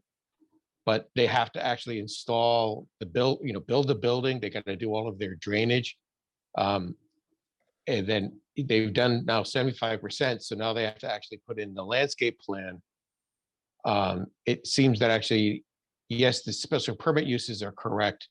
It would seem to me that actually when you get into small lots, this becomes a kind of a encumbrance to property owners who, yes, they would like to have proper landscape and good landscaping, but they're hiring a design professional to say, yes, this is what they're going to put in, and then they have to put it in. I'm thinking maybe we should be looking at, you know, yes, the special permit uses, but could we actually talk about the smaller lot sizes, you know, less than the acreage sizes, and possibly rather than a landscape architect, could it be a nursery? Could they actually certify that here's the landscape plan and it conforms, so on and so forth, through affidavit or something? Because I think I'm sorry, if the entire lot is less than half an acre, you know, you're basically saying everybody's going to have a problem if they do any significant work on that property. Yeah, pretty much. Right. And it's at the end, like you were talking about it, Mrs. Duca. Okay, so we're actually providing, if you're within 10% of your max FAR, you're hiring an architect to certify the FAR. But if you're not, you don't need it. If you have a drainage exemption, but you're still hiring the civil engineer up front to do the design and at the back end to certify the design and installing the design, you have to actually, you know, put that in. So you're adding in my opinion, you're adding an encumbrance to a small lot that actually maybe a little bit too much for people to actually, you know, put their arms around and say, wait, I've got to do this as well, besides all the other things that I have to do. So I'm confused, Mr. McRae. It seems like you all of a sudden don't want to do the landscape regulations and you have all these problems with them, but you helped write them. So I'm really confused as to where you're headed here. Okay, well, let me clear up your confusion. So the uses under 6177 are all uses requiring landscape plans, special permit uses, things that we'd actually see in front of us. 150,000 cubes down to a brand new building. And then it says residential properties disturbing or modifying more than 75% of the lot area. Which is what's in the original. To be honest, the regulations have always had, the landscape regulations have always applied to all properties. It's not new. It's Okay, just that so now that I'm looking nobody's done it. right now, so now I'm looking at generally anytime somebody's building a brand new house on a small lot, now has to conform almost to the special permit, situation, because they're gonna have to, hire another design professional to put a landscape plan together to submit. What I'm saying is that, should we be thinking about the smaller lot sizes and how this will affect them? Yeah. And is there a way to say, rather than hiring a landscape architect, are they gonna get the materials from a nursery? Can the nursery who's supplying it saying, and actually probably supplying and planting, can they actually certify that it was, here's the plan? I'm following you about this, but this is a discussion we had 2 years ago, And I a year raised it back then. I did. Yes, and we've had this discussion over and over and over again. And I'm not sure what are you looking to accomplish right now? What I'm looking to accomplish is You not want to it to be, encumber. you don't want not it to to be a encumber landscape architect. No, what I'm looking to is actually not to encumber somebody who has a small lot who wants to build a new building, and they're gonna instantly say, yes, I am disturbing more than 75% because I'm building a new house. If it's 150,000 cubic, it's gonna be on a large acre, right? But what But about Nick, the R20s? What about the, the R7s, those kind of things? But the landscape regulations have always applied to everybody who does in fact, the subdivision regulations have a whole bunch of how many street trees you're supposed to have on every single property. This is not the first time. This is not reinventing. This is the discussion we had on every single property. It is, here it is. Now, But what we you're don't saying. see new houses on single-family houses on small We acreage don't, properties. But that doesn't mean that's a non sequitur, Nick. I mean, the landscape regulations have always applied to all properties, and it has that coding system of what you do here and what you do there, and nobody was paying any attention. Is your concern that you don't think a small lot should need a landscape architect? That's what you've kept saying. Now, I can tell you that Richard Hine, John Conti, and Jackie have always disagreed with you. But if you feel strongly, here we are, the commission, you think that a small lot should not have a landscape architect? Is that your point? I'm saying that a small lot should be looked at as does this requirement need to be on a small lot? Okay. Okay. So let me put it to you I'm saying differently, is, Nick. Can you give the applicant or the person looking to build a new home on a small lot a different way of going? Because you're saying, we did that. okay, I need somebody to design my plan and certify it. I need to put that in, and then I have to actually buy the plants and I have to install the plants. We did. And then I have to assure that the plants are, stay alive. Well, yes, and you wouldn't believe that people in the R12 and the R6 know how to keep plants alive. But the point is, 60% of our lots are small lots. We knew that. And Katie wrote the standards so that somebody like me or you or anybody else here who has a small lot could take a look at what they were going to do and do planting that was consistent with maintaining a green area. I think that, not everybody here on the commission were well represented with small lots. Mary also has a small lot. So we're not being unfair to small lots. Half of us basically have them. We never had the 6177G where residential properties disturbing or modifying 75% of the lot area. That was no, because it was new. 100% of all properties doing construction have been subject to the landscape regulations. They've always applied to everybody. Always. Now, what would you change? You don't want it to be a landscape architect, you don't want to have landscape regulation. I don't know. I mean, you wrote a bulk of this, so I don't know why it's problematic for you now. If you don't mind, Madam Chair, I'd like to speak up Yes. because Nick kind of, took the argument with me and I appreciate that. But again, as someone who sees construction in an R7 zone, people are aware of the green area requirement and that once they're completed with their construction, they have to make sure that they're meeting that obligation. But it seems to me that if you have less than half an acre and you are doing construction there, you don't really expect that in addition to everything else you're doing on your small lot, that you have to do a formal landscape plan and run it by people. I'll put the green space back, I'll plant trees, I'll do things, but I didn't think I had to then prove to you that I have a plan and I have an architect who's going to certify it. And in defense of Nick, I'm a newbie, so I'm raising this as a newbie. No, as we talk, yes, so as we talked about it, you don't have to certify it. Who are you going to certify it to if you don't have an application open with the commission? I mean, I don't see how you would need to certify it. Katie? Yeah, the other thing we did talk about, actually, to that point, Mary, was in our discussions, and hopefully someone can speak to this, but if one, draws up their own plan, let's say, and then says, look, I want 5 rose bushes and 3 trees, whatever it is, and then simply takes that plan to a landscape architect. The landscape architect that was part of our group had said that, yeah, they would sign off on that, so to speak, just to sign off on compliance, as opposed to, I've got a blank, 8,000 square foot lot. Will you design this for me, please? Which obviously would be much more intense. So they did say that, am I right on that, Nick and Margarita? That's what I remember from that conversation. That you could say, look, I plan to do all grass and then these 3 or 4 trees. Does this, whatever it is, does this comply with the landscape regulations for the town? I don't seem to remember that, because that's a possibility.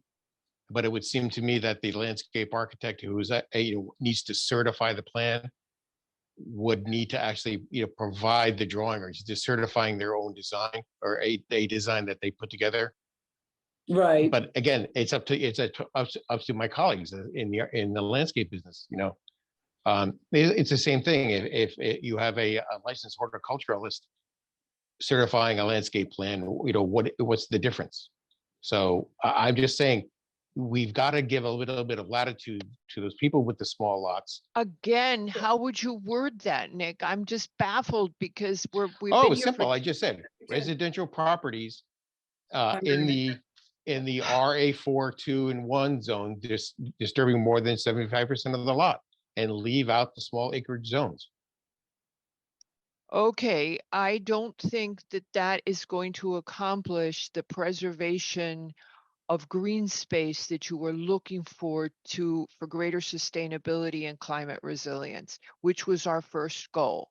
You're going to have to get people to be doing things that are more responsive to that. Now, if you're objecting to it being certified, or if you're objecting to having a landscape architect, which you've objected to all along, and I get that John Conti helped writing them and he felt strongly it should be.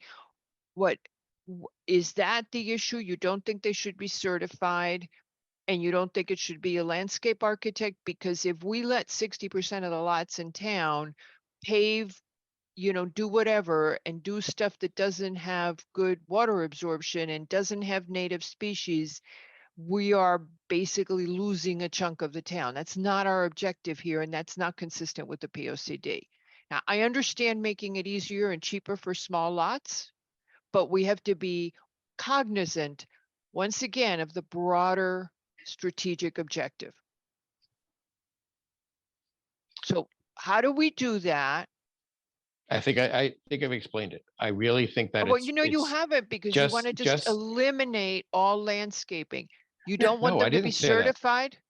I didn't say that. I said that if it's the special permit uses and the acreage zones, the Okay. small lots We have would be, never you know, done and, that. and it could be a larger percentage. Okay, because you know, and it's interesting because over the how many thousands of years, how many people were building a brand new house in an R12 zone provided a landscape plan? Maybe if it was, you know, yes, if it was a special permit use, for sure, but not a single family residence, right? So, and I think actually, Again, Nick, 60% of the lots in town, more yes, than I 60%. understand exactly what you just said. So what you're 60%. doing, okay, 60. So what you're doing is you're resigning yourself by what you're saying, by not giving any guidelines to people We have about how. guidelines. They're the green area regulations. How Okay. much open space is still left on your Okay. property? So Okay. what we have been told repeatedly when we did this by conservation is that there is an objective to reduce the amount of lawn. There is an objective to reducing the amount of invasive species. There is because those things behave badly in the environment. We agreed with this. You wrote the POCD section, the environmental section together with me. So there's been a shift in your thinking that I'm trying to understand here. If you're looking for giving a break to the small lots, what I would suggest is that they not have to have a certified landscape plan and that they not be required to have a landscape architect, but the regulations apply to them. So if I, Margarita Albin, want to disturb 71% of my lot, here's the regulations, Margarita, here's what you should do. We're not going to hassle you, but here's what you would ideally do if you want to be a good doobie. If you don't want to be a good doobie, we're not going to give you a hard time about it, which is how the regulations were before. So we give people that are in the smaller lots some latitude, but I think that to close our eyes and say we're just going to go back to old world is not. I mean, I sat in that conference room with you writing the 2019 environmental POCD section, and you and I agreed to get to where we are at this minute. And Katie. here we are. Is that I'm talking about. And you've I'm in changed your I'm in mind. agreement You with you. want. No, I'm in agreement with to- you on this, but I think actually we really need to take a look at this. How much? Yeah, how We've much been are we going to looking at encumber in this this? for Missy- 2 So, but- years. So to that end, what about, I'm really a little nervous about saying if you're in this zone, you have to do that, and if that's. Me so too. That I don't like, but what if it was over X? Let's say, half an acre, or I guess it does say a half acre, but a full acre. If you have over full acre, regardless of what zone you're in, then, and you're disturbing 75% or more, then you have to do the landscape architect certification. Because really, if you look at what we're trying to do here, you don't want to have big, massive swaths of green, the whole of just grass. It's shallow rooted. It requires fertilizer. There's so many better things that one could do in terms of ground cover. And so I think this is what's kind of prompting this in the first place. Would that be a solution that works? More than an acre of land? Yes, an I acre or think, more, yeah, then you have because to then, do because that would actually now 1 acre, there you are. So, and more than 1 acre would work for me. Okay, You but have to have let's. an acre or more. Let's address these things. The different type of landscape is going to reduce flooding. Everybody who is going to tell you that it is a terrible mistake, that we shouldn't be doing this, where do we have our flooding? In the high impervious coverage areas where Right. we need a better type of landscaping with more water absorption is in the small lots. Now, I'm fine with giving people latitude somehow, but if you're at an acre, we sat in that conference room, Nick, and you said we need to change the regulations because what we're allowing happened to Greenwich and getting it all just lawns and paved over is wrong. Now, you have a right to change your mind in 3 years, but the question is, we still need to try to at least give people the model of what they should do in the small lots. Mr. Wells. Yeah, this probably isn't gonna solve anything, but. That's okay. We're having a great I think discussion. an acre is too big. I think if you want to give some relief, you do it maybe at a quarter acre. I mean, there are plenty of $2 or $3 million houses in Old Greenwich on quarter acre lots, and they can afford a landscape architect. So, and the same in Cascaba as well. So I'm not sure it's based on acreage, but if you want to go to an acreage, a little bit of relief, I'd say, you know, a quarter acre. Well, what, 'Cause, that would you be know- going more restrictive than is proposed now, because right now it's for disturbing or modifying more than 75% of the lot area or more than half an acre of land. So Which is maybe it's, really- and maybe it's and half an acre of land is instead of or. I mean, you know, again, I Yes, just yes. can't state this strongly enough. Our landscape regulations have always applied to all lots. Now, people haven't been doing them, but it's not like we're suddenly doing something draconian. Bob Barilek, you had your hand up. You got to unmute. That was brilliant, though. Yeah. Well, I was going to suggest that I kind of like the way Aaron was going, but didn't think that a quarter acre was the right size. What would you come up with? Yeah, what would you do? I'd like the half acre. Half acre. I like the half acre. Okay, so Change and or to and. What is the presumed correlation between the size of the lot and this requirement? I mean, are we talking about, because Arn's hitting on a point that, well, you know, in Old Greenwich or Cascaba, wherever we have these lots and it's got, you know, $2 million homes on it. So if we're talking about, if we're trying to be sensitive, perhaps, to those people who may not have the wherewithal to go out and get a fancy landscape architect, is that what we're, I mean, I don't know, is that the sensitivity? I think it is. Yeah, okay. So then we're passing judgment on the wherewithal of these people, and it may or may not correlate exactly with their means, may not correlate precisely with the amount of the size of their lot. Yeah, anytime you make a rule, you have arbitrary boundaries that happen. They just do. I mean, I agree with you. And you just make your best guess of where you think the line should be drawn. I am sensitive to the over-regulation notion. And I know it's our job. I agree. I know it's our job to regulate. I agree.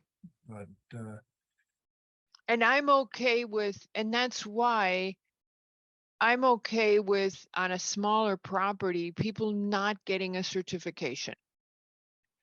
But here, folks, and not have to, and not require a sign off for unless it's a big property. I'm fine with that. Here, folks, is stated, this is your goal, and you don't have to have it a signed off thing from a landscape architect, but here's what you should be doing.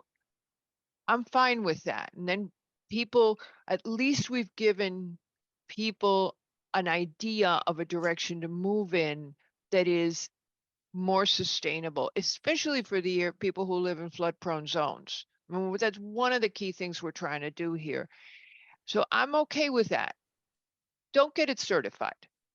Right, but maybe we want to more than just opine on something and say, but we have the, you know, the commission can impose whatever it sees fit as a reasonable. But those aren't coming to the commission, Peter. Those aren't the ones we see. Nick is fine with having standards for the ones we see. And for special and I think permits and the that's big houses. Because that's they're a very they're fine. specific He's thing. fine with that. What we're doing is, so we got all the rest of the properties in town that have always been regulated by zoning by landscape regulations. We don't see them. And I believe that what Nick is saying is it's a pain in the neck to have to get them certified if you're just a little house that is modifying your lot by affecting 70% of your lot. Okay. So does then that mean stamped? that somebody has to seal? Yeah, you're looking for some kind of sign off is what that means. If that's the issue. Wait a minute, the regulation says prepared and reviewed by a Connecticut licensed landscape architect to confirm conformance with and signed with their professional seal. So a Right. signed and sealed Connecticut Yes, I landscape just- architect. And I what don't know is, why you said, I'm sorry, Nick, but I don't know why you just said, wait a minute, that's what I just said. It's a sign off from a landscape architect, fine. Now, if we don't want to do that, then let's not do that. I'm okay with that. I'm fine with somebody saying to me, I'm on a small lot and somebody saying to me, look, here's what we would like to see happen. This is a lot like where we went with EMAC, and that's why I'm very comfortable with it. okay. Here's what we'd like to see happen. We're not going to force you to get something certified or signed off, but this is the ideal thing. Do natives, do deep-rooted trees, try to minimize your lawn. And if you don't want to do that and you're addicted to a lawn, then don't get it certified, but at least have the standards out there for people. I'm okay with not having it certified. Now, once you get into the big leagues and you've got a big piece of property, it should be signed off by a landscape architect. So let's leave that in place and just say that smaller properties don't have to get it certified. So may I suggest that under the 6177, the new G, it would be residential properties of 1/2 acre or more? No, because I think you have to write it. I think Katie has to rewrite it in a way that says everyone should be doing this. And then a separate sentence that says, if you're a special permit, then, or whatever the cutoff that you guys want at a 1/2 acre, I don't think a 1/2 acre in this case would be the right thing. Then you get it certified. But everybody do this, and then you have a sentence that says, and if you're X size and X thing, then you get a landscape architect and you do it right. But then you hit the super houses with something stricter and you get them to comply. But the smaller properties, we just say, hey, here's the ideal case. Give us an energy narrative. It's the same kind of thing. We're putting it out there, but we're not forcing people to do something on the small lots. Is that okay? I think we have to set the stage so that people know what is best practices. But we don't need to force people. I don't have to be forced. Yeah, it Go seems ahead. to me that if we're going to take that approach, then it can't be under 177 because it says it uses requiring landscape plans. So the residential, part of the residential coverage can be under 177, but the smaller lots have to be somewhere else. That's And what I just think I'm said. volunteering to Thank you. help Katie draft it, so. Yep, that's what I just said, Mary, it's Okay, on a just separate clarify. section. It's an absolutely separate section where you say, here's where you require a certified landscape plan. Everybody else, you have this and you should try to do it. But if you don't, you don't. It's kind of with EMAC. Give us a narrative of where you're saving energy. I mean, it's moving forward and giving, because I have written so many times and said to people, what should I do that's better for the world? And I can't get anyone to tell me how I should be planting my garden. I would love that advice. Can I afford to hire a landscape architect? Doesn't matter. I would just love the advice and then I can do with it what I want. I'm happy with that. I think that works for human beings. Give people a choice. You guys good with that? Katie? Yes. Yeah, and Well, concepts have we alone. agreed on the lot size? Well, okay, so if everybody is being given this as an example, and Karen Fasiliotis, I'm sorry, she keeps raising her hand, and then I say to her, I'm gonna call on you in a second, and then I keep blabbing. If everybody is going to have this as guidelines, who do we make certified that have a landscape architect or whatever and make do it? Municipal properties. It's the site plan special permit, Yep, commercial. business, multi-mixed, parking so- 100 cars as Katie has it written. Okay, Then G, my suggestion, residential properties of a half acre or more. Okay, now Francia's got her hand up. I'm gonna, Karen Fesliotis, would you raise your hand again? Because you were ahead of Francia. Okay, I'm gonna put Karen first. I'm gonna let these people talk because they keep raising their hand.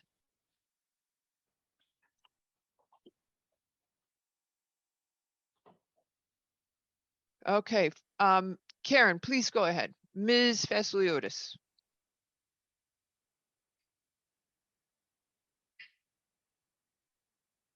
I guess my first thought is enforcement. And of- when are you running? First of all, I want to know when you're joining P and Z because you're I'm spending not. time. You're spending a I'm whole not, night. I'm not. You're spending a whole night with us. We're recruiting I you. know, and I don't know why I am, but I have a bad back. That's why, and I'm kind of sidelined. So I figured I might as well tune in. Okay, go ahead. Okay, so as an owner of a 1/4 acre property in the middle of town, I guess, you know, it's very easy for me to disturb 75% of my property if I wanted to re-landscape and redo the rock in the back of my property. So, you know, for me to go to a landscape architect to get a sign off to do that, I don't think is realistic, quite frankly. I do think that, you know, we've seen increased flooding in areas of a half acre or more. All the small lots too. And the small lots, yeah, I mean, depending on where you live. Yep, the thankfully, small I live- lots in my neighborhood, dead ducks, okay? Yeah, thankfully, I live on a little slope, so all the water goes downhill. You know, I mean, it needs to be addressed, but I also worry about, you know, the overreach of government as well. And Yeah, I so think you that was- like our idea of making it optional. If you're in a small lot, I do. here's your guidelines. I do. And you don't have to do them. It's what we've always done. The guidelines, the regulations have always been there. They've always told you have to have Right. like 8 street trees Right. and this and that. Okay, so you do that. I don't necessarily think that you don't have to do them. I would suggest strongly that you do them. However, there will be no enforcement if you don't do them. I mean, I think That's is what you're I'm saying. thinking. That's Okay. kind of where we're going. What I'm thinking, and it's where we've been going with EMAC. The And then- state yeah. statutes enable us to mandate energy efficiency. Yeah. And we didn't think the town was ready for it. So we Yeah. said instead to our applicants, start considering the issue. Okay. How do you want to think about it? How are you thinking about it? What are you planning on doing that saves you money? Because one of the first things we want to get to is applicants are going to do the thing that's cost effective for them on energy. So let's get that piece of low hanging fruit.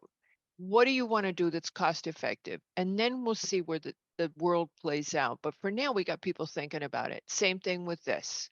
Let's Now, get my- people thinking about it. Yeah, my only other question to you is though, you know, I've gone through a few neighborhoods and I saw one house had basically clear cut their whole area. And I don't know what they're planning on doing, but it looks like it's going to be an expansive lawn. In those cases, do they have to come to P and Z? I'm No. I don't know the process. Here's the problem, and this is you're raising a really don't worry about the dogs. We all have barking dogs, so or Yeah. a lot of us do. So you're raising a fascinating topic because the state of Connecticut has not had any kind of protection of trees on private property. Okay. Hartford, however, with your hero Sarah Bronin, passed a regulation protecting trees, and Joanne Messina's on this call and she's probably going to comment on it. And we have thought about whether we could implement some sort of protection of large trees, but we've been slow to move because the state itself says it's a violation of private property rights. Yep. Yep. And we're ambivalent about that. You know, we're always ambivalent about, you know, the overreach of government. So there is no protection. If people clear cut, it doesn't necessarily mean they're coming into us. And the loss of those trees is the worst thing we can do for flooding.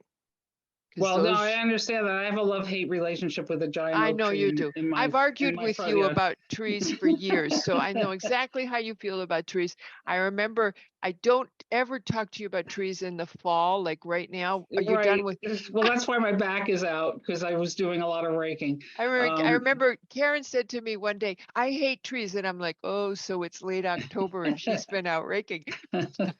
So I think if we're all comfortable, and Karen's input's really helpful here, is let's get people started, not be draconian, say to people, do this.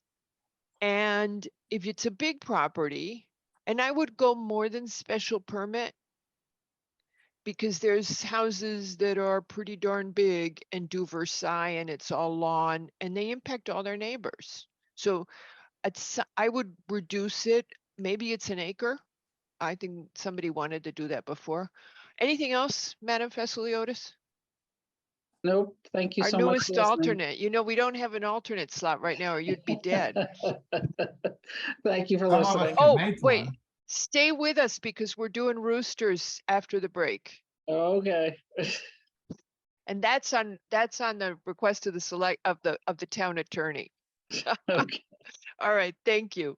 Okay, our next speaker is Francia Alvarez. Now that's going to be a different perspective, I think.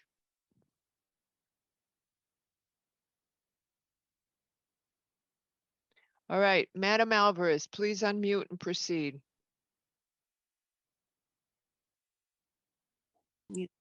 Okay, so I'm feeling disappointed that this conversation is going in the direction that it's going in. The Tree Conservancy this past year got a grant to plant trees in environmental justice areas. And one of the issues that's come up is that a lot of these areas have paved over the lawn that was there for parking because they're multifamily or, you know, maybe not legal, but they've done that. So if someone is going to come in and disturb 75% of a lot like that, then there's nothing left. Occasionally there's some trees left on the property, but most of the time there's not. So if we're going to address the issues of environmental justice, we have to look at all the lots. So that the smaller lots and in those neighborhoods, we're protecting the greenery that's there. We're protecting the trees. We're helping to prevent flooding that happens from one lot to another. The other issue I have is where I live in Havemeyer Park, we have R7 lots and they're putting R7 and R12 lots and they're putting houses on, they're to $2.7 million. Why would we not want them to have a planting plan? They come in and they clear cut and then they put up arborvitae and that's it. So I think that everything, all size lots have to be regulated. It shouldn't be a half an acre. It needs to include all of them. I think it's important to have somebody who's overseeing the planting. Perhaps if you don't want it to be a licensed landscape architect, I understand that, but somebody has to be looking at it. That's it. Yeah. Yep. Okay. Madam Jenkins, did you want to ask Francia a question? Yeah, I was just going to say, there's no suggestion that we're allowing people to have less green area. And in smaller lots, it's not that you're going to have a huge swath of lawn anyway. And again, I like Madam Chair's suggestion that we give people advice about what to do with small lots. And, you know, if you've got a $2 million, $2.7 million house, you're probably going to already have someone designing your landscape for you. But if you don't have a big, expensive house on a small lot, you know, you can take advice, but you may not simply have the ability to have an additional expense. I mean, if you go to Home Depot and buy bushes or rose bushes, it's very expensive. And then to have a plan and have it reviewed and blessed. I'm very torn by this because I'm a great person in terms of protecting trees on private property as well. But my concern is with a small lot where there isn't going to be a lot of opportunity to do a lot of different things. Advice will be good, but I just don't know where you draw the line for enforcement. But I'm very sympathetic. I wish everybody could afford it, but I just see a difference between someone with a 2-acre lot and a huge house versus a Again, 1/4 acre lot and a huge house. Again, we have seen forward movement with the energy, wouldn't you say, Nick? Wouldn't you say, Arn? And you need to unmute, but we have, by just saying to people, talk to us about it. So I'm and that's good. disappointed. I would have required more, but I do hear the point. I wish Nick had raised it maybe 8 months ago, but what's done is done. So I think I did raise this a number of times during our discussions. So I'm just, here you we are. raised the landscape architect certification as opposed to a landscape designer certification. I don't ever remember you saying, let's not do it for small lots. Joanne Messina is our next speaker. Thank you, Madam Alvarez. I'll demote you in a sec.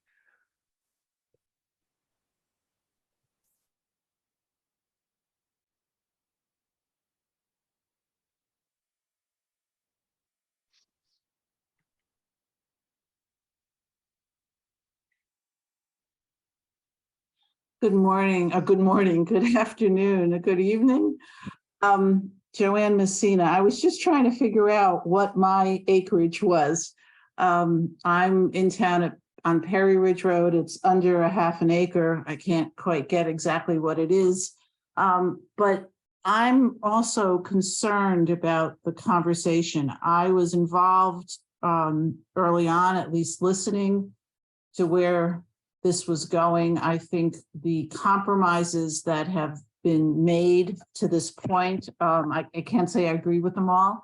I want to see more protection of trees, but I think the compromises that came to this point really make a lot of sense. Okay, so backing up, I also have a trouble with in any way saying that it is a different, we're treating different zones differently. I think that you go down a rabbit hole there that none of us want to go down. I think also, as Francia Alvarez said, we're really concerned about areas in the western part of town, and they do tend to be smaller lots, and they still need to have the ground cover and the appropriate planting, because we are continuing to see unfortunate aspects of what's happening there. And that's why we were given the grant we were, and why we planted 100 trees just in the western part of town, and have been now trying to remove hardscape there as well to plant more trees. So I'm surprised as well, because this has been a long process. And again, I would like to see more in the regs, but I think this was a wonderful compromise. And I think Katie's work on getting us to this place is really key. I think it's only the start, and we're going to have to do more. I think the things that we are addressing as a state are coming down to us as communities, and we really need to pay attention. Again, going back personally, I have a small lot. It's important to have someone look at it. I planted a tree and I planted it in the wrong place. So I think it's helpful for all of us. And again, the discussion as to whether or not a landscape architect has to certify is definitely something to be discussed. But to not treat all areas in the same way, and to not realize how much of flooding and disruption to our neighborhoods come from small lots as much as large, it would be an injustice, I think. Thank you. Yeah. I mean, that's the thing. So while you're here, since the topic came up, where are you? Because you were going to work on a tree ordinance. Yes, so as you said, Madam Chair, Hartford and has one, Westport has been working on one. We are getting a group together. Quite honestly, we want to see more of a groundswell, and when lots are clear cut, we get it. And so we have more people working on it. Anyone who's listening who would like to be involved, please let us know. But we are definitely working toward a private property tree ordinance. And again, starting very slowly. And we may have to get a consultant like Madame DeLuca to come and assist in preparing something like this. Well, I think you got a job offer in the wrong state, Katie. Not wrong.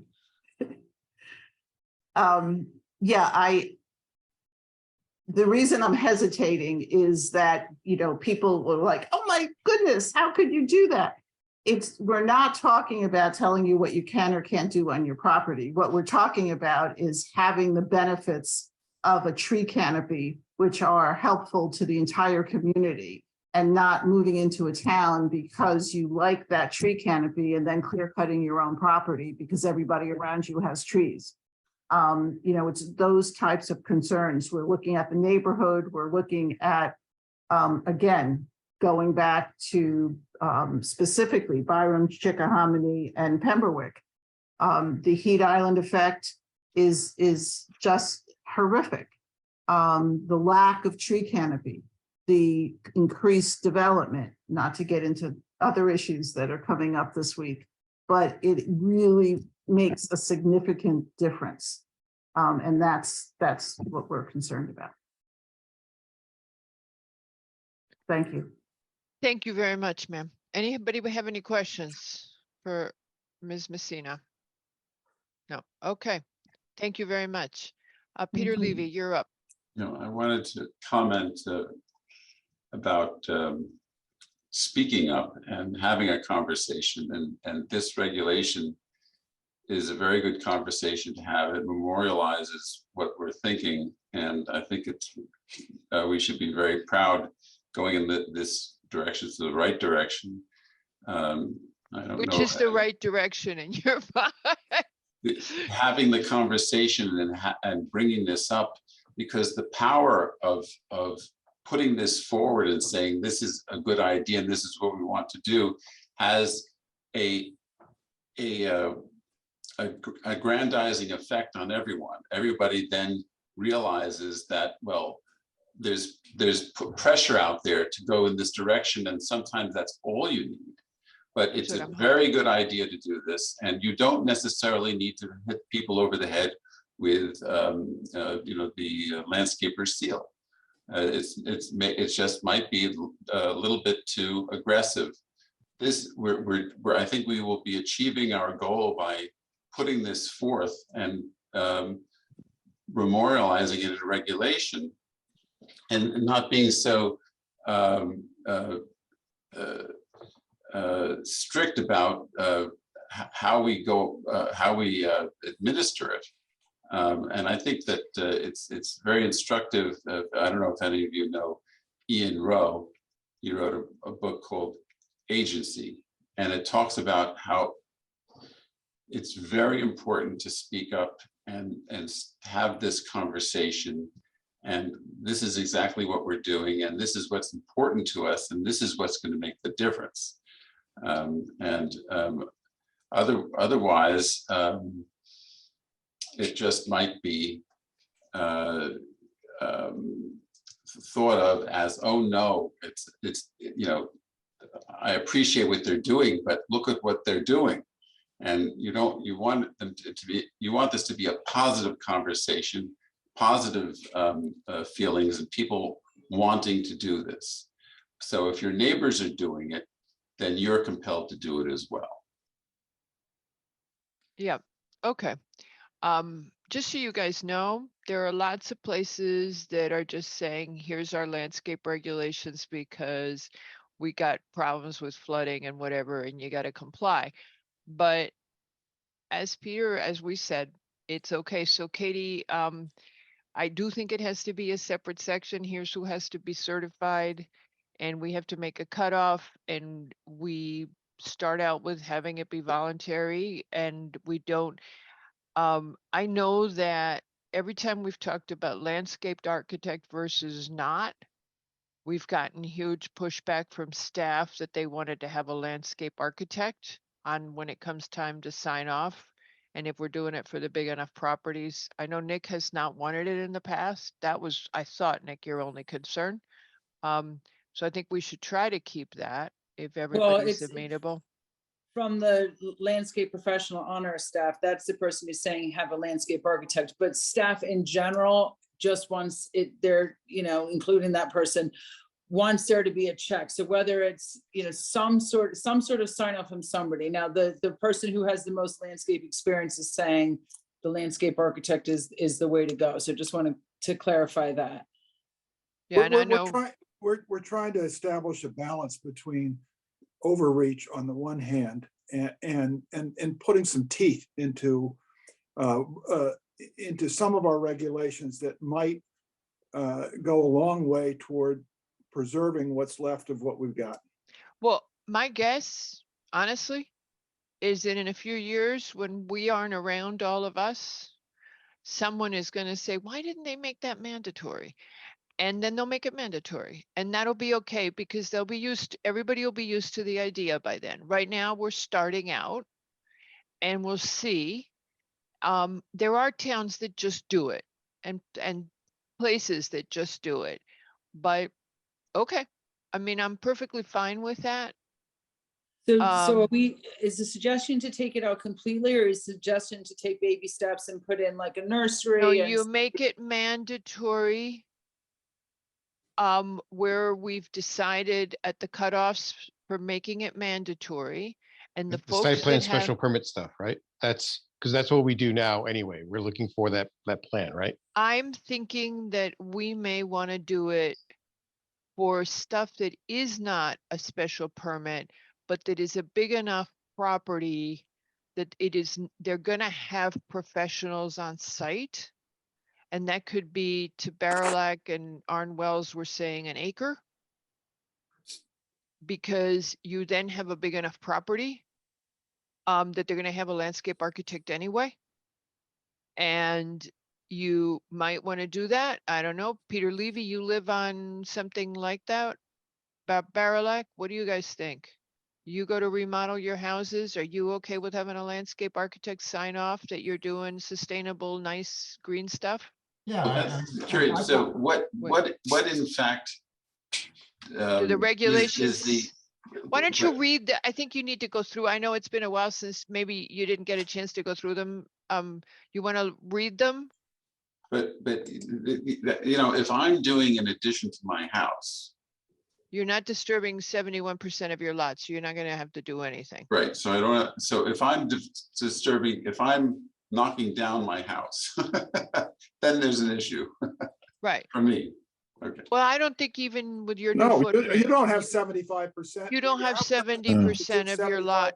No, I'm saying that if you're going to do that kind of work, the chances are it's substantial work, and you might be getting up to 75%. You might, but in your case, you're not. I mean, I'm No. just saying, think out loud as somebody who's gonna stay basically in the footprint that exists. They're not disturbing more of their lot because they may have that much green area and they wouldn't have to. So just think about where you would make the cutoff. I think it's gotta be greater than special permit, or you're basically only getting places that don't flood.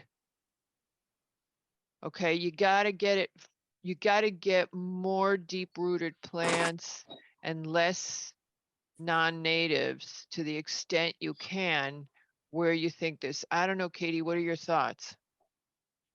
I think it's a big change that we're proposing. It's very environmentally You know, so I think going baby steps and just getting people used to the idea of getting some sort of sign off for all lots. So I kind of like the idea of if either over a certain point you get the landscape architect, or everybody has to get some sort of sign up that's not a landscape architect. The nursery is some sort of validation that what you're doing complies with the landscape regs. So say more. So what would you suggest? We could be starting a cottage industry here for people that will sign off, come out to your land and say, yeah, that looks great. No, but you're going to end up with people who, you know, to go to an extreme, the high school kid who cuts your grass. Yeah, I mean, you could. Yeah, you're right. I mean, Right. You know, there has to be a cutoff. And Okay, it has to make sense. And it has to give legitimacy to the goal that you're trying to achieve. So as not So- to take up more time here, would it be appropriate to just leave this open and let me go and do a little bit more research on this and come back to you with some more suggestions? Yeah, just do it within the next 2 years. Yeah, it takes 2 years to get to this point. Now it moves quickly from here. Hence I the got reason why I'm curious, yeah. But just to try and finalize this, I could go up to an acre. I mean, I think there should be, I agree on the bigger, maybe we start there. If that doesn't work, then we can make it smaller, but at least we start. I think we've talked about this enough. Now Katie's going to come back with new language, but what about an acre? I mean, you know, we got to start somewhere. And the new language may just be that, may just be, look, it's at the acre, we're starting somewhere. Let's see how this goes. If we need to make it, you know, make it smaller as time goes on, okay.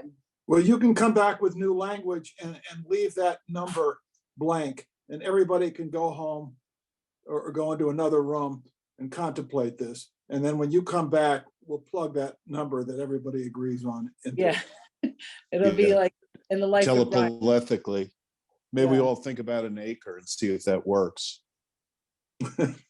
Well, we have one person who's thinking about it.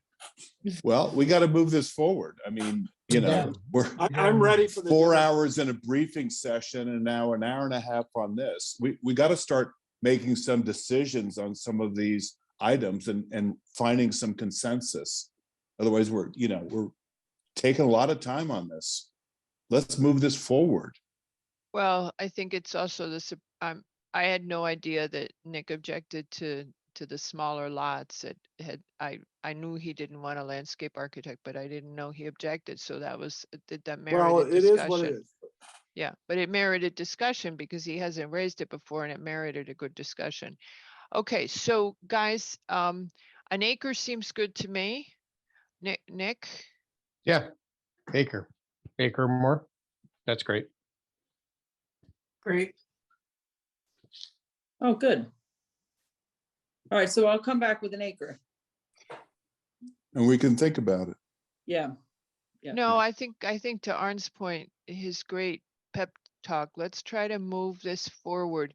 Remember, we are not writing these in concrete. We can change them if people hate them. We've done that before. We've changed regs that people hated. So we can do that. We can put something experimental. Francia has her hand up again. Do you want to just listen to her one more time? I know we don't normally do that, but I mean, she's been working with us on this for 2 years. Put her on a clock. Sure.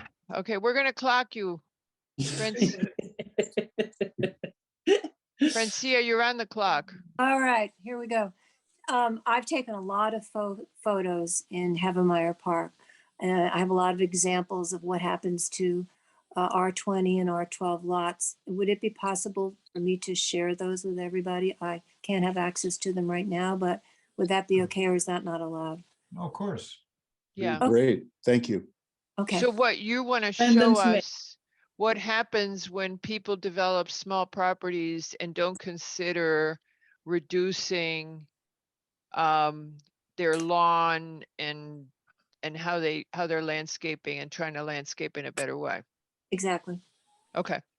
And what the commission's saying is we want to try and give people an opportunity to come to the bar by themselves. Mhm. So, okey doke, guys, how about we take a dinner break and we Idea. reconvene at 8 and we start arguing again? No, Ready to argue be then? positive. Is that 20 minutes? Yes, good. See ya.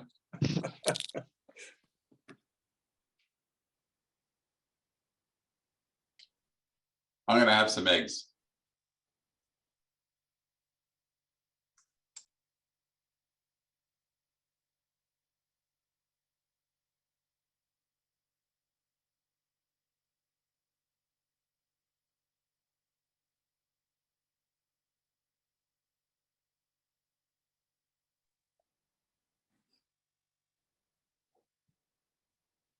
I never remember to stop recording when we take a break. We should do that. Yeah, it'd be nice. It saves somebody the 20 minutes. You know, poor Mr. Basili's gonna have to listen to all this. Well, today would be the only time it would matter. Usually it's just the computer that's recording it. So, oh, speaking of Mr. Basili. Here he is.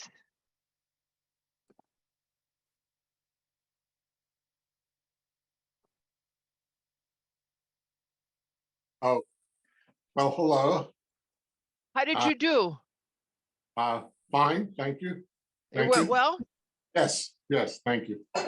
And I came in and you were all talking and I really don't know about what. We didn't either. We had no idea.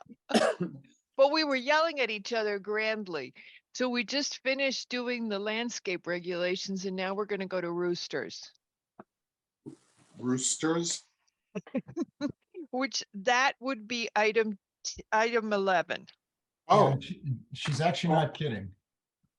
oh, so did you do the public meeting already? Yes. Yeah, we only had one item on the regular. Really?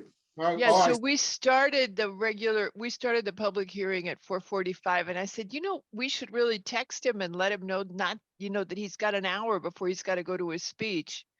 But then we decided we'd let you enjoy yourself. Oh, well, that's always that way at a funeral home. A lot of fun. Yeah, well, we thought maybe you had to practice your speech or something. Oh, thank you. Well, I'm taking it, I'm finished without starting. No, you have one item. more item. You have What's one that? item. You have one item and then you can go home. Oh, one item? Do Yeah, it- number 11. Oh, I'm to do that? Okay. Oh, that's still up. That's a public hearing item. Okay. Yeah, so you have to do number 11 and then you can go home. And then we'll Now, go- what you were arguing about or discussing, what was that, number 10 or? That was number 10. Oh, okay. And then we took a 20-minute break. So when you get to 10, you can stop next time when you hear the recording. Yeah, yeah. I mean, I came in during that discussion and I just started working, not knowing what was happening really. Okay. Okay. All right, so it'll be 11. Very good. Thanks. All righty. Okay. So if everybody waiting for Peter Levy and Arn. So did you have to travel far? No, right? No, it's 10 minutes away. Yeah. See, we almost said you come till 6.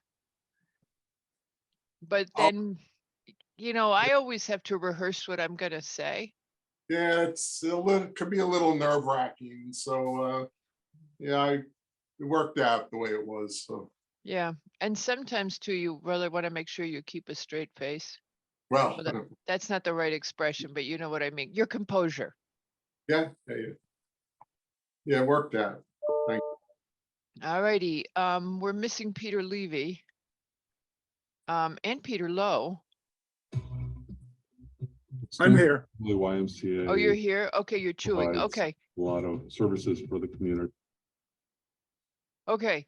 So I don't know what happened to Peter Levy, but why don't we start talking about the roosters and hopefully he'll join us. And so our next item is 11, which is the zoning text amendment for domestic animals.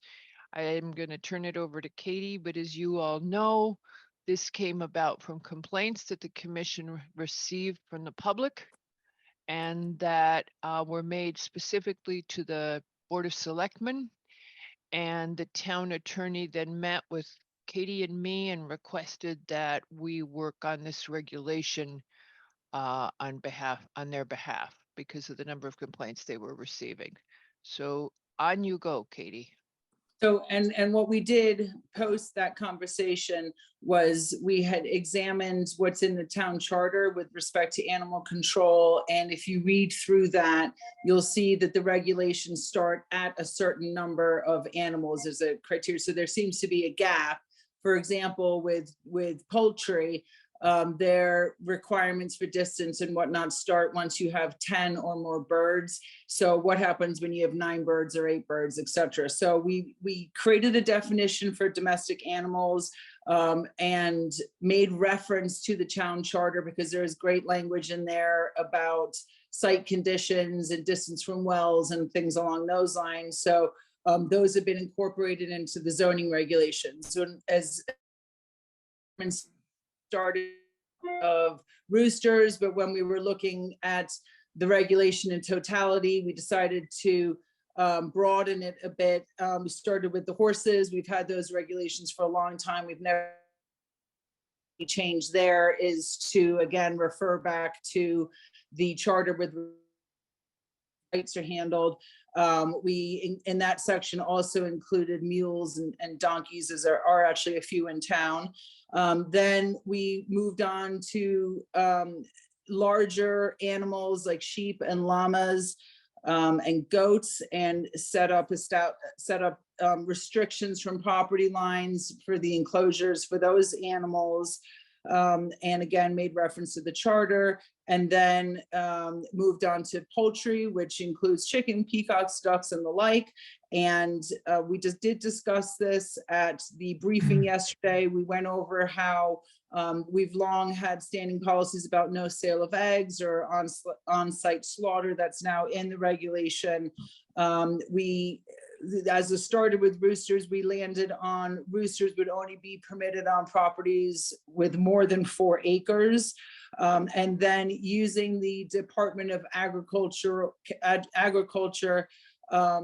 brochure on suggested zoning regulations, we went with a setback for the enclosure of all these animals as opposed to a certain amount of land area with the exception of the roosters. At the briefing yesterday, it was discussed that the enclosures for poultry probably was not adequate as proposed, and that it's just simply the accessory structure setbacks or the primary structure setbacks if you're in front of the rear plane of the house, which is in keeping with the way those types of regulations read. The idea was in the discussion yesterday that it would be probably more prudent to have a setback distance more in line with 50 feet or 75 feet from the property line, understanding that though if that's the direction this regulation goes, that it's unlikely that these types of animals will be permitted on smaller lots. And that, by the way, is the point of contention in the regulation from what we've seen so far. So I think that'll be where this discussion goes, and potentially this regulation will be left open so that any revisions can be made. And then lastly, again, just covering the gap, so to speak, from what's in the current regulations and in the town charter. We did throw in something about the keeping of 5 dogs or less, in that the town charter talks about 6 dogs or more, and our regulations cover 6 dogs or more in the kennel section. So we had just noted there that's permitted, but one needs to deal with the prompt removal of any waste that may be created. So with that, I think the focus, I imagine, is going to be on the appropriate distance of the enclosure of poultry. So I'll turn that over to the commission. Folks? Why is there no sale of eggs if you have less than 10 chickens, ducks, and the like? Well, there is a section higher up in section 6-94 that talks about permitted uses in residential zones. And we do have a whole commercial agricultural section there. If you note, the language about roadside stands for the display and sale of natural products, that used to be in the permitted accessory uses in the residential zones. But we've now moved it up into this commercial area. And the reason being that once you start selling eggs and egg stuff and honey and all those other things, that really starts getting into the realm of business, which is not a normal type of use that comes up in residential zones. So that was one. Two is it hasn't really come up as an issue. Some people have used that roadside stand regulation to do pretty intense roadside stands. So an actual business. It's not just somebody selling their eggs on the side of the street kind of thing. It's more a commercial operation in the experience that we've had. If you recall Sandy's farm stand that was over at the old Fjord Fisheries for a period of time on River Road, things along those lines. So it's not something that's really been an issue. But again, it really boils down to residential use versus commercial use. Also, you've got a situation where 9 hens are not going to lay enough eggs for a business. They're going to sell those eggs daily. They're going to be gone. So you're not talking about a big business. Although for a single family residence, it's a lot of eggs. Having But just they're not going to sell them. Yeah. Right. We had 9 chickens, and I can tell you it's too many eggs to handle. But that prohibition against selling the eggs has been there for a long time, right? Not in the regulation, but it's just been a general policy that we've put I thought forth. we found it somewhere. Okay. Yeah. All I right. had a question. Had a question, Katie? Yes. Mhm. And that is, let's see, 6CD, these coops. Could you explain if it is not behind the rear plane of the house, the primary structure setbacks apply? Okay, well, if it's behind the rear plane of the house, then what happens? Can it be right on the property line? No, then the accessory structure regulations apply. So if you're doing any sort of structure, any sort of accessory structure, this is how the regulations read for setbacks. So if you were putting a pool house or a guest house or anything along those lines, there's a accessory structure setback that is less than the primary structure setback, quite considerably so, actually. So I included this language just to really stay in keeping with the way accessory structures are handled. However, I think when you look at what those accessory structure standards are, they can be as small as 5 feet in the R6 zone, and 10 feet in the R12 zone. And I think that that's still very close to a property line when you're talking about something like 9 chickens. Got it. Thank you. So Katie, so it'd be okay to have a coop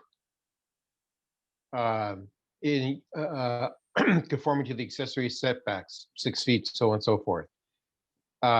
But it's also states, the revision would state that it actually complies with Article 9. And then the Article 9 says that it's no person maintain a stable kennel, coop, et cetera, within 50 feet of any dwelling.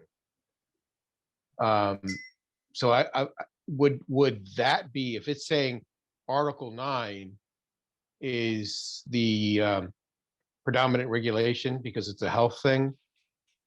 And so if I had, for example, a piece of property and my rear yard, side yard setback for accessory structure was 5 feet, but there was a house on the other side of the property line 5 feet as well.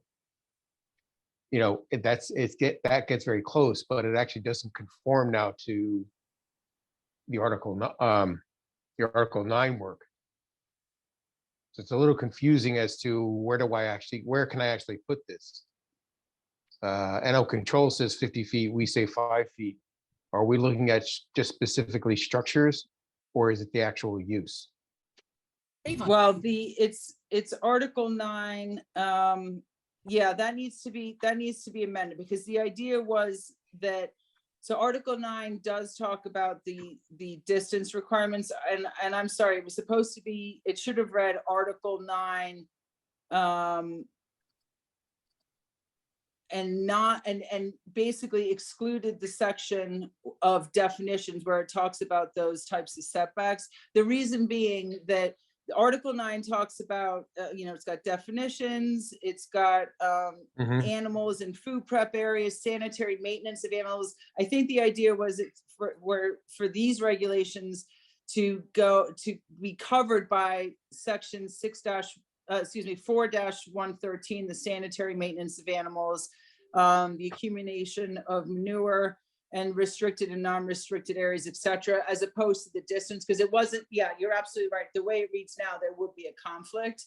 The distance requirements in this section are much greater than what is proposed throughout these regulations. So it wasn't intended to have that conflict. So I think that needs to be clarified. Okay, would in 50 feet would be significant on a R20 or less, even an R1 or less, because actually the site, every one of them, because each actually the maximum side yard, rear yard for an accessory structure, RA4 is 35 feet. So in a sense, as you said in the beginning, 50 feet, if it was with the Article 9, you wouldn't be able to do it in most pieces of property. Right. So if let's say that the regulation is changed to say coops or what have you have to be 50 feet, then you're right. That would negate the allowance of any chickens on properties that can't maintain that 50-foot Right. setback. Mm-hmm. I'd have to have a farm in a sense. Correct. Chicken farm. Or So just a you're- big property. Okay.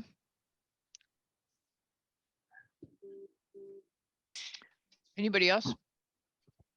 Would it be appropriate to make sure that it met the primary setback? Right. So instead in of, yeah, go ahead. So in the R6 and R7, that would be 25 feet, really. Right. Question is that enough? But that's a possibility. Right. So side yard would be 15, rear yard be 25. Prohibit front yard, no matter what. Oh I yeah. think that's a great idea. Yeah, excuse me, are we talking about chickens or a rooster now? Coops. Chicken. Oh, I thought we got rid of the Roosters are done. roosters. Roosters are dead. Roosters Except- need 4 acres. They Right. need But 4 either acres. way, it would apply to roosters though, because Sure. you would have, if you had the 4 acres, but you were in an R12 zone, then you could go down to 25 feet, which would be the primary structure setback. Right, so if you're in an R12 zone, where does this coop have to go? The coop would have to go, let's say if it was the primary structure setbacks, it would have to be, what is it, Pat? What's the It's primary? 25 25. for side, and 35 for rear. Okay, so so in the example of one of our fellow citizens who's been writing in, and who kindly sent us a video. Did everyone see that video? Yes. Yeah. No, do you want to share?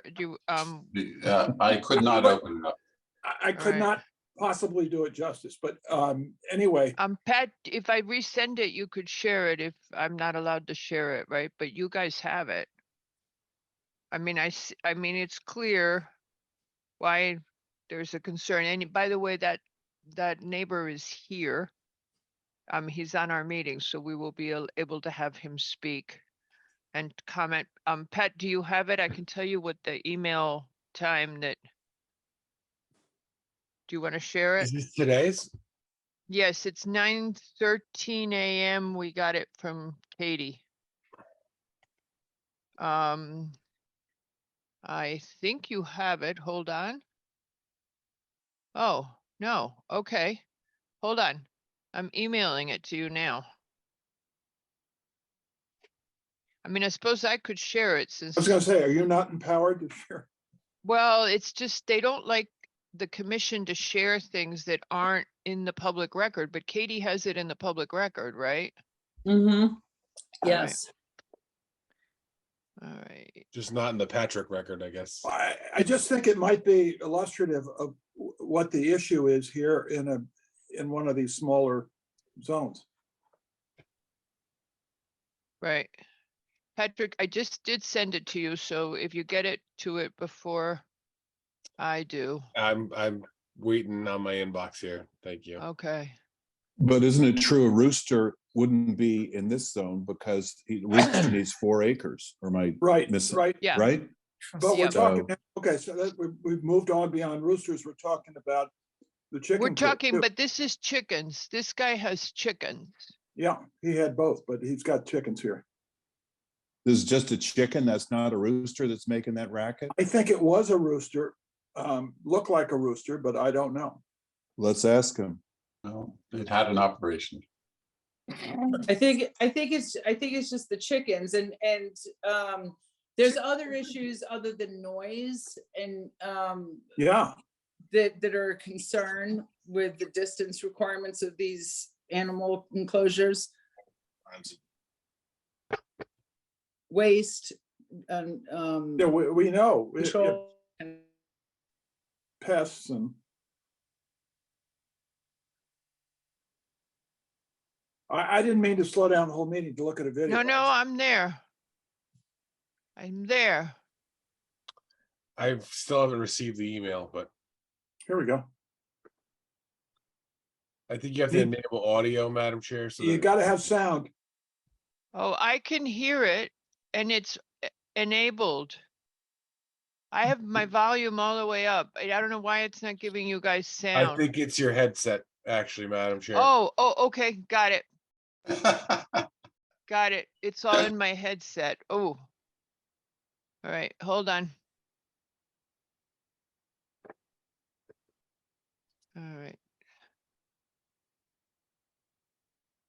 So that fence looks like, on the other side of that fence is where this coop is, right? And that's the property Yes. line. Yes. So the neighbor with the chickens has put it right up against the Right. the property line. All right. It's coming. All right.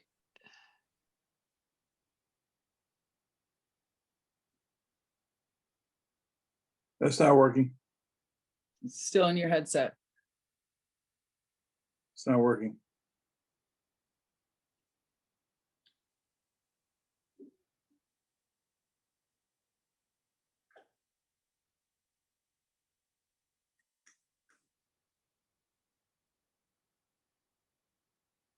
Should we at least pat on this and keep talking? Yeah, I feel badly that, let's just forget it. You saw the proximity of the house to that coop. And the house is the complainant, as it were. Were you able to hear it the second time? I disconnected my headset now. Okay. No. All right. Don't Well, worry. Let's move on. basically, if you're standing on the other side of the fence, you're hearing that animal going. Oh, wait, no, that was pretty good. Could you try that again? That was really good. I practiced it on the landscape regulations.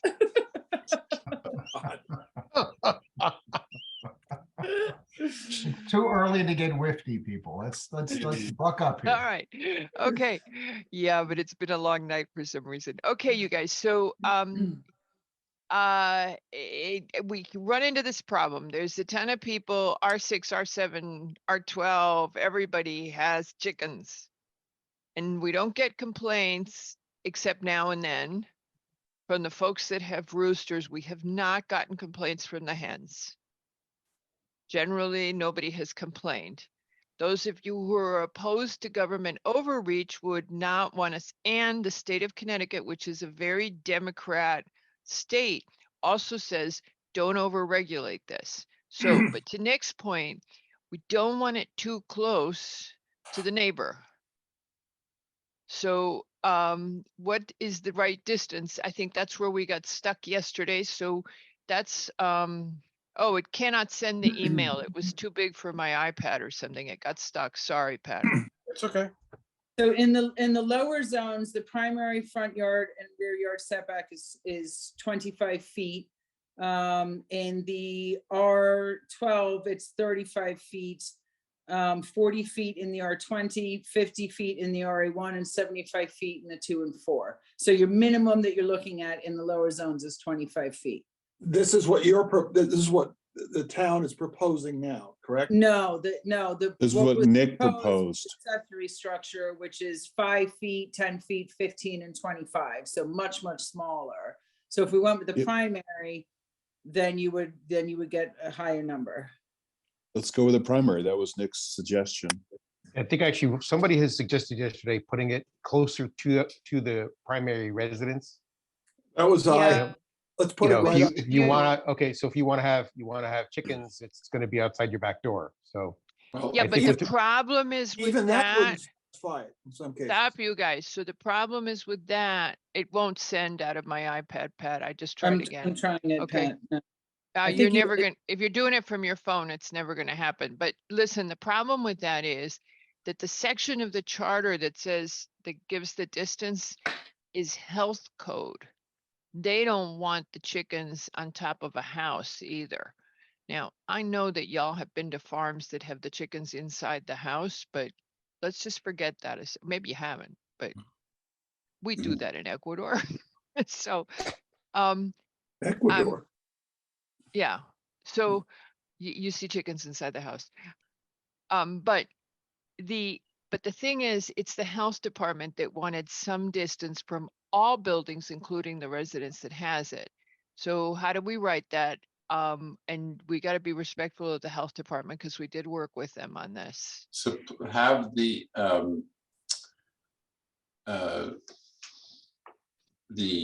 farmer supply earplugs. All right, that Uh, was the rooster problem. The second problem, so there are two issues that have been going on here. Did you finally get it? Looks like it. Okay, but my screen is black. It says it has Yeah, started. let's keep talking until. you Okay, know. so, there have been two problems raised.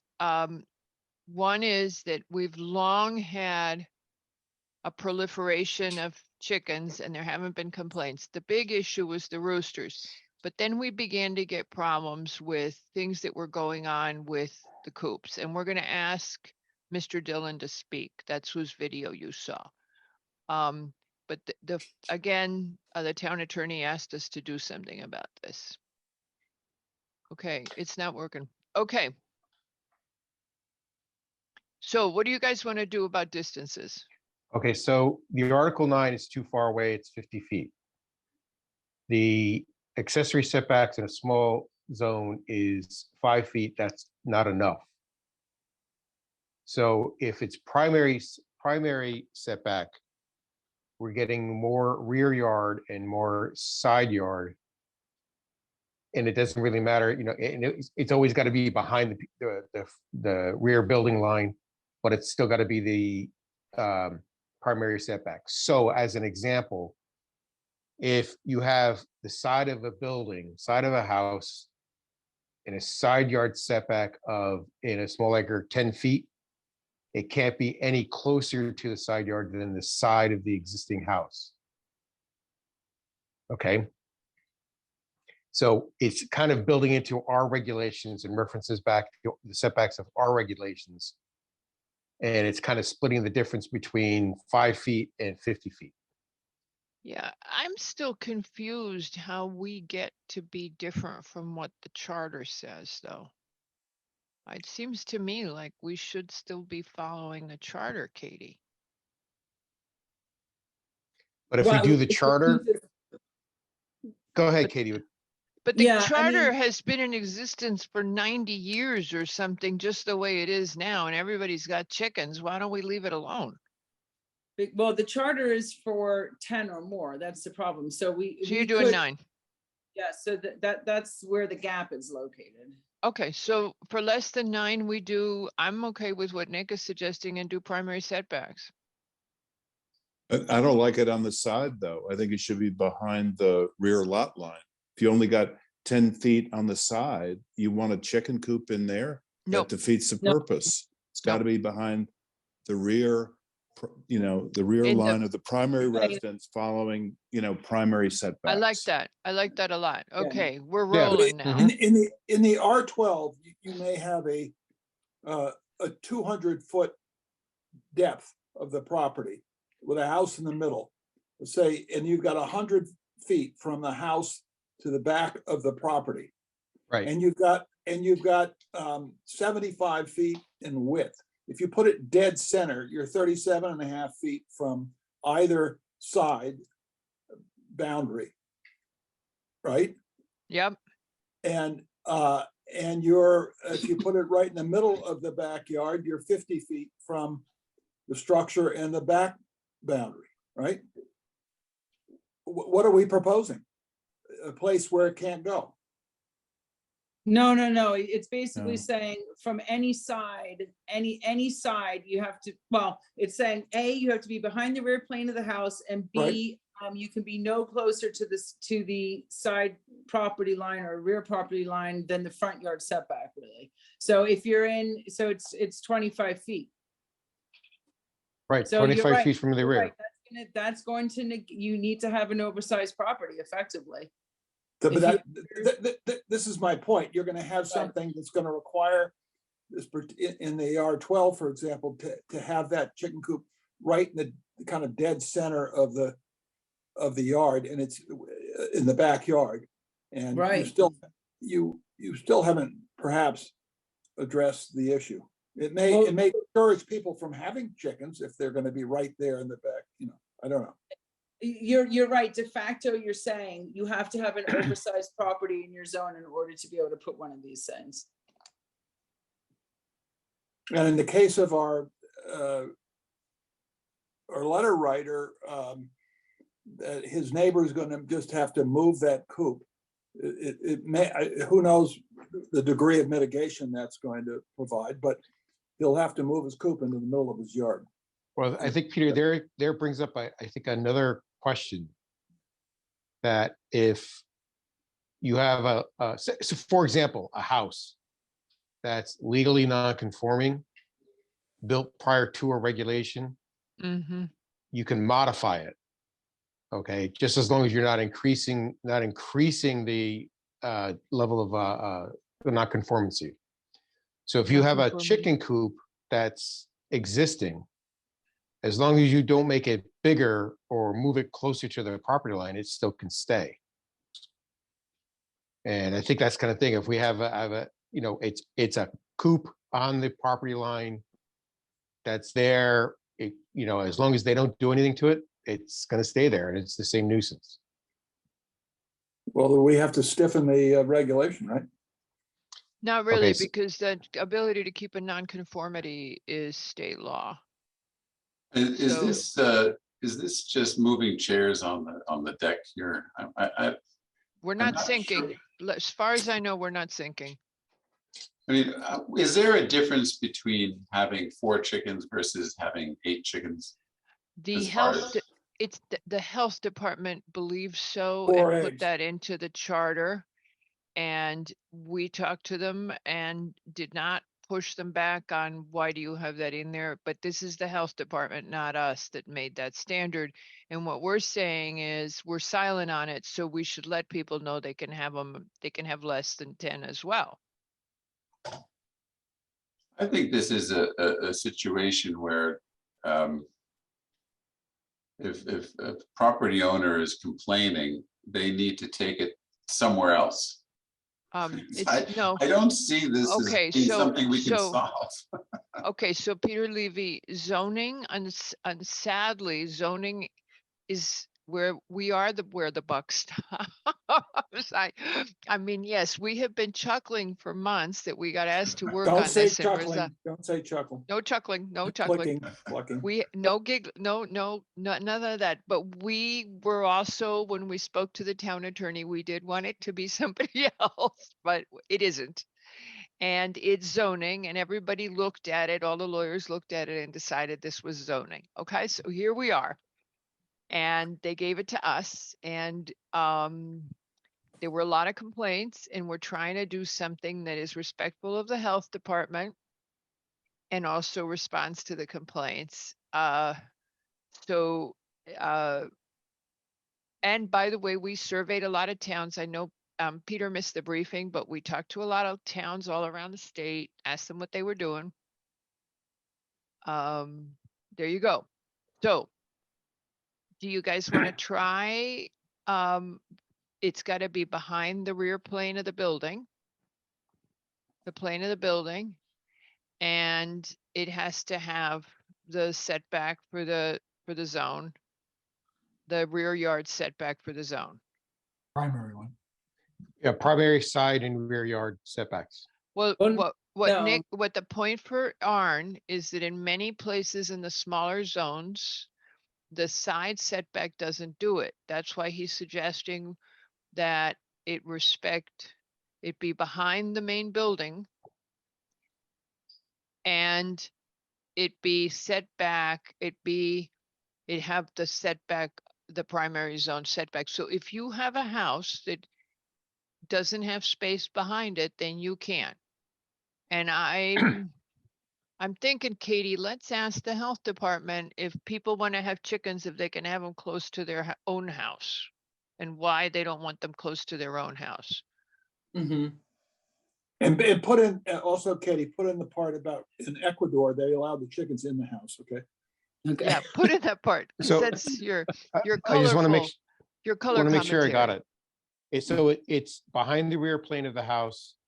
In the and rear that plane, yeah, or whatever, yeah. It's meeting the rear, the Setback, primary rear yard setback yep. and primary side yard or primary, the rear yard is applied to the side yard as well. Correct. That's what it Yeah. does. Okay, So for it is- example, R12, the minimum your rear yard is 35 feet. So you'd have to actually have 35 feet on both sides. Yes, Right. from all setbacks, from all property lines. Okay, And that works out okay because you have 5 and 15, 5 and 10 or 5 and 15. Somebody remind me because I don't have 205 open. You have that, but your coop isn't going to be that big as you guys know. So if you center the coop behind your house, you should make 35 feet. Well, if you have a 75 foot width, it's 37 and a half feet is the middle of the middle Yep. little spot for the hen. You only got like 2 feet to spare or whatever. And let's talk to Michael Long about why they put into the charter this thing about into the ordinances, the health code ordinance. Because keep saying charter and it's really the ordinances. Why they have this thing about the 50 feet, because we never did ask that question when we talked to them. Well, the spread of disease and all kinds of stuff. You who know, knows? I don't want to go down this rabbit hole, but one of the issues that people have raised is rats. If you don't keep your coop clean, and this is what the health code ordinance says, it goes to keeping the coop clean, because if you don't keep the coop clean, you get rats. And this is what the complaint has been in the R6 as well, downtown. Well, the we've- closer it is to the house, the more diligent they'll be about keeping it clean. I like that. That's very good, Mr. Levy. Okay, so are we good with that, folks? And And they the don't closer- need to supply earplugs, is that the point? And the closer the rats will be to the No. house. So Levy, since you missed this in the briefing, we did extensive research talking to lots of people. And we also talked to people in the backcountry who have extensive farm animals. And we were counseled as to what are the noisiest animals, and we focused on that because the state told us to leave people alone. But we heard that there are certain animals that are a real disturbance because of the noise levels. Like elephants and things. We left elephants out of it. Yeah. Okay, so do we have anything else that you guys want to do on this? Move on. I mean, except that it makes for a great story when you're telling your friends what you do on P and Z. Yeah. Let's move on. I've got a great chicken story someday. I'll tell you all about it. All right. Well, we'll see you real soon. Okay, so now I'm going to turn to the public for comment. And I have a surprise for you. Karen Fasiliotis has her hand up. She's going to be so not on the BET much longer. Ex officio.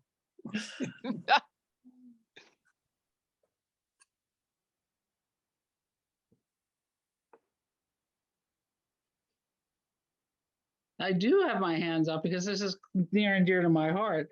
You have chickens? Well, no, growing up, I actually Were they inside your house? Did they? He started inside my house, and it was a rooster, and it was one of those biology things in 6th grade. You get to take the chicken home. Well, mine actually grew up to be a real rooster. I guess I'm questioning the 4 acres because my parents had 2.5 acres and it didn't bother anybody. Unfortunately, he got eaten by a fox eventually, but we debated, we went back and forth on 4 acres versus 2 acres. And at the end of the day, we talked to folks who, I mean, it was a toss up. There's no real logic in it. We had it for 2 and 4 and then didn't. So well, you think I would encourage you to think about the 2 because we never had a complaint about a rooster crowing on 2 acres. Okay. The other issue I have is I know somebody who does have a coop. That's the way that their house is situated. You drive up to the driveway,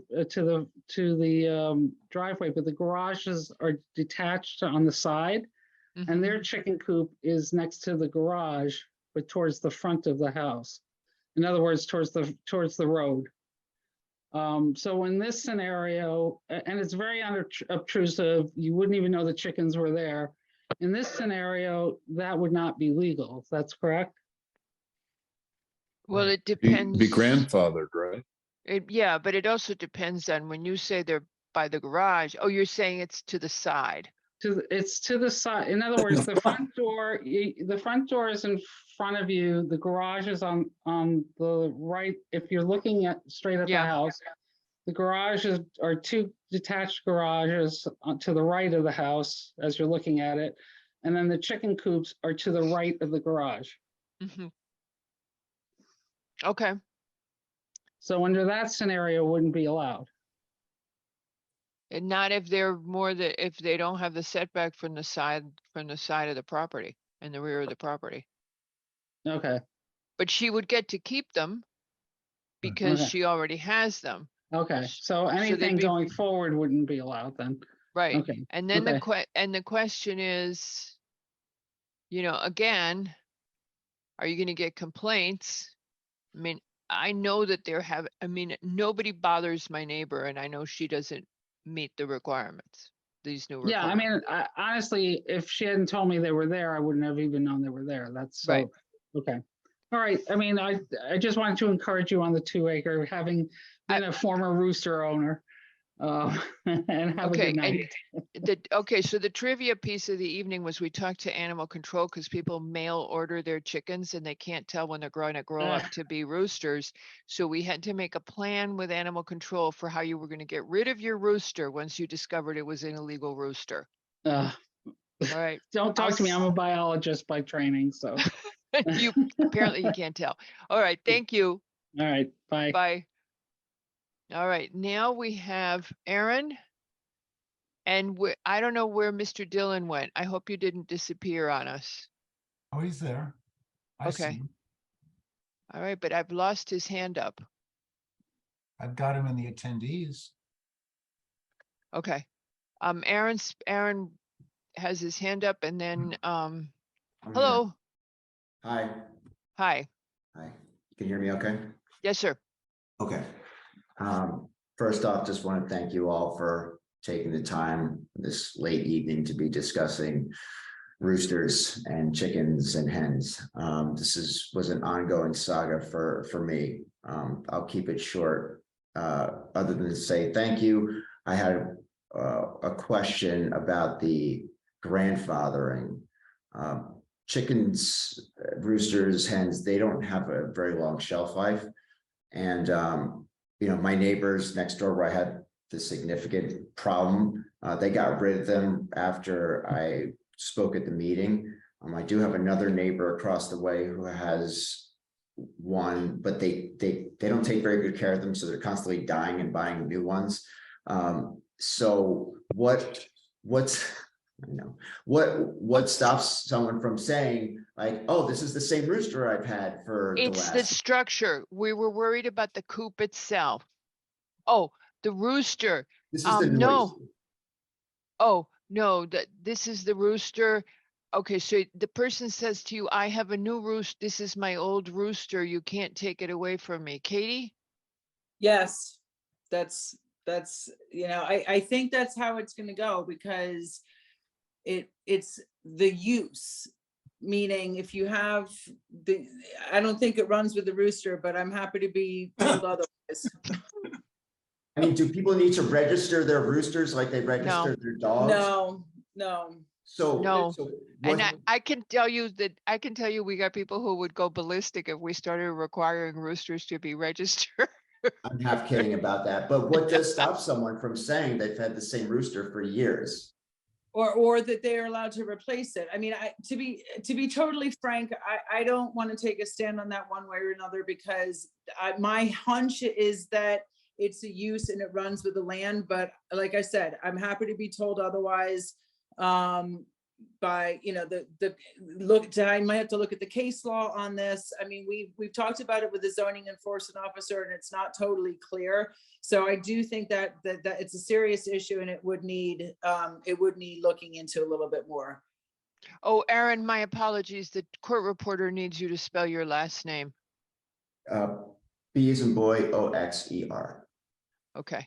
So Mr. Court Reporter, I hope you have that. So yeah, that would be the problem, but all we can do is outlaw them. And you were the first person who wrote the first selectman, as I remember. Correct. Okay. And I So spoke at the town meeting, yeah. Yeah. And you also went to the Board of Selectmen meeting. So Yeah. this is the best we can do. And the other thing that animal control told us is they come by mail order and then they discover it's a rooster and not a hen. And that we solved that one. Yes. Yes, You're this not- was solved because the neighbor, wound up, even though I implored him for almost 2 years, I guess the pressure was enough for him to finally say, okay, I'm going to remove the rooster. So he was nice enough to do that. I don't think he's going to get other ones. I do have another neighbor that has some, but again, it's kind of a little ambiguous what would happen moving forward if they decided to keep on re-upping with the roosters, which is something that happens. You might be able to tell when they change roosters, but I think to Katie's point, it's a tough thing. I think you're better off just filing the complaint for the disturbance. Right. But at Hopefully least that won't- we've done this for you. that's why I just want to say, I thank you. And it very took a much. lot of research. You wouldn't believe how much work it was. We've been laughing. Yeah, no, I appreciate that. And with that, I know that Kevin's around. I'm sure he's going to want to talk as his situation's pretty serious as well. But thank you all very much for letting me speak and for doing all Thank the you work. you did. very much, sir. Thank you. Okay, and Mr. Dillon's on his way in, and then we're going to go to our 3 discussion items. Oh. All right, okay, we need to move along, you guys. I know it's fascinating to all of us, but okay, you just need to unmute again, Mr. Dillon.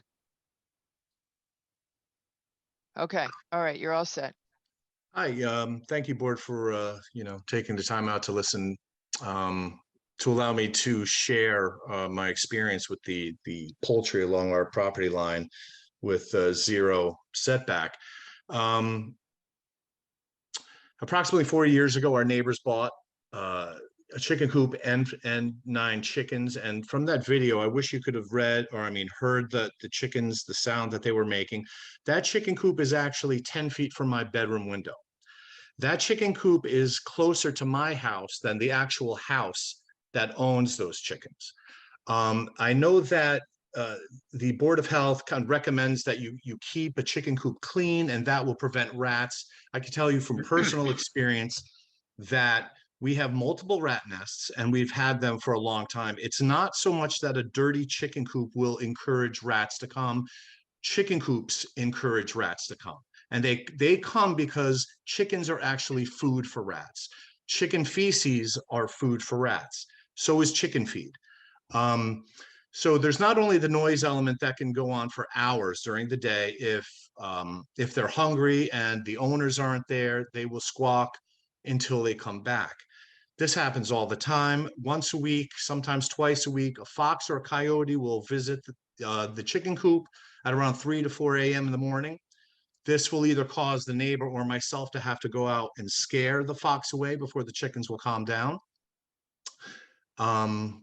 Let me see, where else? So, I mean, I would like to challenge at least, the board to, we actually have 5 rat bait boxes in our yard. And I would love to know any commercial property or any restaurant property in town that has 5 bait boxes. These all came about as soon as the chickens came onto our property line, basically. And like I said, they're 10 feet away from us. They put the chicken coop to the furthest recesses of their property because they're sane. They don't want them near their house. But for some reason, they're closer to my house.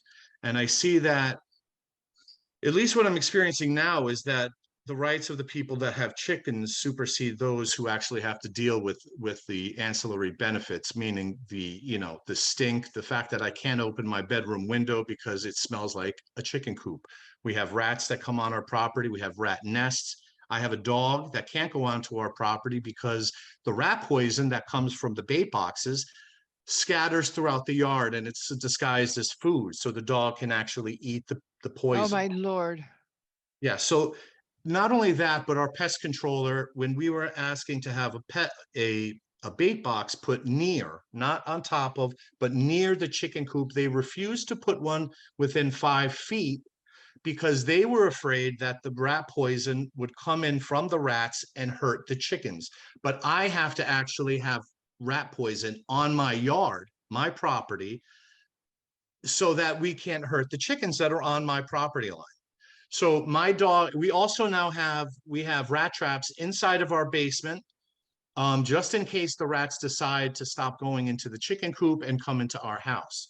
So I can't have my dog go into our basement because, once again, the rat traps are baited with food with rat poison in them. And if he actually touches them, could lose a paw or will get disfigured in some manner. So we actually have a home where we can't open a quarter of the windows, a quarter of our house, we can't open the windows or don't. We can't use the front or the backyard because there's rat poison on them. And we have a deck that now I don't know if I can really explain what's happening on our property line. Is what you have effectively is the world's largest bird feeder. Okay, what you have now is hundreds of birds every day on my deck furniture, and on my roof. And there is bird feces constantly. So if we want to have people on our deck, we have to hose down our deck furniture for about a half an hour and hopefully clean it up and have our guests out there for an hour or so before the birds come back. So this has actually been going on for 4 years. And I really have no idea how Greenwich is the only town in Fairfield County and somewhat in the state of Connecticut that has no setback policy of 75 feet or more. These are laws, or these are zoning regulations that have withstood legal scrutiny for decades. And yet somehow my neighbor who decided to put chickens on my property line is being protected and I can't use my yard. Not Well, only that, Mr. but- Dillon, just hold on a second. I don't mean to interrupt you, but you keep saying we're protecting him and we're not Well- trying to, I mean, we're creating a setback that protects you.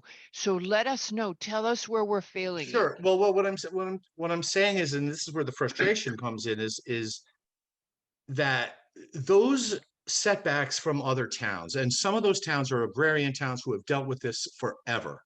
Those are not arbitrary setback distances. Those distances have been set back because over time they have proven to be the ones that allow neighbors to coexist nuisance free. Now, like I said, those setback distances have withstood legal scrutiny for decades. And I don't see why the town of Greenwich is the only town in this county that refuses to put one forth. But we're putting the setbacks in and we're putting. But that's what I'm saying. No, I'm saying like going past, but I'm hearing a lot of maybe 10 feet or 5 feet. No, we weren't good with that. We were like, oh Okay. no, that's not gonna work. We circle around and we argue with each Okay, other right. because, go ahead, Katie. Well, Mr. Dillon, are you in, if you're in the R7 zone, then the setback would be 25 feet. Okay. And if you're in the R12, it's 35 feet. So so what the commission's tossing around right now, the minimum would be 25 feet. Okay. Is that acceptable? Is that something that the thing is I would, what would be acceptable is anything that would put the nuisance far enough away. And I don't want them to be devoid of chickens. I want them to be happy, but it's really seriously affecting the quality of life of my family. Absolutely. Yeah. Well, I mean, so anything that would get, and I don't want them to have rats, but they have the chickens. So 25 feet, if from any property line, I don't know if that would preclude them from having chickens, at all. But I just see that this is somewhat of a compromise in terms of, and maybe that's just what it is I just think that the distance is not, I don't think it's enough to change the fact that I have birds and animals. And I mean, we've had skunks. I haven't seen skunks in Greenwich in forever. And we get skunks now because they feed on chickens. And so, like I said, it's kind of like, someone not worrying about crime until they get mugged. Somebody can be very flippant about the fact that, chickens and making sounds, unless you have one living right underneath your bedroom window. So, that's my concern. And that's, not to mention, especially during COVID, there's disease, not only by rats, but by chickens in general. And like I said, my neighbors aren't, they're sane people. They put it as far away from their house as they possibly could have, but they put it closer to my house, which speaks volumes. So, I'm looking to the board for some kind of redress, some kind of legal standing, something that is reasonable, so that we don't have to really come back to this ever again. Yeah. And it may take some iterations. It sometimes does with regulations. Hold on a second, Mr. Dillon. I think that Dennis Yeski would like to ask you a question. Sure.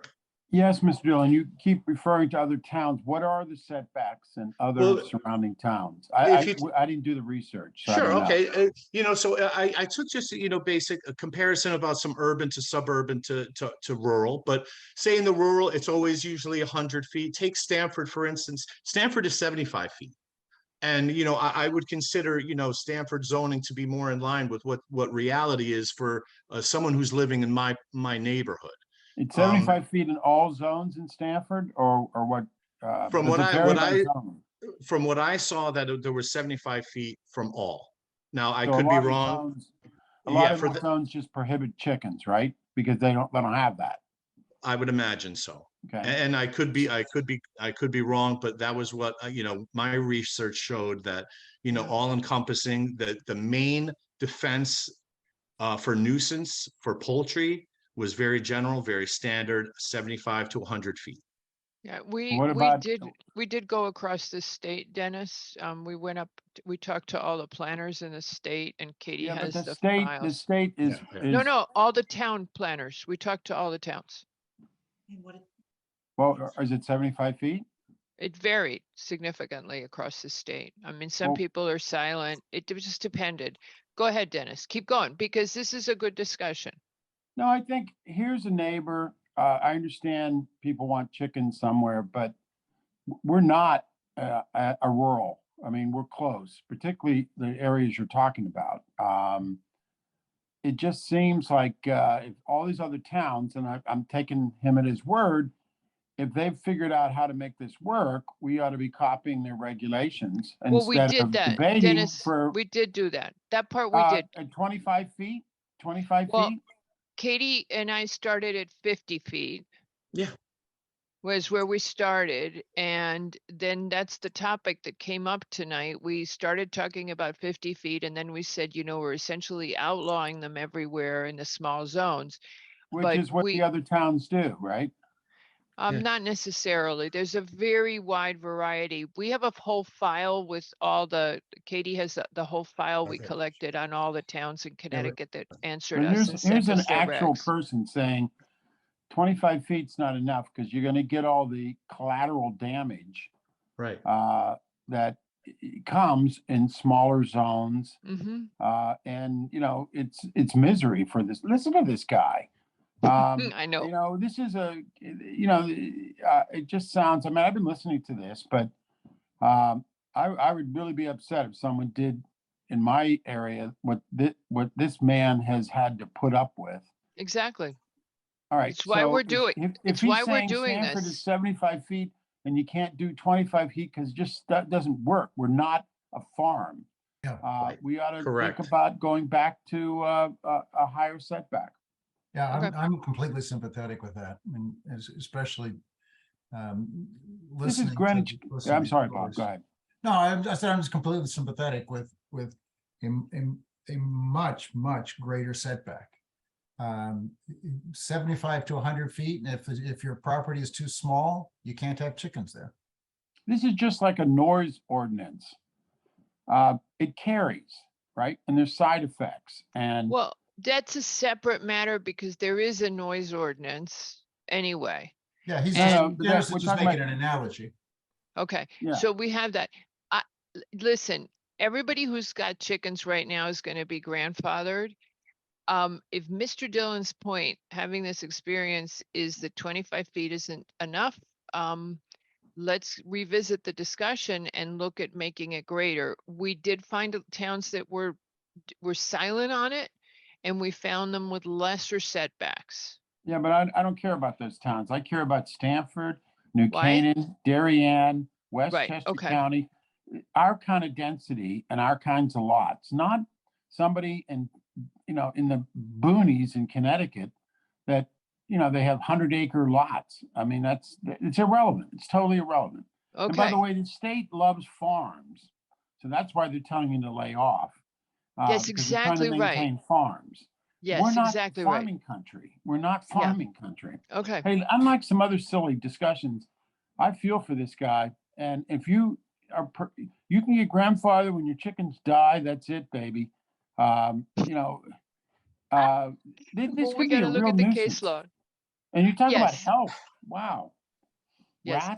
Rats in the Okay. guy's basement. And, Come and, on. and if I could add, and one of the most important things, and obviously the primal, responsibility of the town is to protect the property value of those property owners. And I have to tell you, I've taken informal polls with neighbors and friends, and my property may not be worthless, but it's a fraction of what it's worth. And because I don't know who would be willing to pay market value to have a yard full of rats with rat poison, chickens on its property line, and noise and squawking all day.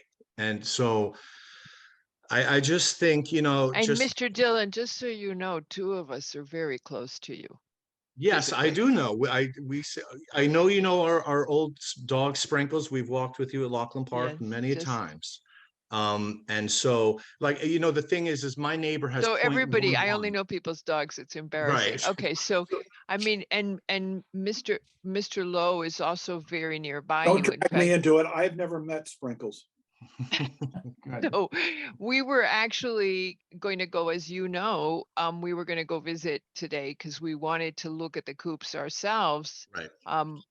We offered the commission an opportunity. We just didn't. In the end, you sent us the video, and I think that was very clear. Okay. All right. Mr. Wells and Mr. Yeski want to say something, or do you want to end the discussion? No, I want no, to say you kidding something and me? go Um, ahead, Dennis.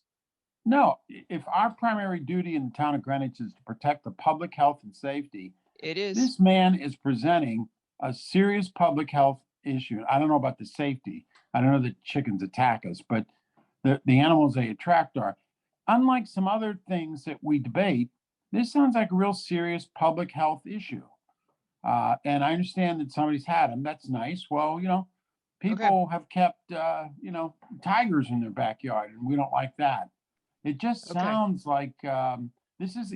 I can just see some newspaper picking up about the chicken problem in Greenwich. Oh my God! Oh, well, embarrassing. I'm sure both reporters are here tonight, so I'm sure there's going to be some coverage of Oh, this. that's great. That's great.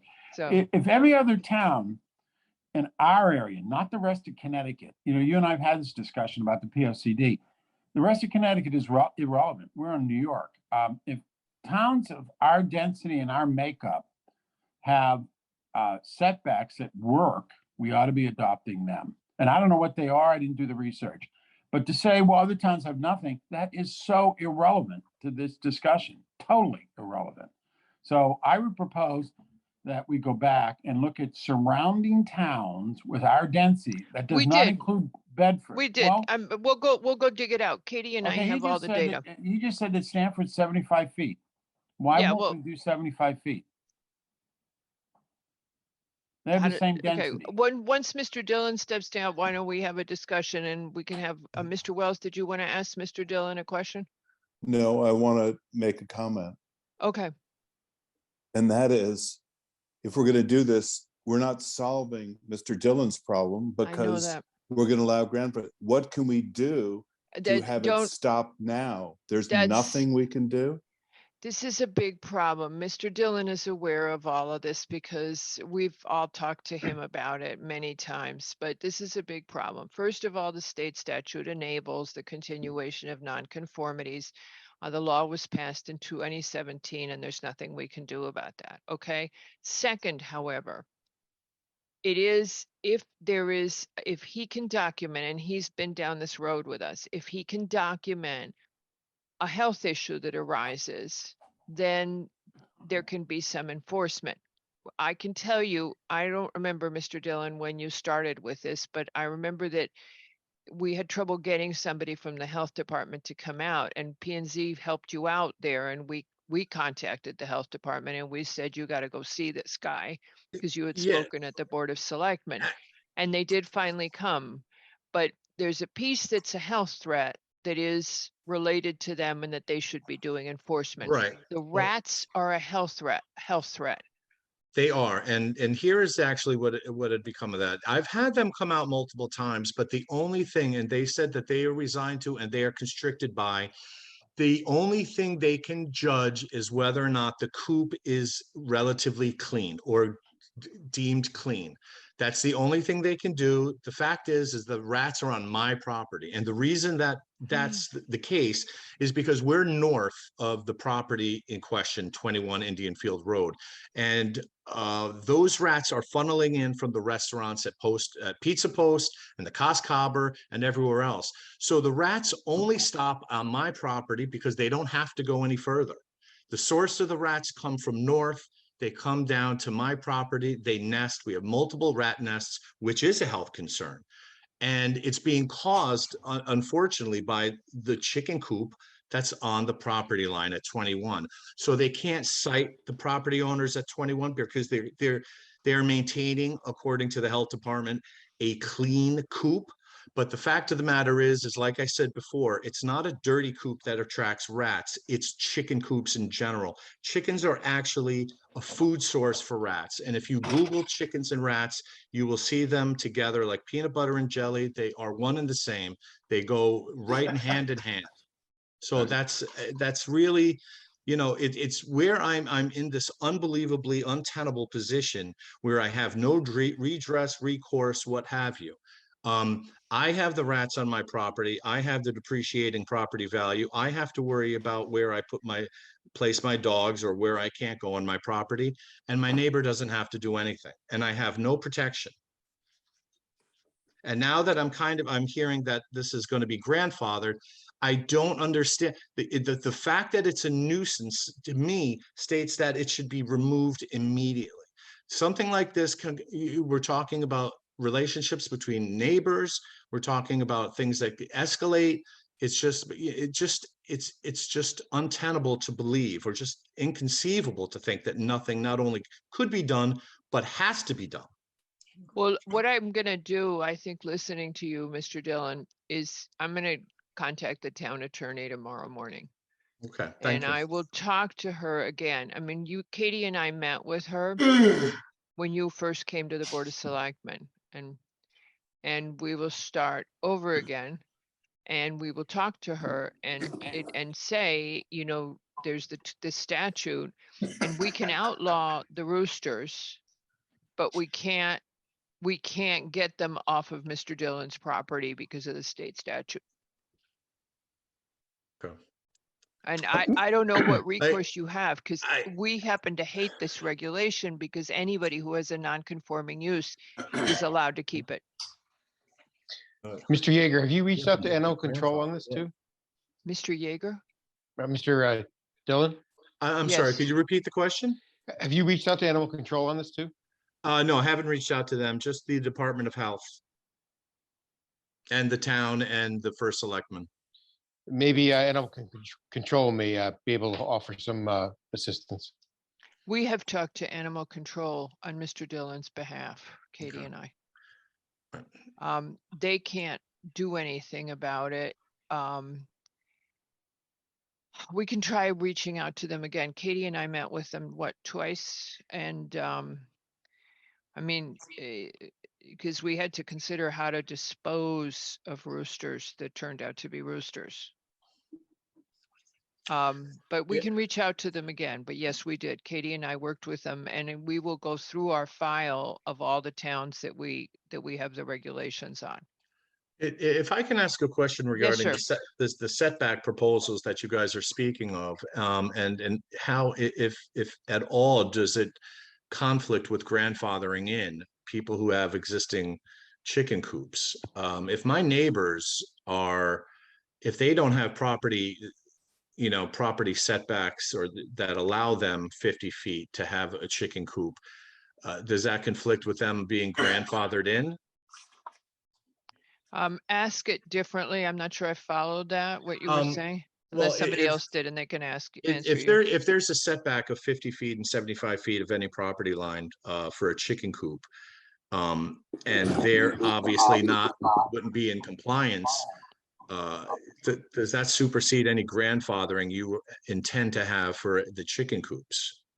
So if an accessory structure is too close to the property line, like the coop, and is not consistent with the regulations, as long as it existed before the regulations, it gets to stay there. Now, all we can do is outlaw new ones, and I will talk to the town attorney about that, because that's the problem. So for example, if you look at a lot of these houses in our neighborhood, Mr. Dillon, that are 100 years old, you'll see that the garages are too close to the property line. That's grandfathered. Well, could you explain to me what is the criteria for having this grandfathered? I know that you were Okay. able to help or change the If- existing if- zoning on roosters, so.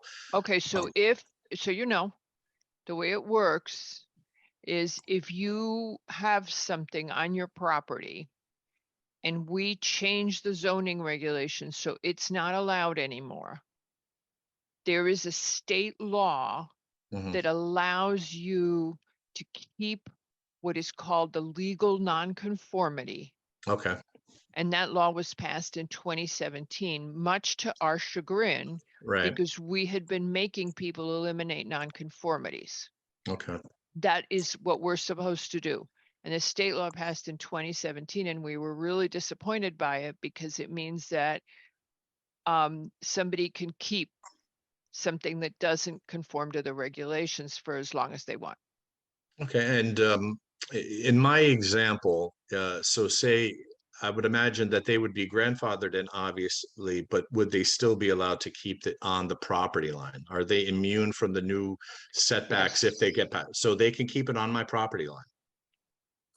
Well, because it's an existing nonconformity. Katie, would it have been, well, if they had more than 10, Katie, as far as you know, they'd be able to keep it exactly where it is, right? I think so. I mean, as I mentioned to Mr. Dillon, certainly we will do what we can to try to talk to the property owner and, you know, if it's anything like we're talking about 35 feet, 75 feet, whatever it is, obviously they won't be able to have a chicken coop at all. So it's going to be a harder conversation, but we can certainly try. You know, the animal control thing is something I think should be pursued again, simply because you mentioned the restaurants, and we've had things like dumpster issues with rat infestations in the downtown that the health department was extremely responsive to. So I would hope that maybe it called to Caroline Baisley specifically. She's the director of the department. That might be something that could get some action. Okay, okay.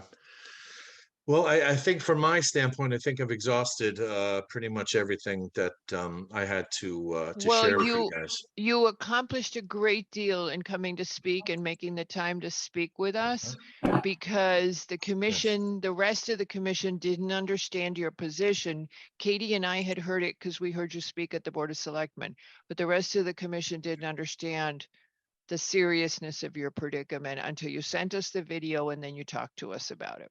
Okay. I mean, because you got to hear it from the person who's experiencing it. I absolutely agree. One final suggestion. I mean, if the town isn't able to help you, you may want to seek your own legal advice and hire a really good lawyer. Yeah, no, I understand. That's probably my last course of action. So. Well, but the first course of action is for us to go back to the town attorney, who is responsible for protecting Mr. Dillon, and say to him, look, Barbara, we've done this, but it's not going to help this man. So when do they anticipate doing that? Do we have any time? Do we have any I'm time? going to talk to the town attorney tomorrow morning. I promise you that. Okay. We'll follow up with Katie. Okay. All right. And So you'll follow up with Katie. I'm hearing Mrs. Dillon. Hi. Yes, you Hello. are. Hi, Margarita. The other affected party. Yes. Okay. So, well, I guess that, like I said, that ends it from our perspective. We'll follow up with Katie, and we'll. I guess that's about it. I want to thank you for your time. Thank you. Thank you very much, Mr. Dillon, for making the time. you. Is anybody else want to speak from the public regarding the animal regulations? No. Okay. It sounds like we can leave this open. I will dig out what the near towns have in terms of regulations. Katie, you have it too, but at some point give me to the weekend, you guys, and I'll dig it out, what we found. And we'll leave it open, and we'll modify the part with the setbacks. And I leave it to you guys to think about. You've now heard the man's story. And it's real. And it's bad. And it's bad. And it's a health hazard. I'm surprised that, I would have thought that the first stop on this train would have been the RTM to get an ordinance passed that dealt with nuisance like this. That's the problem. There is a noise ordinance and there is a health ordinance. So why? And we met with so we met with the town attorney, and the decision was that this was a zoning matter because the issue is setbacks. Okay, so let me just tell you again. So the issue here is setbacks, which is zoning. However, the town ordinance is very specific about about keeping it clean and not having rats. The problem. So why isn't that being enforced? Well, it Good could be question. enforced, or it could just be rewritten so that chickens are not allowed to be raised in residential neighborhoods. And to me, we don't have, the state law doesn't give us an effective tool to regulate and help this fellow, and many other people like him. And even if we have an ordinance, Katie, the ordinance addresses the health issue and the noise issue. The setbacks are a zoning issue. And the moment you do the setbacks, you're into the nonconformity. Sorry, we're still on the last application, you guys. So we went round and round with the town attorney on this and finally decided that we were going to have to do it in zoning, much as Peter Levy also tried to kick the can down the road. We had to do it in zoning because Yeah, it's a setback issue. And even if you outlaw the use, then you've got the problem of it's non-conforming and people are going to keep it. You know, I maybe you ought to have the lawyer go look at, if our mandate is health and safety, the solution legally cannot be, well, if you're shooting somebody today, it's okay. You can keep shooting them. But Exactly. you can't buy a new gun. Okay, but it's a like, that's different stupid. thing. You're talking about zoning, which specifically passed the act in I got it. 2017. No, I'm not. Got it. I think Bob is bringing up a good point. He's It's right. way In a beyond perfect, zoning. and it's a perfect world, you fix this problem. Right. And that's what. And we're go ahead, not Katie. the whole fix, but we're a little part of the fix. But when we need to go back to the Board of Selectmen and say, there's a bigger fix here and it's health. Yeah, I mean, with all due respect to Barbara, I think she's just dead wrong. If she's telling you that the town. How do you really feel, Bob? No, but this is not that hard, right? We know that state law does not give zoning the teeth that is required to solve this problem. Dennis is absolutely right. If there is people whose behavior today is violating appropriate public standards, and the legislative body of this town says that behavior shall cease, those who were doing it before don't get grandfathered for the next 100 years. They have to stop. Katie. I think all we can do is prevent a future problem. And I think that, in my humble opinion, I believe that the language of the charter and of the animal control or whatever is sufficient enough for them to do something about Mr. Dillon's problem, I think. I mean, okay, but Katie, who's doing it? The health department should do it. I think the so language is.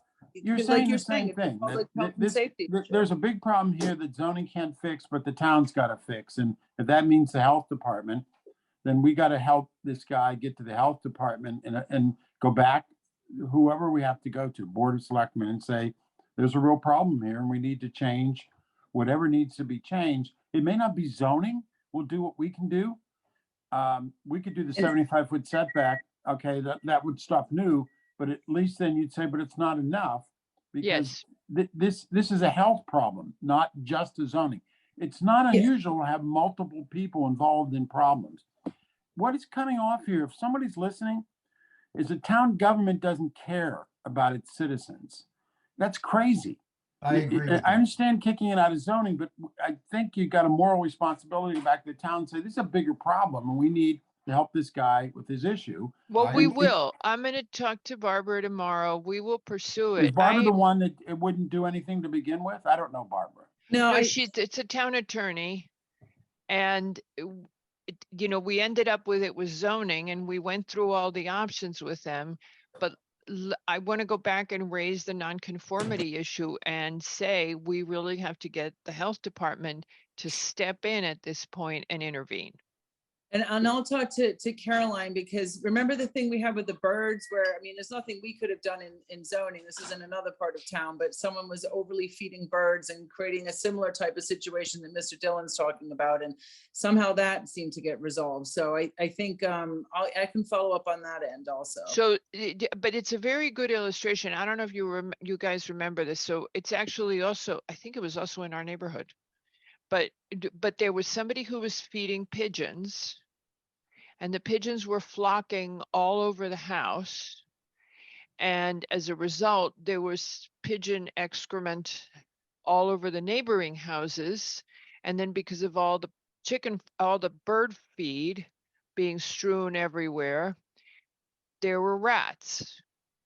It's the exact same thing. Yeah. Because you No, can't because outlaw it. No, it's different because this guy's got a structure that goes into zoning and he ain't moving This it. guy's got a structure, but everybody else had chicken poop all over their houses. I mean, pigeon poop all over their houses and had rats as a result. But whatever changed was not grandfathered. This Right, is- because it's and a as health, it- that was a Right. health violation. So we have Okay, to well, get them. we're arguing with ourselves. The guy's got a health problem. This town's got to Sorry, help Chip. him. All right, he's got a health problem. Okay, so Katie, Just you one go to thing, maybe, Caroline.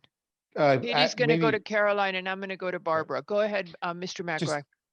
maybe there's something in the nuisance ordinance that may help as a That's a good specific, thought. it's Good thought. extensive. There's a lot of stuff that's covered. Maybe a quick read of that there might be something that might pop up in terms of existing sorry. conditions. What, I'm sorry, Nick, what did you say about existing conditions? I missed that. In the nuisance ordinance. Maybe there's something in there. Oh, they in- can fix it, Nick. If they address it in the nuisance ordinance, they have all, the whole nonconformity thing is only in zoning. So if they attack it on the nuisance ordinance or on the health ordinance, they got it. They can There do you it. go. But they Okay. haven't, but they gave it to us to change the regulation. Our next step is to go back and say, we've spoken to the members of the public who had this problem, and it's not going to be enough for them. Right. You're going to have to, Katie's going to go to the health ordinance, and I'm going to go to Schellenberg on the nuisance. And we'll do that tomorrow. Okay, Mr. Haslam. Thomas Basili, you can now leave. Oh, thank you, thanks. I had to See you- rush. I had to go buy some eggs before the store closed, so I'll see you. Everybody's a comedian. Everybody's a comedian. Did you grow up in the Poconos? No, and I or didn't even something? get it. I was like, oh, you're going to make eggnog? All right. See you No, next. right. Thank you. He's part of the Berkshire Pocono. What do they call those people? Okay, all right. Everybody's a comedian. We're gonna go Worse do no. our discussion items now. GFC Havemeyer LLC and GFC LLC. This is a pre-app review for what we affectionately refer to as the Armory. And that is 226 and 230 Mason Street and 16 Havemeyer. And with that, Mr. Hasland, away you go. And Thank of you, course, Mr. 20 Haslam. minutes would be awesome since we can talk about roosters for an hour and a half. Well, I have to say, considering I've listened to it for an hour and a half, I just wanted to add one observation. I love when you go to upstate New York and you'll see a sign as you enter into a town that says, warning, zoning in effect. I love when they see that. They have to put a sign up to tell you that they have zoning. But in any event, I kind of grew up in a town like Can you get me one of those signs? that. I want one for Christmas. Uh-huh. Will do. You could Okay. get it for Katie as her going away present. Yeah, I will. All right. So with me tonight is Helen Nitkin of HB Nitkin, the applicant. Hello, ma'am. And Uh, hello, Mr. McCall. Mr. McCall, Okay, the go ahead. architect. All right. I won't go back to the long history of this. I'll just bring you up to speed about where we are, where we've gotten in the past few months, even though we've been at this for 6 years now. If you recall, back in September of 2021, after 3 meetings with the HDC, we reached a resolution which we thought was great, and they unanimously approved and were really pleased about, which was to take off the roof, expose the rafters, leave the rafters in place after reconditioning, and maybe even light them up to create kind of a dramatic effect. They loved it, absolutely loved it. We came back to see you folks in June of this year. You hated it, absolutely hated it. And put on the moniker of it being Dresden proposal or something of that nature. So, but basically it looked like something that had been firebombed in your opinion. So I talked to Katie. You mentioned at that hearing that you want us to look at other possible options and do what we could to maintain the facade from, you're looking from Fawcett Place north. So I met with Katie afterwards and I said, Katie, I don't know where to go with this. I think we may have to just look at completely different options. And she said, "You're close." Katie can chime in at any time and tell me I'm wrong, but this is how I recall it. You're so close, stick with it. Why not try to do something like a carport, expose the two other sides, keep the Foster Place side and keep the Armory as it is, and just open it up so you can hopefully get your relief from your FAR. And you've accomplished saving the visual aspects of the drill shed and of course the Armory itself too. So that's what we charged Bob with doing in his firm. And they came up with a plan that provides for, and this is by linear foot, it's not by the exposure of the whole wall, to basically open up the wall on the north side. I think it's 88%. Pardon me? Somebody say something? I think it was Mrs. Nitkin. Oh, okay, Helen. She's on mute though. But any event, and open up the western wall as well. We wanted to preserve the upper windows if we could on the western wall because they're kind of a unique architectural device, and we could open up that entire wall if we so desired. But we felt that what both the HTC and P&Z were trying to do was allow for this development to take place, but to preserve as much of the Armory and the drill shed as we possibly could, while not impacting the visual aspects of it from the street, and by basically maintaining the feeling of the shed when you're actually inside of it. The current proposal actually does not provide for a second story within the shed. Mr. McRae asked about that. It'll be wide open. You'll have views still of the trusses above it, et cetera, and you'll have maintained the feel of the shed as it currently is. So we think it's a good proposal. We think it'll hopefully get us over the line with making sure we can meet the FAR requirements, et cetera. There was a letter from HDC the other day. I'm not sure if you've all read it yet, but they seem to be a little upset that this isn't before them at the same time. I hope they understand that basically we were instructed by you folks to come back to you first, and that we would fully intend to obviously go back to HDC and provide a preservation plan, et cetera, as they request in the letter. But clearly you made it very apparent to us that you did not like the other option that they had approved.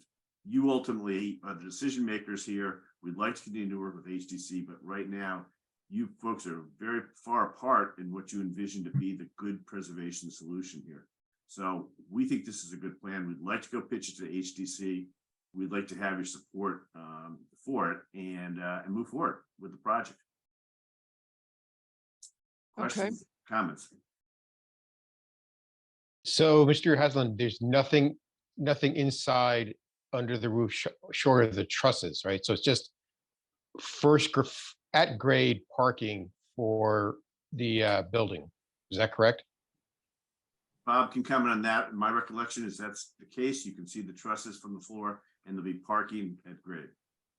Yeah, at grade level, it's exactly as it is now, but in order to accommodate the parking requirement, we are going to wind up restructuring the existing floor of the shed because we have to dig down more underneath the shed because there's an existing basement underneath there to extend the parking garage adjacent underneath the shed. But by all appearances, the shed as it exists is going to basically remain, aside from the openings, the same, and it's going to have a new slab. Okay. So the Armory, as we know it, would stay in terms of roof side with some modification on the alley side and on the interior court side. The Armory will stay as it is completely. The drill shed is what we're talking about. Yeah, the drill shed. That's what I meant. I'm sorry. Now, the drill shed itself, the exterior, would you be replacing or repairing or anything with the roof itself in the clear story? Just to kind of bring it back from its current state? That's open for discussion. Actually, I would imagine that, especially since we're building a development right next to it, and that's going to be one of the focal points of the units, I would imagine we are going to tidy it up. To what extent, I can't speak to that. Okay.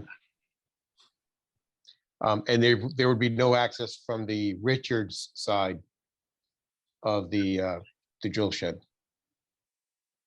Correct. Okay. That wall's still solid because it's right up against that. Yep.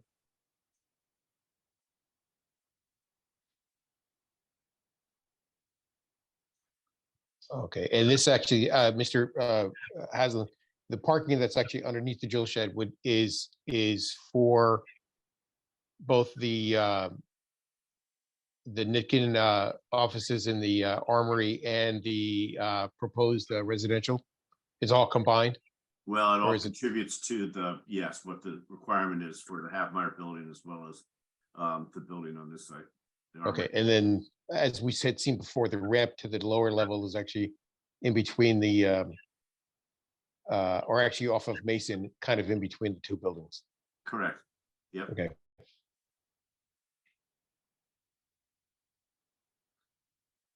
I think actually, to the extent that you're preserving this, is, I think, most appreciated.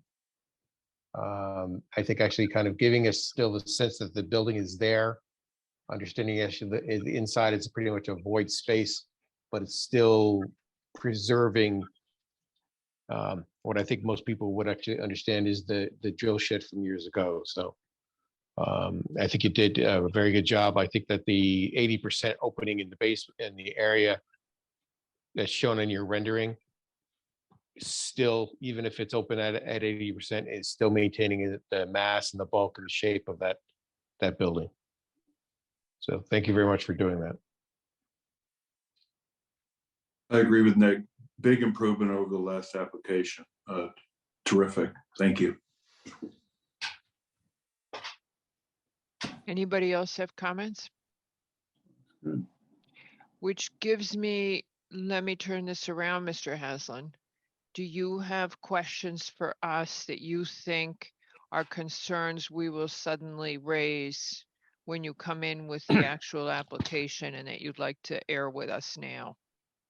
Well, the first thing would be, do you want me to go make peace with the HDC on this before I file the final application with you? Or I'd prefer to make final application with you and then have you refer us to HDC and make peace at that time, if that's possible. My take is you won't actually have to make peace because they should be happier with this than with the ghost structure. I know there were some of them who loved the ghost structure, but they get intact historic preservation. I can't imagine they'll be unhappy. I think they definitely do want us to do a preservation plan, which is understandable, and we can do that. And I think that they definitely do want to see us again, but I'd like to make application to P&Z, go to think so. HDC, and with the preservation plan. They've already, I'm sorry. Yeah, I think you're right. Go ahead. I didn't mean to interrupt you. They've already obviously indicated and documented the reasons why they think this is worthy of preservation. So it's now no longer an HO opinion issue there. They've already stated why it's important to save what we can. So I think it really just goes to, as I say, getting on board with what the current proposal is, making our case there and doing the preservation plan. The other thing is it's tight on the interpretation of the zoning regulations as to this exposure, but I did meet with Jody twice, Jody Couture, after speaking with Katie. Katie, we may have had a joint meeting with him too as well. I can't recall. But Yeah, I think we did. I think we did, but basically he thinks that we meet basically the spirit of the law with regard to carports and the openings, et cetera. And the fact that there's a groundswell to try to preserve as much as we can of this building, and also recognition of the veterans who care about this, et cetera, that we can make a good case that we do meet the definition of carport basically in this and get our FAR where we want it to be. I will say we're only going to end up at 0.815 FAR, which is much less than was previously approved back in 2007 and less than the 0.92. So hopefully everybody will be satisfied with that and we can move on. But that's, I think we're ready. We want to move forward at this point, and we thank you for your. Yeah, so my leaning would be, I'm with you. I think you should come first to us.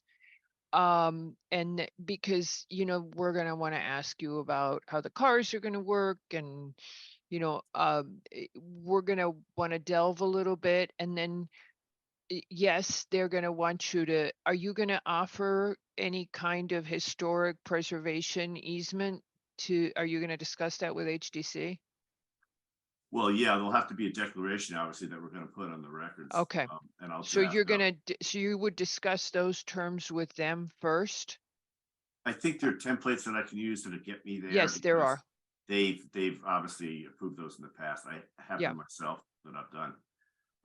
And we've come a long way since 2007 when the 9 townhouses were approved as only for easement facade, or facade easement rather, that was it. Now we're talking about the whole thing, so we'll have to do a declaration.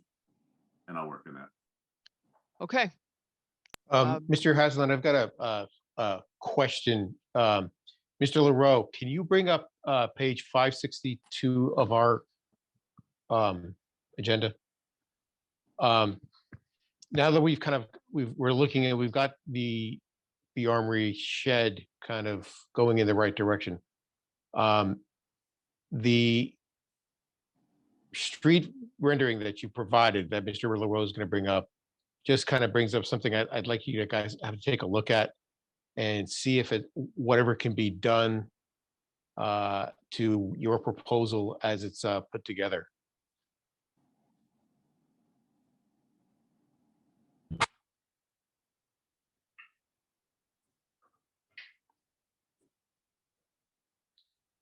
Keep going, one more, keep going. Yeah, that, if you can rotate that. By the way, I'm not sure why these are in black and white. They got posted that way. They were submitted in color, but it's not sure what happened.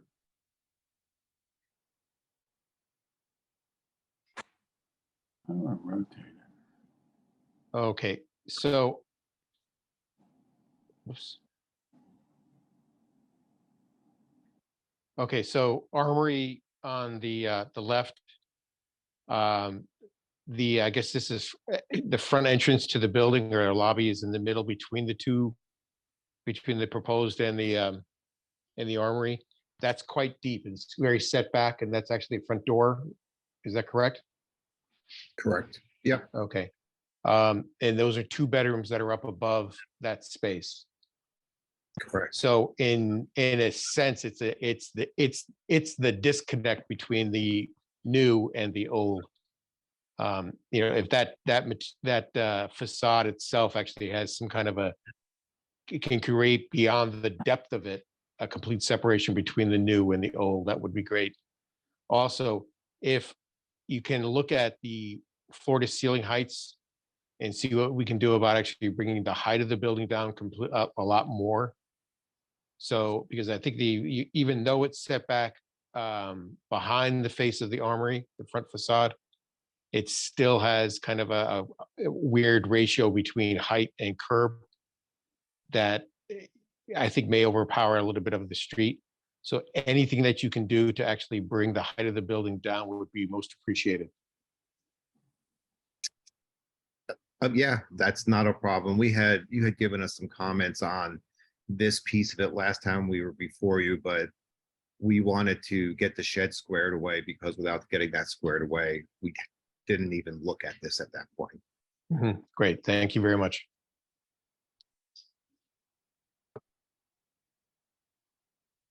Okay, anything else? Yeah, the massing and the height are, you'll look at that and see what you can do.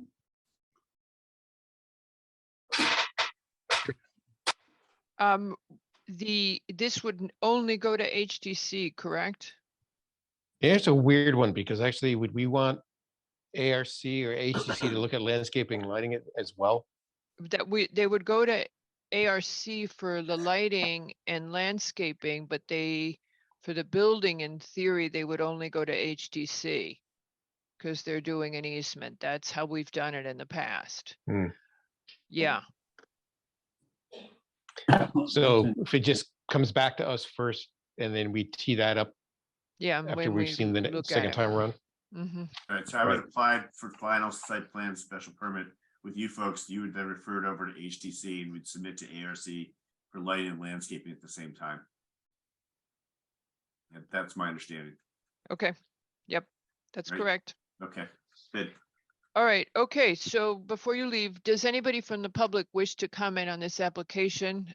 This is the Armory building on Mason Street in Havemeyer. And an application to do multifamily there. No comments. Okay, we'll see you when you come back. Great, thank you so much. Thank you. For our next discussion item, we have River Road Development LLC, which is to construct two carports in the existing parking lot at 89 River Road.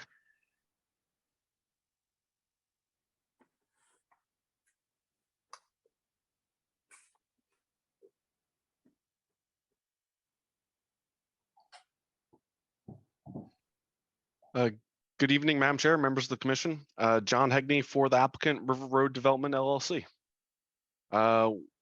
We are looking to do carports. You know, with all the talking that Chip had about the Armory parking, we'd continue the theme here. You may remember this property from 2019 when we built our rowing facility on here with 2 levels of 6 residential units each. Then we revisited you in 2021 to change the hardscapes on the property. We are looking to add 2 new carports to the north and south ends of the parking lot. They would cover 10 spaces each. What we found in seeking potential occupants for our residential units, that they're looking for some level of protection for the vehicles that they're bringing to the site. When designing these carports, we picked them very carefully to make sure that they worked within the existing development of the site. In particular, we positioned them so that they comply with zoning setbacks. I know there was some discussion at the briefing. We're positioning these so that the posts themselves will comply with the setbacks. So therefore, no variances are going to be needed as part of this project. The carports are designed to occupy the area that is already over the existing parking. So we're not increasing any impervious coverage. We're not changing the drainage design. Some of you may remember that the drainage was specifically designed to pool all the water or all the runoff towards the center of the parking lot in the site. We do have permeable pavers there. They'll continue to be permeable, and the drainage system will continue to work as it has. There are some questions about whether we're going to adjust any landscaping or lighting as part of the installation of these carports. Yes. I would tell you that the landscaping should not be affected by this. Again, the carports are designed to be entirely over the parking areas. The trees are still relatively young, and I'm sure that they'll grow to learn to love these carports too. The lighting on site also will be unaffected. They don't hang over the parking lot in any way. If the commission sees fit to support this project, we'll certainly investigate adding lights to the carport structures themselves, but at this time, we're not planning any changes to the site lighting. Good. Less lights are better. I would say that I think that this site in general has been a wild success in terms of what the commission is looking for in terms of site layout and site design. I will say that from a logistics standpoint, the northern carport is occupying the area where all of the unit owners currently park their cars or will park their cars. Each space up there is designated for a specific unit. Overflow units overflow spaces are also located on the north side of the building facade. The southern carport is mostly there for symmetry, which was a continuation of the direction that we received from the Architecture Review Committee when we met with them on the project in 2019. In response to the EMAC considerations that Mr. Wells raised at the briefing, our clients are interested in looking at EV chargers on site. It wouldn't be a part of the carport, but they would be looking to locate them at the front of the parking area along River Road, where electrical service comes to the property. So we do believe there's an opportunity there to make those EV stations happen, and hopefully something that residents and occupants would be interested in as well. Commission, do you have any comments on this? There were comments yesterday. Mr. Hegney, I was at the site today. Good for you. Me too. Great. There are light stanchions, light poles on the edges of the property where the carports are proposed. So if they're still there, they would be shining on the roof of the carports as proposed. So you really kind of need to take a look at that. It's either the light poles or lighting underneath. I think having both would be just a little too bright. Well, it would be ludicrously redundant. You'd have, you know, lights on your cars under the carport and lights on a roof, and that doesn't work. Yes, the landscape's out there, but to what effect actually does the roof of the carport affect by casting shadows on the landscaping? Something to take a look at, okay? Because it's kind of thing we have I realize this would be your carports would run east-west. You know, is it going to have a detriment to the growing in the natural sunlight getting to the landscape? Because the landscape for this property was actually a very big deal because of it's a sea of asphalt. The ADA compliant spaces are in the front of the building. Are there any ADA spaces underneath the carports? Mr. McRae, we're not. What I'm happy to jump in here unless you'd like to continue. I'd like to continue. Okay. They are very nice carports, matching the building. That's great. I'm glad they're not Florida flat roofs, but I am concerned in terms of it's a carport that's kind of tall. It's huge to me. I'm not talking about overall height. I'm talking about underneath. You've got from the asphalt to the lower cornice of about 9.5 feet. That's usually the width of a garage door, not the height of a garage door. So you can actually take a look at actually reducing the height of them. That would be most appreciated.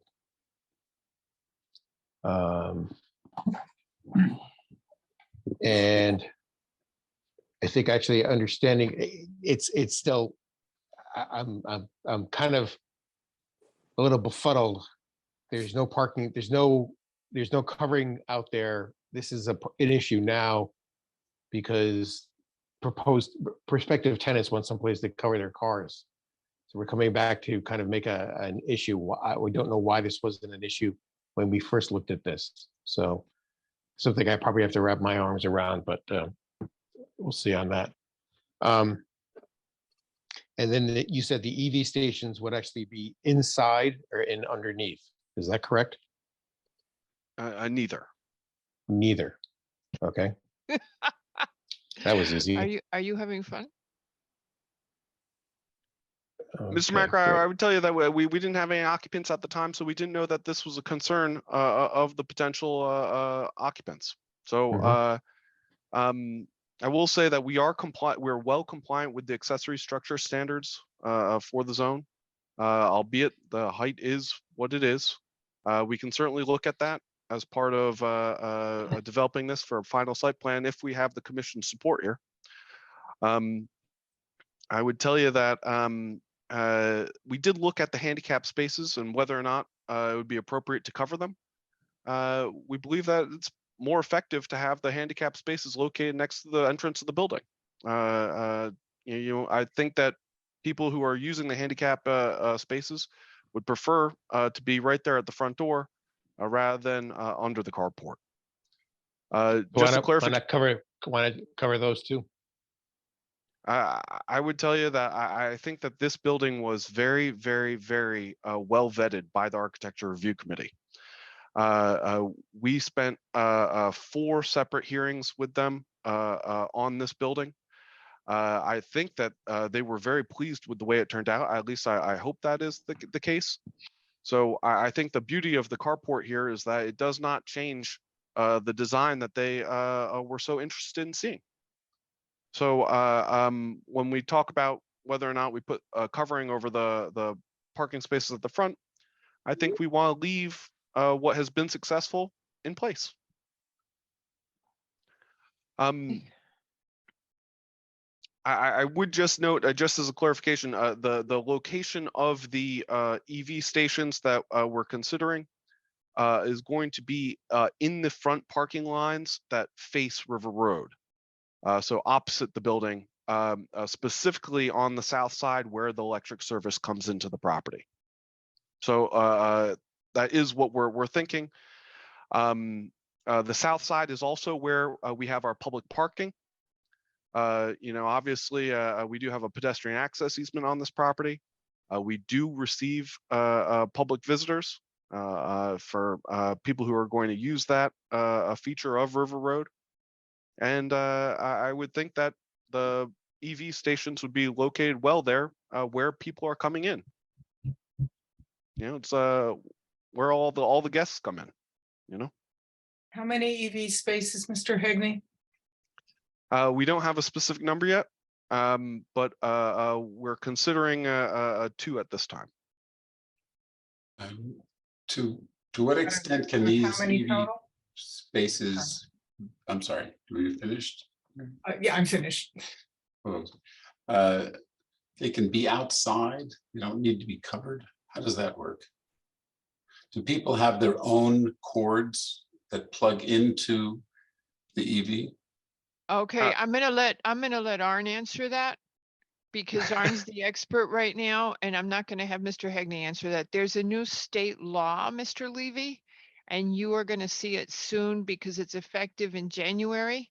And we have to implement it in January for new construction, but it has a couple of different things in it, and one is that a landlord has to accommodate.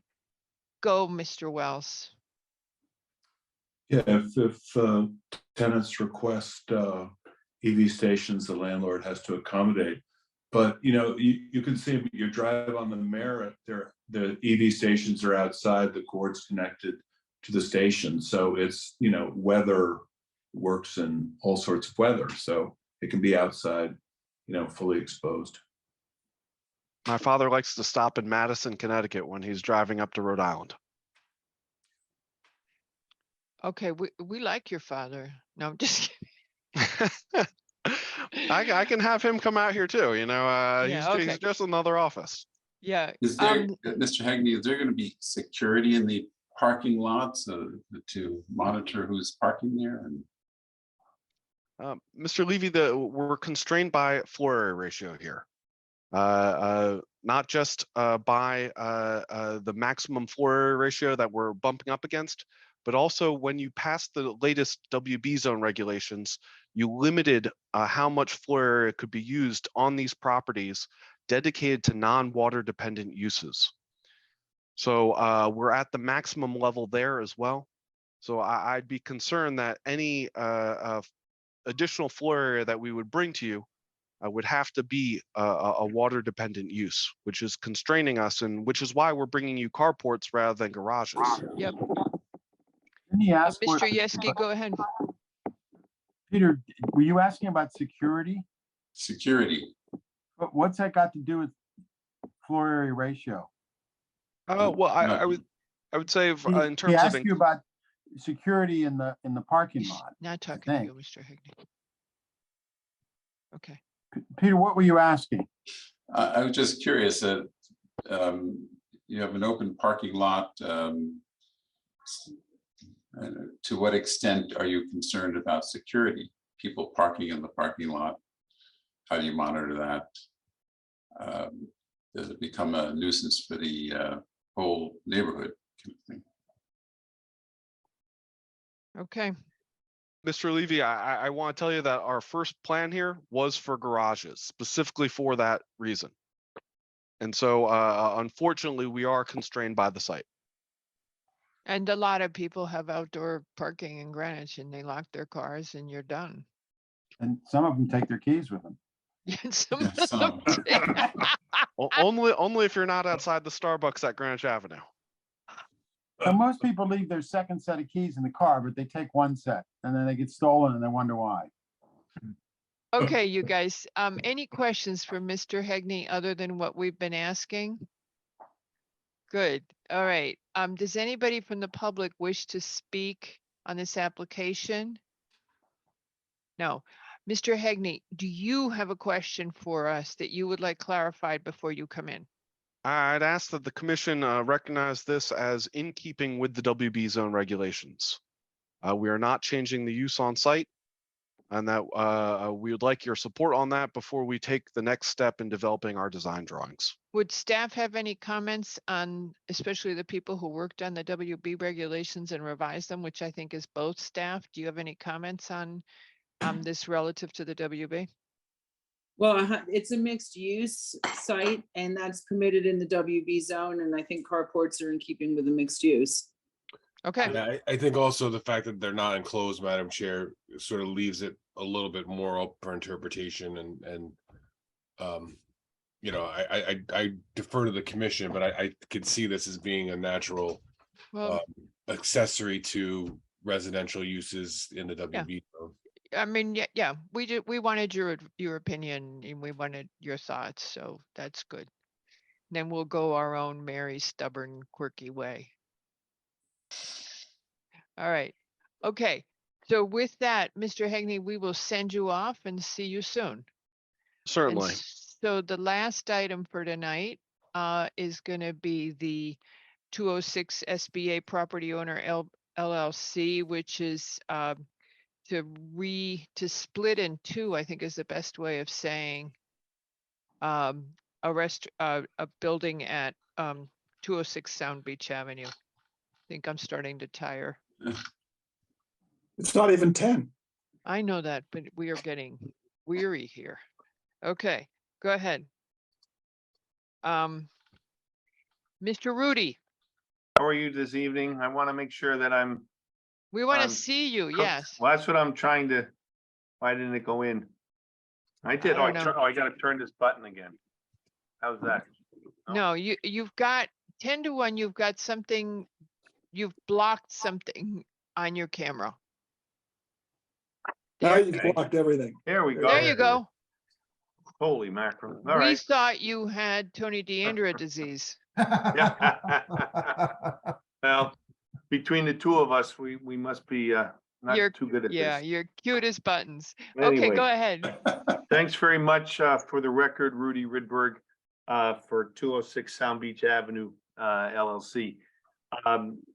This building here is at 206 Sound Beach Avenue. I think it's built in the 60s and it's been a bank for all the time that I'm aware of, early 60s. Pat, could you open up 11 of 26 on your scheme, on your screen there? Why I'm looking up so much here. Okay. Oh, because I'm looking at everybody there.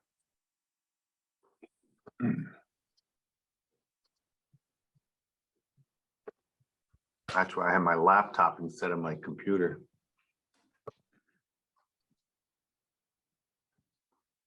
So Pat's going to bring up the property, so I'll just hit some highlights while that's coming up. I think everybody's familiar with this site. It's been the Bank of America, Fleet Bank, State National, all sort of the same company all the years. It's a one-story building, about a little under 3,000 square feet, 2,945 to be exact. There is a drive up on the rear lot of, this is a 3-lot property. Great, that's terrific. Currently it has about 21 parking spaces on the property with including 1 handicapped. So when you see that plan there, thanks Pat, was on the left side, it's a little hatched area. That's the parcel 1 that has the bank right to the left a little bit more towards Sound Beach. There we go. And then parcel 2 is parking with the handicap space. And then in the back on the long, it's sort of an odd T shape, but that's the parking lot, driveway, and drive-through that ultimately drive-through will be removed. And we have an opportunity there to add more parking spaces, restriping the lot and so on. So what our goal here is to take the existing building, leave the existing footprint, and convert it into a partial part of it as a restaurant and part of it as retail. If you could maybe open up 7 of 26, that would be great. And you'll see our floor plan that basically shows how we want to subdivide the space. We're looking to put in a one more. I think it should be one more beyond that. I'm on 7. Am I on the right one? Let's see. Why do I think I have that? Should be one more that has our plan. Let's see. I think you're getting there. Aerial. Not 11, but. Okay, so why am I missing 7? Let's see. Maybe go north more. There should be one that has our floor plan. I think you're coming to it. And one more. Go back. Can it go back? No. Okay, you know what? That's in not the there. right one, but if it will work for the purposes of what we're talking about. If you don't mind going back to that one that had 3, it was a scheme that we were working on 3 facades that was filed, but we've since given you a new facade, which will go to ARC with. So if you could just open up our Rudy, floor- if you're looking for a floor plan, it's on the thing that was filed, it's directly, it's the page directly before the one that has the facades on it and the pictures of the streetscape. Yeah, that's the one I'm looking for. I'm not in charge of the screen, so otherwise I would try, but I'm not too good at that. You know, Mr. there's, so you're not too good at that. So I was gonna offer you screen sharing because this No. isn't in the record, but I yeah. had enough Mr. trouble Leroux, getting the light on. Yeah, the All right, plan he's okay. looking for, Mr. Leroux, is in Okay, page this Well, is, 611. That's good. That's the This is what we that's wanted the to- option of what we're looking to do on the outside. You want to stay on that one Whoa. right now? yes, because this is what we want to talk to you about. Okay, so on the left side, I mean, the existing facade has a stone front up top on the above where the lights are there. It's full width.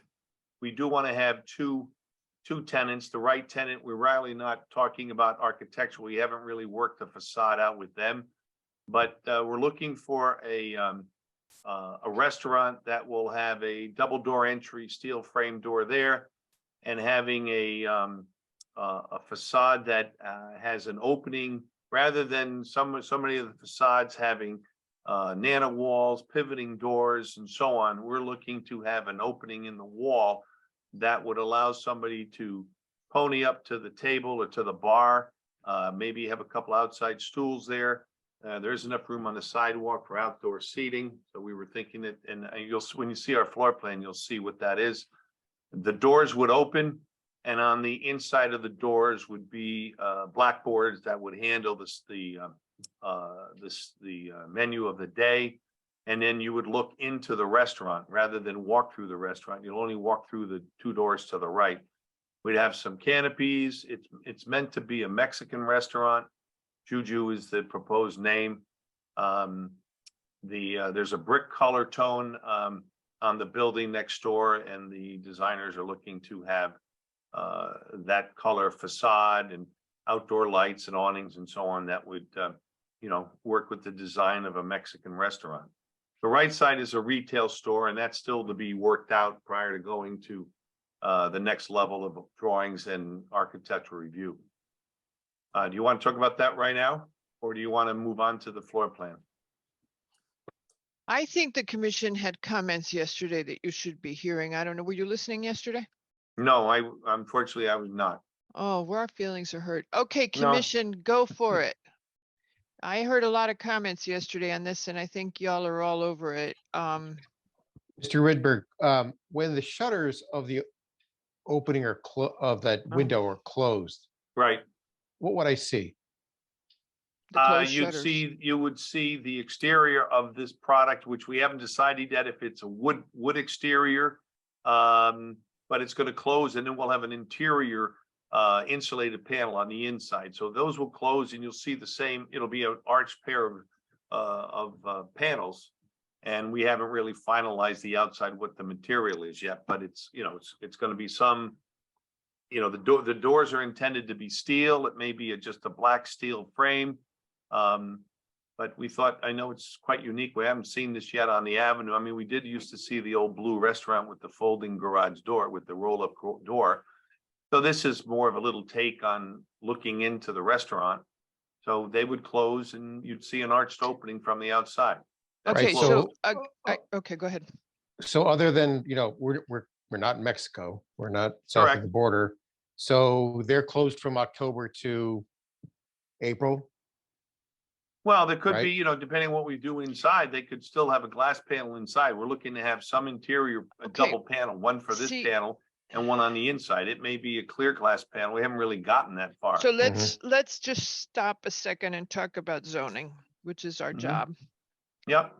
Okay, so first of all, wait, where did it go? Hmm. Okay, all right. So first of all, question for Pat and Katie.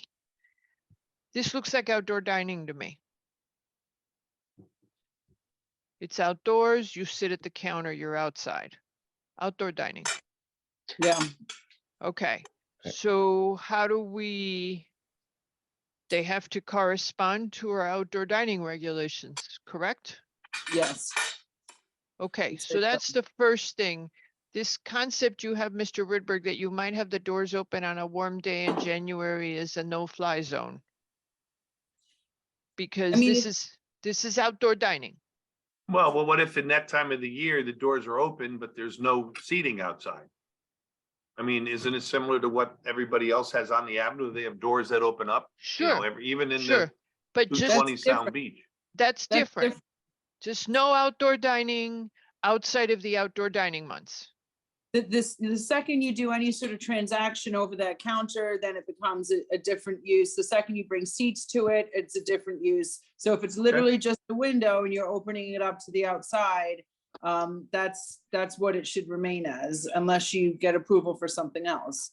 And Katie, Okay. I believe, I can't switch my screen here, so I believe that the proposal, there's specific prohibitions to having transactions through a window on the sidewalk, correct? Yes, exactly. So that's something that the operator is gonna have to be leery of because we're not, you know, it's not, it can't be like a walk-up window at all times. And one Number thing I one- was oh, sorry. Go ahead. And then I'm gonna do more zoning. Go ahead. Is this facing Sound Beach Avenue or is this facing the rear? Because one of the. This is Sound Beach right? Avenue.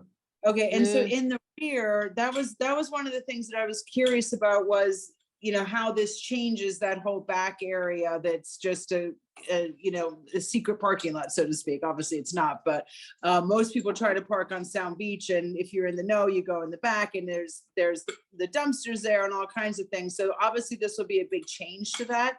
So I'm kind of curious how that, you know, what your exploration has been with the other property owners and what you think that will do to the backside of Sound Beach Avenue, really, and whether this is something that is meant to be more usable across the board or just this space, or how this kind of works in the bigger picture. Well, if we can go back to that site plan, the rear of the building, like everybody else, we have all that parking back there. We're gonna have an entrance into the retail next door. That's right. If we can get could we find the plan there, Pat, or no? Okay, before you Um, go to the next topic, I'm doing Okay, zoning. there we go. Perfect. Okay, I want to go back to the zoning. So you got your Sure. windows with the seats. Okay, so the way you have it set up, and you've got to look at this whole issue with serving from a window. Second, Okay, you got to be real. I'm looking at this and it looks fast foody to me. No. So, not at okay. all.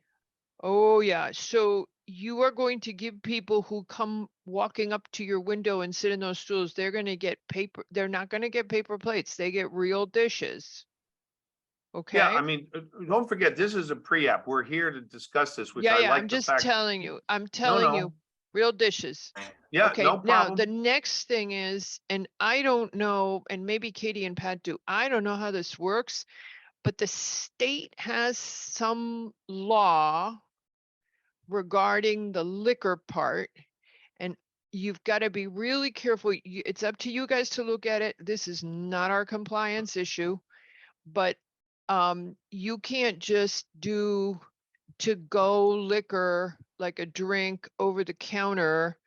As I remember, there's restrictions on it, like it's gotta have a lid and blah. So it sounds cool and we'll try to work with you, Mhm. but I'm a little bit having misgivings about how this is gonna work. All right, let me play devil's advocate. So if I basically You made already that- are devil's advocate. Okay, so I'll be devil's advocate too. So if we take that window out and make it a folding nano wall door, we'll be no different than anybody on Greenwich Avenue. We put seating outside on the sidewalk. Again, it's wide enough there, but assuming whatever the rules are for Sound Sure. Beach Avenue, what would be the difference there if we did that? I'm That's just just, curious. as long, yes, as long as it's seating, and you could do this, but just bearing in mind, because you just said the magic words, you are gonna comply with the outdoor dining regulations. Correct. Yeah, that's what Yeah. you have to do for this. Go We're ahead, trying to be Katie. a little unique here with this concept, is that, first of all, there's not a lot of storefront facade here to work with. We don't have a lot of room to put outdoor tables like Beach House and everybody else along the way, and next door at the nice little restaurant next door, Sweet something, or the bakery. Sweet, yeah. Peas. So the concept here was to have a kind of a fun space that you open up, you can see into the restaurant, the small bar. There's only 6 seats at a bar. If you look at the layout inside, this is actually going to be a very nice Mexican restaurant with full meals, lunch and dinner. Not fast food, it'll be takeout, of course, like everybody else, or deliveries, whatever. But I'm only bringing up the fact that we're not, the countertop, I'm just confused saying that you can't have outdoor dining. Is that, you're just saying that we can? It's the operation through the wall that is prohibited in the outdoor dining, but also the state liquor law, you have to walk it through a door is the best way I can describe it. And Okay. Okay. And we've been through this a lot with the outdoor dining. There's the state liquor law that you need to be careful of, because Mhm. we won't be enforcing that, I don't think. But you've just got to be careful. Yes, you are outdoor dining. And Patrick, can they pass food through the opening that has chairs?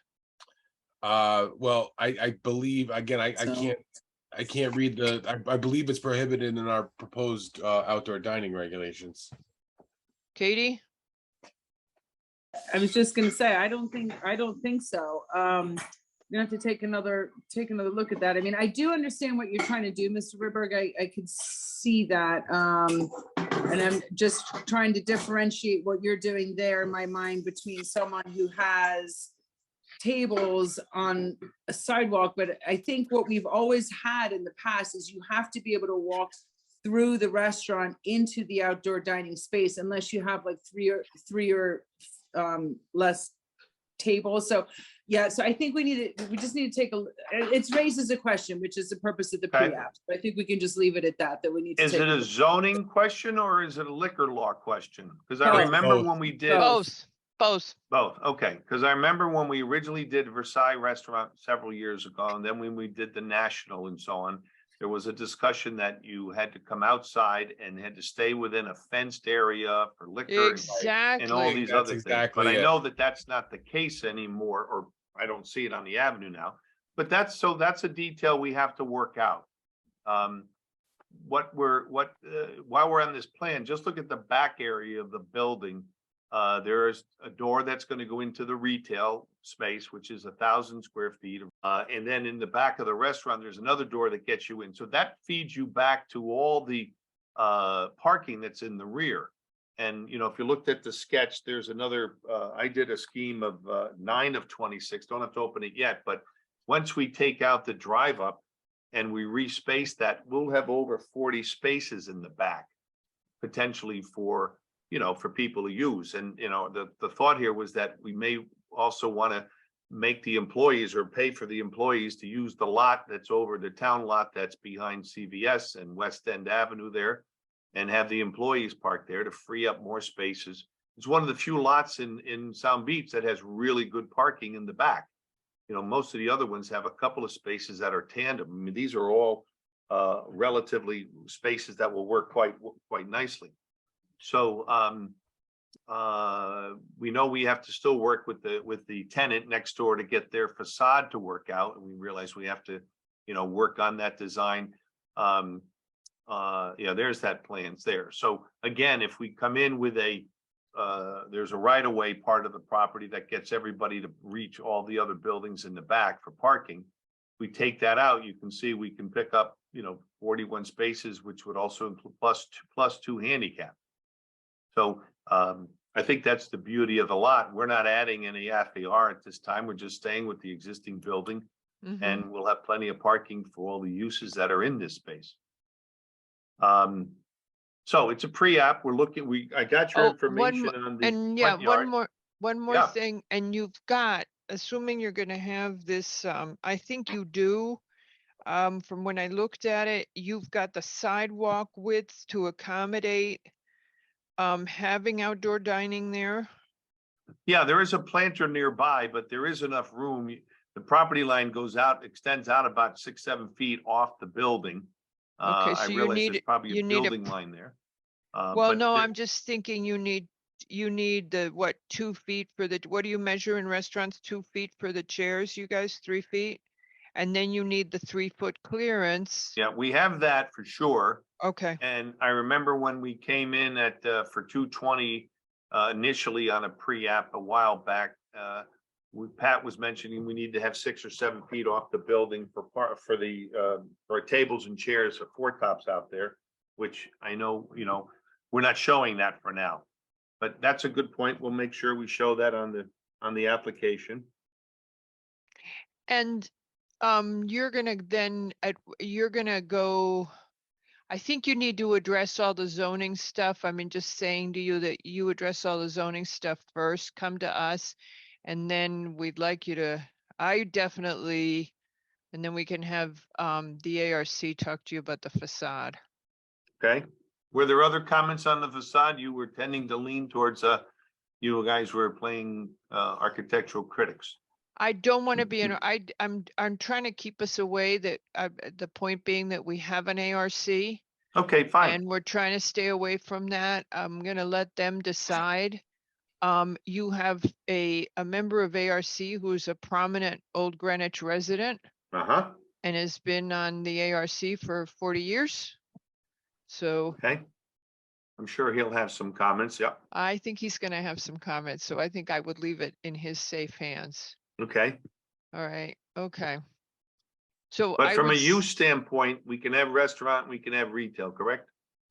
LBR two. You can, Fine. Rudy, and the only question I would have if you haven't done the analysis is how much parking you're gonna need over the existing condition. And if it's a net difference of 0, that's fine, but you know, we need that analysis because I don't think you have enough parking for the use currently right now, right? If I'm correct. The building right now is 3,029, say 3,000 square feet. So that's 15 parking spaces. We have 21, including handicap, 1 handicap. So we have plenty for existing. And the proposed, if we were to do the math of 60, you would have 20 spaces plus 3 at the bar for 23, plus 5 for employees, which is 28, and 5 for the retail is 33. So you can see if we restripe the lot, I was saying we had over 40. We have plenty of parking for this development. But you also need the parking for the retail component too, right? Yeah, that's the 5 that's already in there. Okay. Well, the other thing that you might want to do is, since it's all one building, you may want to look at your retail closes at night when your restaurant needs most of its parking. Correct. Right. So in talking, I was going to bring that up because in talking with the client, that was one of the items they had on their commentary back to us to say that we will have lunchtime, you'll have some people, but in the evening, you'll have more and there'll be less parking. So that would be part of the presentation we'd make to your group when we're officially filed. But I Yeah. think we have more than enough parking here. It's one of the few lots, as they say, that has the advantage Okay. of a big lot. Well, and I think you've got Excuse me. uses that could offset, which may help you. Mm-hmm. And I'm trying to remember the last time I was in on Sam Beach Ave, lunch is not as big. Mr. Right. Levy, Yes, Rudy, are you taking away any green space in the parking lot with this? new Taking any design? away? No. If anything, I can add green space. well, there you Okay. go. No, we have room because of my sketch. I've done a couple of sketches there, so we have an opportunity to pick up green space, which they do not have any now. That island, Rudy, is not planted right now. That's my next I question. think there's one small island, but I think it's, let me just look. I don't know if there's much planting in those islands, to be honest with you. I'd have to double check the aerial. Let me look on the aerial here. If it's there, it's de minimis. There may be one little tree, it looks like, something to that So if effect. you can add Little some bit of green that. space, we would be Yeah, happy. we Mr. do that Wells? analysis, certainly. Mr. Wells? Just to beat a dead horse, No, it's good. to be compliant with. No dead roosters, just dead horses. With the Clean Air Act, if you have 40 stations, 4 of them are gonna have EV chargers at level 2 or higher. Well, it's not a new parking lot, Arn, Yeah, but it's a development. but it's not new. This is, you just think this is a renovation? Yeah, Looks like a complete redo. It was a bank building before. let And me look I'm at not the, sure that- aren't we that gonna doesn't sound like include a deal breaker. renovations under the Clean Air Act? Or let me weren't we look thinking at, of doing let's that? look at the wording, because we're gonna have to really understand what that says. I understood it to be brand new construction. So let's take a look at the wording. Because to me, it was brand new construction. So let's look at it. Does it Yeah, matter so- that they're not taking down everything? I mean, did it take down, Well, destroy? they're not taking down the building, and they're only restriping the parking lot. And so the existing stuff is still there. Right, so, well, why isn't that a redo? Because it's new construction. I believe that the act says new construction. How does it phrased? Yeah, it says new construction. I thought incidentally, we were thinking of including renovations. Well, what we would say, but only that we would say to Mr. Rydberg, geez, Mr. Rydberg, think about putting some EV chargers, because the state's going there. Okay, not a And we'll have problem. two regs in that direction anyway, and I'm sure your client would. There's so many cars that are happy. happening there to have that. It's not adding any area or anything like that. It's just a little bit of money to have some Yeah. chargers. And you're Right. gonna be tearing stuff up and giving us green space, so, look at what you do. The state law is gonna be 10% Okay, of a lot, but, this isn't like an overnight use. It's like somebody goes in for a few hours and they wanna just give themselves some juice. yeah. So this is gonna all be owned by one property owner, right? All of the various All lots? 3 lots are still, are purchased by one property owner. Okay, Correct. great. Thank They are you. under one ownership. Thank you.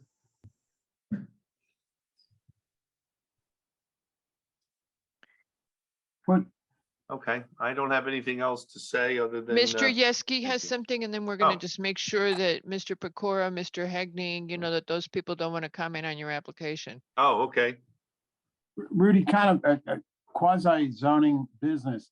Is there room for outdoor dining on the sidewalk here and out? There is Like, what are they yeah, doing there is all some kinds- room. Again, I'll be honest with you, I'm more familiar with Greenwich Avenue regs, but I Right. remember Pat telling us that when I was bringing in 220s down the street, which we'll be coming back with again, that there was a maximum that we had to have a clearance of 5 or 6 feet from any, because Greenwich has those nice landscape planners. Is that correct, Yeah. Pat?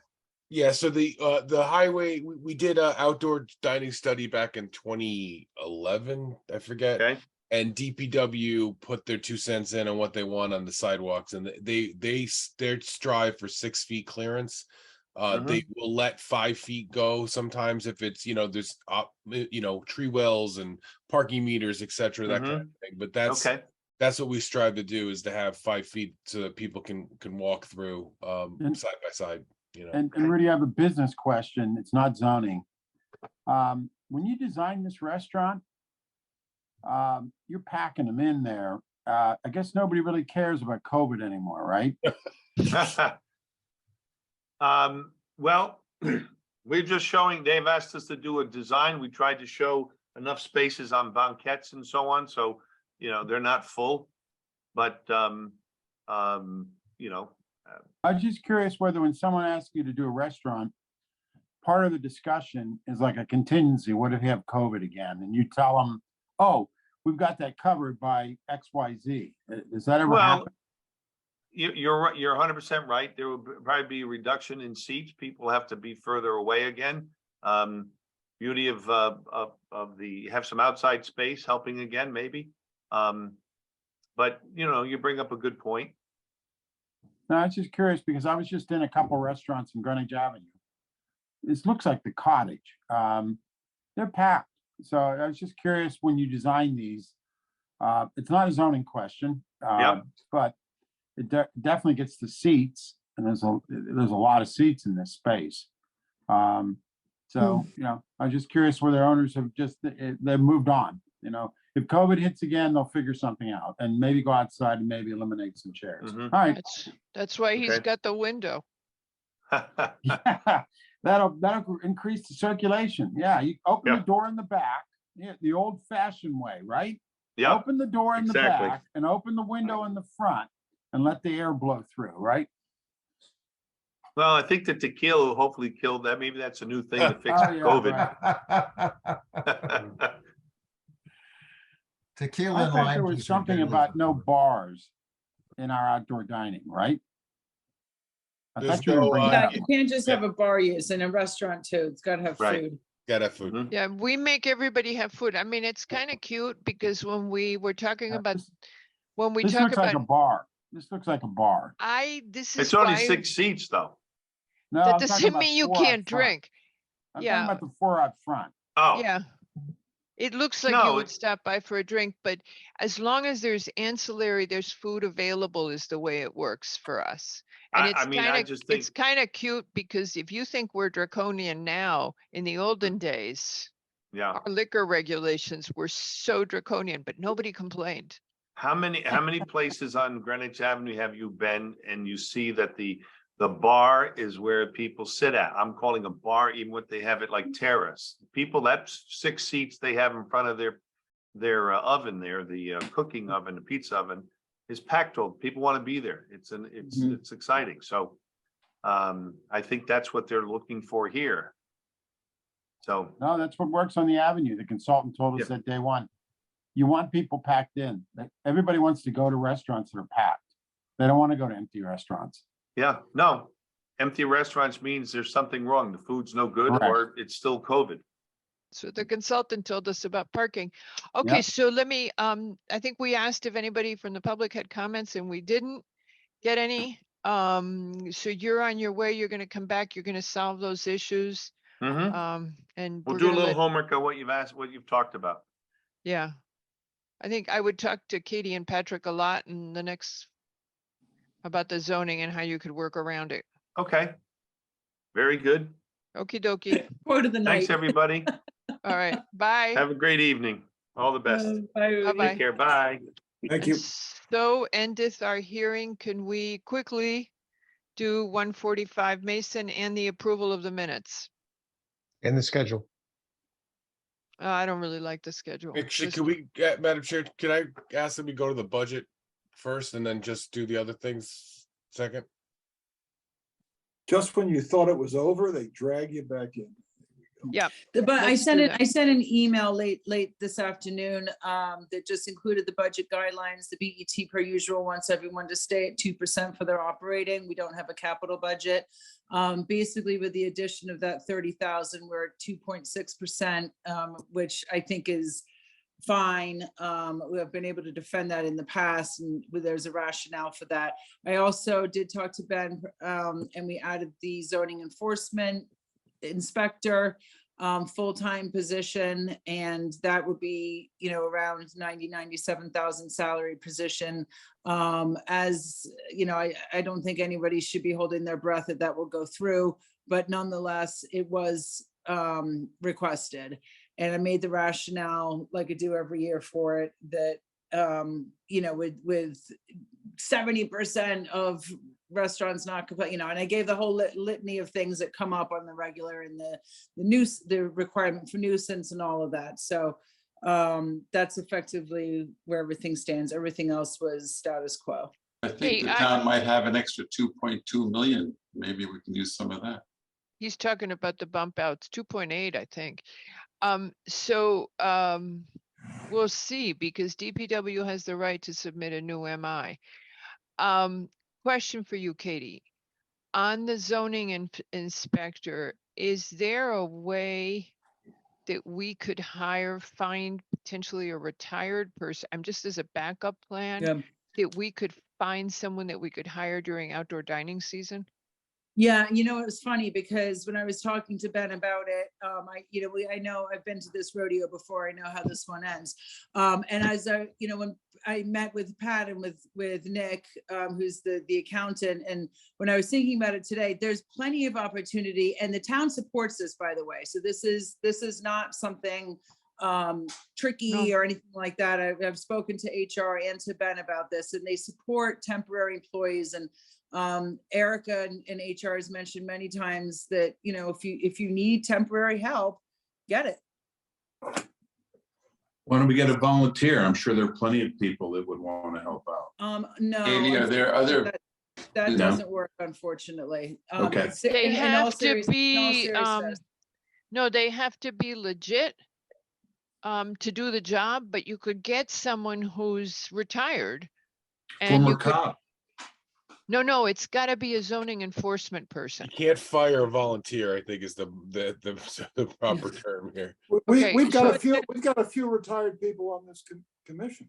I mean, there's summer interns, there's just people looking to do temp work. I mean, you have to, obviously, there's parameters you'd have to follow. Like, we wouldn't want to send them into buildings and say, start knocking on doors. I mean, there's some safety issues and some other type of protocols and whatever, but certainly just going around and taking photos and staying within the public realm and all of that stuff. So Jody, just to give you an idea, he and all of the zoning inspectors have gone through the CASIO training. That's the Connecticut Association of Zoning Enforcement Officers. So it's not, you don't just become one. I mean, there's a whole series of certifications and whatnot that you have to obtain. But anyway, to your point, yes, there is a lot of opportunity to get the help we need in other So ways. there's people, I'm just thinking, we have a key need in the summer. So we could ask for a full-time job, but we could get someone for a few months as our backup plan. Absolutely. And again, the problem is you can't cite someone for a zoning violation if you're not a certified zoning inspector person. And Or you an had, employee of the town, yeah. But you can Yeah, still take pictures and then somebody else can. Exactly. Right? we've said that, and the commission tries to be helpful little zoning inspectors. That's not usually well received. Oh, Just saying to you. Well, we have, I mean, the reality of zoning in a town like this is that we get most of our intel from the public. And that's okay. And there's 3 full-time people and 1 part-time person for a town of 62,000. Obviously, we're not out, catching everything. So we rely on information provided to us from the public. As we've talked about previously, I think the greater tool, frankly, is a stronger tooth. So that, I think, is the better direction to go in, or at least coincident paths. All right, let's move on so we can go home. Yeah. Take it in sequence. Let's do the approval of the minutes. Let's do the schedule. Is there anything else you wanted to say about the budget, Pat, other than the fact that we added the 30,000 and the zoning enforcement person? No, I just wanted, we added stuff late, and Katie's battery life is short, so I just wanted to make sure that she got her Okay. sense in. My little heart, my geeky heart would love to spend some more time on this. Okay, I will go through it, looking at how much everything is, just in case, because you never know what questions you're going to get asked later. It You gets mean weird. to withhold voting on it right now? Is that what you're saying? No, we can vote on it, but I'm just gonna give Oh, you, but you want to keep asking questions. I got you. I'm just thinking we need to prepare you for Oh, when yeah. you have to go defend the budget. Yes, sorry. For I the didn't know we were going to BET. that topic. Yep. Yep. And so it's good for us to make sure we've thought of everything they can ask you, so you're not caught off Well, I guard. think Karen asked everything tonight, so I don't really have much more to say. No, we're telling her she speaks one more time. She's gone now, but she speaks one more time. We're putting her on the commission as a baby alternate. Not baby, she can replace the senior alternate. Senior baby. Senior baby. All right, you So- guys. So Marguerite, are you getting a raise on this budget or what? You know. No, I we don't all see got, Any no, line items for you, 50% raise for all of us, guys. all of us. And 50, this is like my granddaughter, 50 times 0 is how much? Dennis, I'm getting a triple. I'm getting 3 times the raise. Oh, you're getting 150 times 0. Exactly. Wow. Well, because we're matching when he gets over $10 million in the trust, we're giving him a commission. Yep, they're giving me 0% of that. I can't wait. You negotiated a good deal, Bob. He did. All right, you guys. So let's do the schedule and the minutes. Shall we I'll make a motion that we approve the minutes of February 25th, 2020, March 10th, 2020, April Seconded. 7th, 2020, and April 21, 2020. Mr. Lowe has seconded the motion. Yeah. Mr. McRae, Aye. Mr. Lowe, Aye. Mr. Levy, Aye. Albin is also aye, and with that, the motion passes 5-0. What happened to me? Whatever. Oh, Mr. Yeski, I always do this when I'm tired. Mr. Yeski, I want to think about it. I'm not ready to vote yet. Yeah, hey, do you guys know, I've got a piece of lore that I learned when I joined the commission.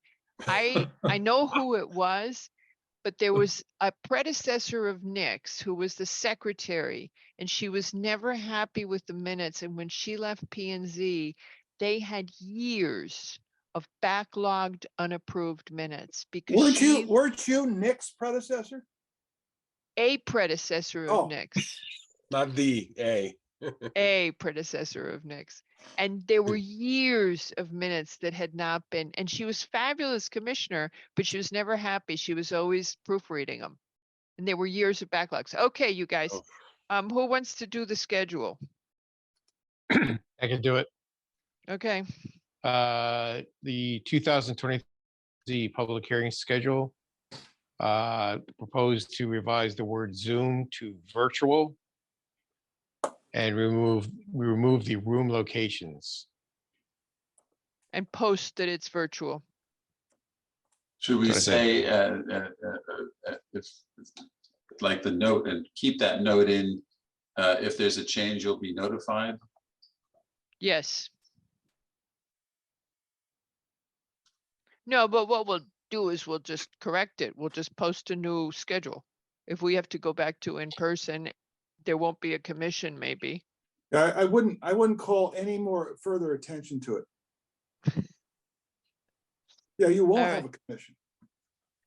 All right, okay, you guys.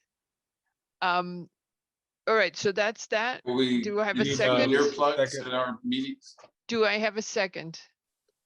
Second. Second. Mr. Lowe has seconded. I'm gonna do this right. Mr. Yeski, Aye. Mr. McRae, Aye. Mr. Lowe, Aye. Mr. Levy. Aye. Albin is also aye, and with that, the motion passes 5-0, and we go to, may we go now to 145? You may. Go ahead. 145 Mason Street, application PLPZ 2022-4514, final set plan special permit. Applicant seeking to construct interior and exterior updates, including a new front entrance, handicap ramp, 982 square foot infill, restriping of the garage, replacement of roof HVAC units and elevator, new landscaping and lighting, and updates to exterior finishes on a 27,486 square foot property in the CGB and CGIO zones. Commission finds that on 10/26/22, the applicant received a variance of allowable lot coverage by the ZBA under PLZ E 2022-065. Zoning issue comments stating it would meet the B building zone regulations. Conservation issue comments with recommendations to the proposal. Engineering, the applicant has submitted a drainage exemption dated 10/20/22. Sewer issue comments dated 10/30, requesting applicants letter of endorsement. ARC issued meeting comments dated at 11/22, indicating approval as submitted. With notes, the proposal for EMAC is exempt from EMAC review per section 614A 22D5, 6, excuse me. Wetlands issued a permit needs questionnaire dated 9/27/22, indicating no action. Therefore, motion to approve the application with the following comments. Per ARC comment, prior to zoning permit, the applicant to provide a hard copy of presentation for the file and concrete post to be painted gray, a gray close color to the existing capstone. For conservation comments, the landscape plan should be revised to incorporate at least 30% native plants. 30% of native plants. The applicant shall abide by any and all previous ZBA Planning and Zoning Commission approval conditions as pertinent. And the applicant shall address any and all our outstanding staff or interdepartmental issues. Oh, shoot. I think you should potentially, it's up to staff really. Do you want to make a finding on how many parking spaces they have and that it's consistent? And that the GFA remains legally non-conforming, or do you guys want to leave that be? I think they're both legally non-conforming statements, so we can put that in there just as Okay, so that's just, we'll put that in there because that's something, and so you decided to just say that they're gonna have 30% native and not mention that non-flowering holly or whatever it was? No, because the 30% actually, they have 3 different species, so it's just that one, and that would be their 30%. Okay, all right, okay. Do you say Anything anything else? about the FAR clarification or no? No, I mean, I just said that. I think they're gonna put it into the real decision letter. They'll put in, what it was approved at. There was an FAR at the time and that what it was approved at and what the GFA that was approved, and it's kind of boilerplate, so they'll leave it be. They'll fill it in and that the parking is compliant. Yeah, Do I have a second? Go ahead, Second. Patrick. No, that I was just gonna add that, yeah, just so that people know in the future why this building is so large, right? Right, that's the thing. And ugly. Did you mention ugly? And those Well, can it just won't be, be now, and those can just be whereas the commission knows as opposed to findings or anything. I think. this is- Correct. Whereas the Your commission questions, notes that, the yeah. commission has noted, the following historic, just so somebody's got it. Yep. Do I have a second from, was it Lowe? Levy. Levy? Mr. McRae, how do you vote? Aye. Mr. Lowe? Aye. Mr. Yeski? Aye. Mr. Levy? I Albin is also aye, and with that, the motion passes 5-0, and we had so much fun tonight.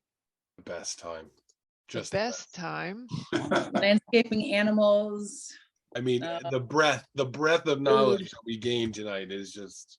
I know, but I gave somebody an example the other day. They said, so what do you do on planning and zoning? I said, well, sometimes we outlaw roosters and sometimes we outlaw cancer centers. Okay.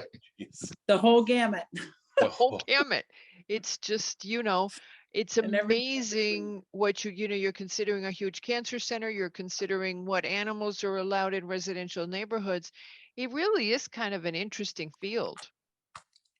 All 'Cause you touch- encompassing. It's all It all comes encompassing. down You to touch a public- little bit of everything. But have you heard any feedback from the hospital by any chance? Oh, Yes, They're not happy. No, they filed. they filed- filed. They filed lawsuit. I'm sorry, I'm just being silly. Yeah, Sorry. they filed. But interestingly, they filed on the new decision. We thought they would pursue the original decision and instead they filed on the new one. Yeah, So And just so you I know, haven't read the complaint yet, so I don't no, know. just they why. filed on this, then that's no more comment. We're not going to say anything about it, but Right. that's the status. Yeah. Okay, so we will see you guys tomorrow morning bright and early. We have a meeting. Just kidding. I was like, uh-oh. All right, Yeah. good night, everybody. Thank Good night, you. thank you. We're good for the Bye. rest of the week, right? No, no more meetings. Yes. You have homework you owe me. No, I've already done it. just gonna send it to you tonight. So there you Okay. go. All right. So don't call me on that homework. I'm not truant yet. Thank you. All right, bye.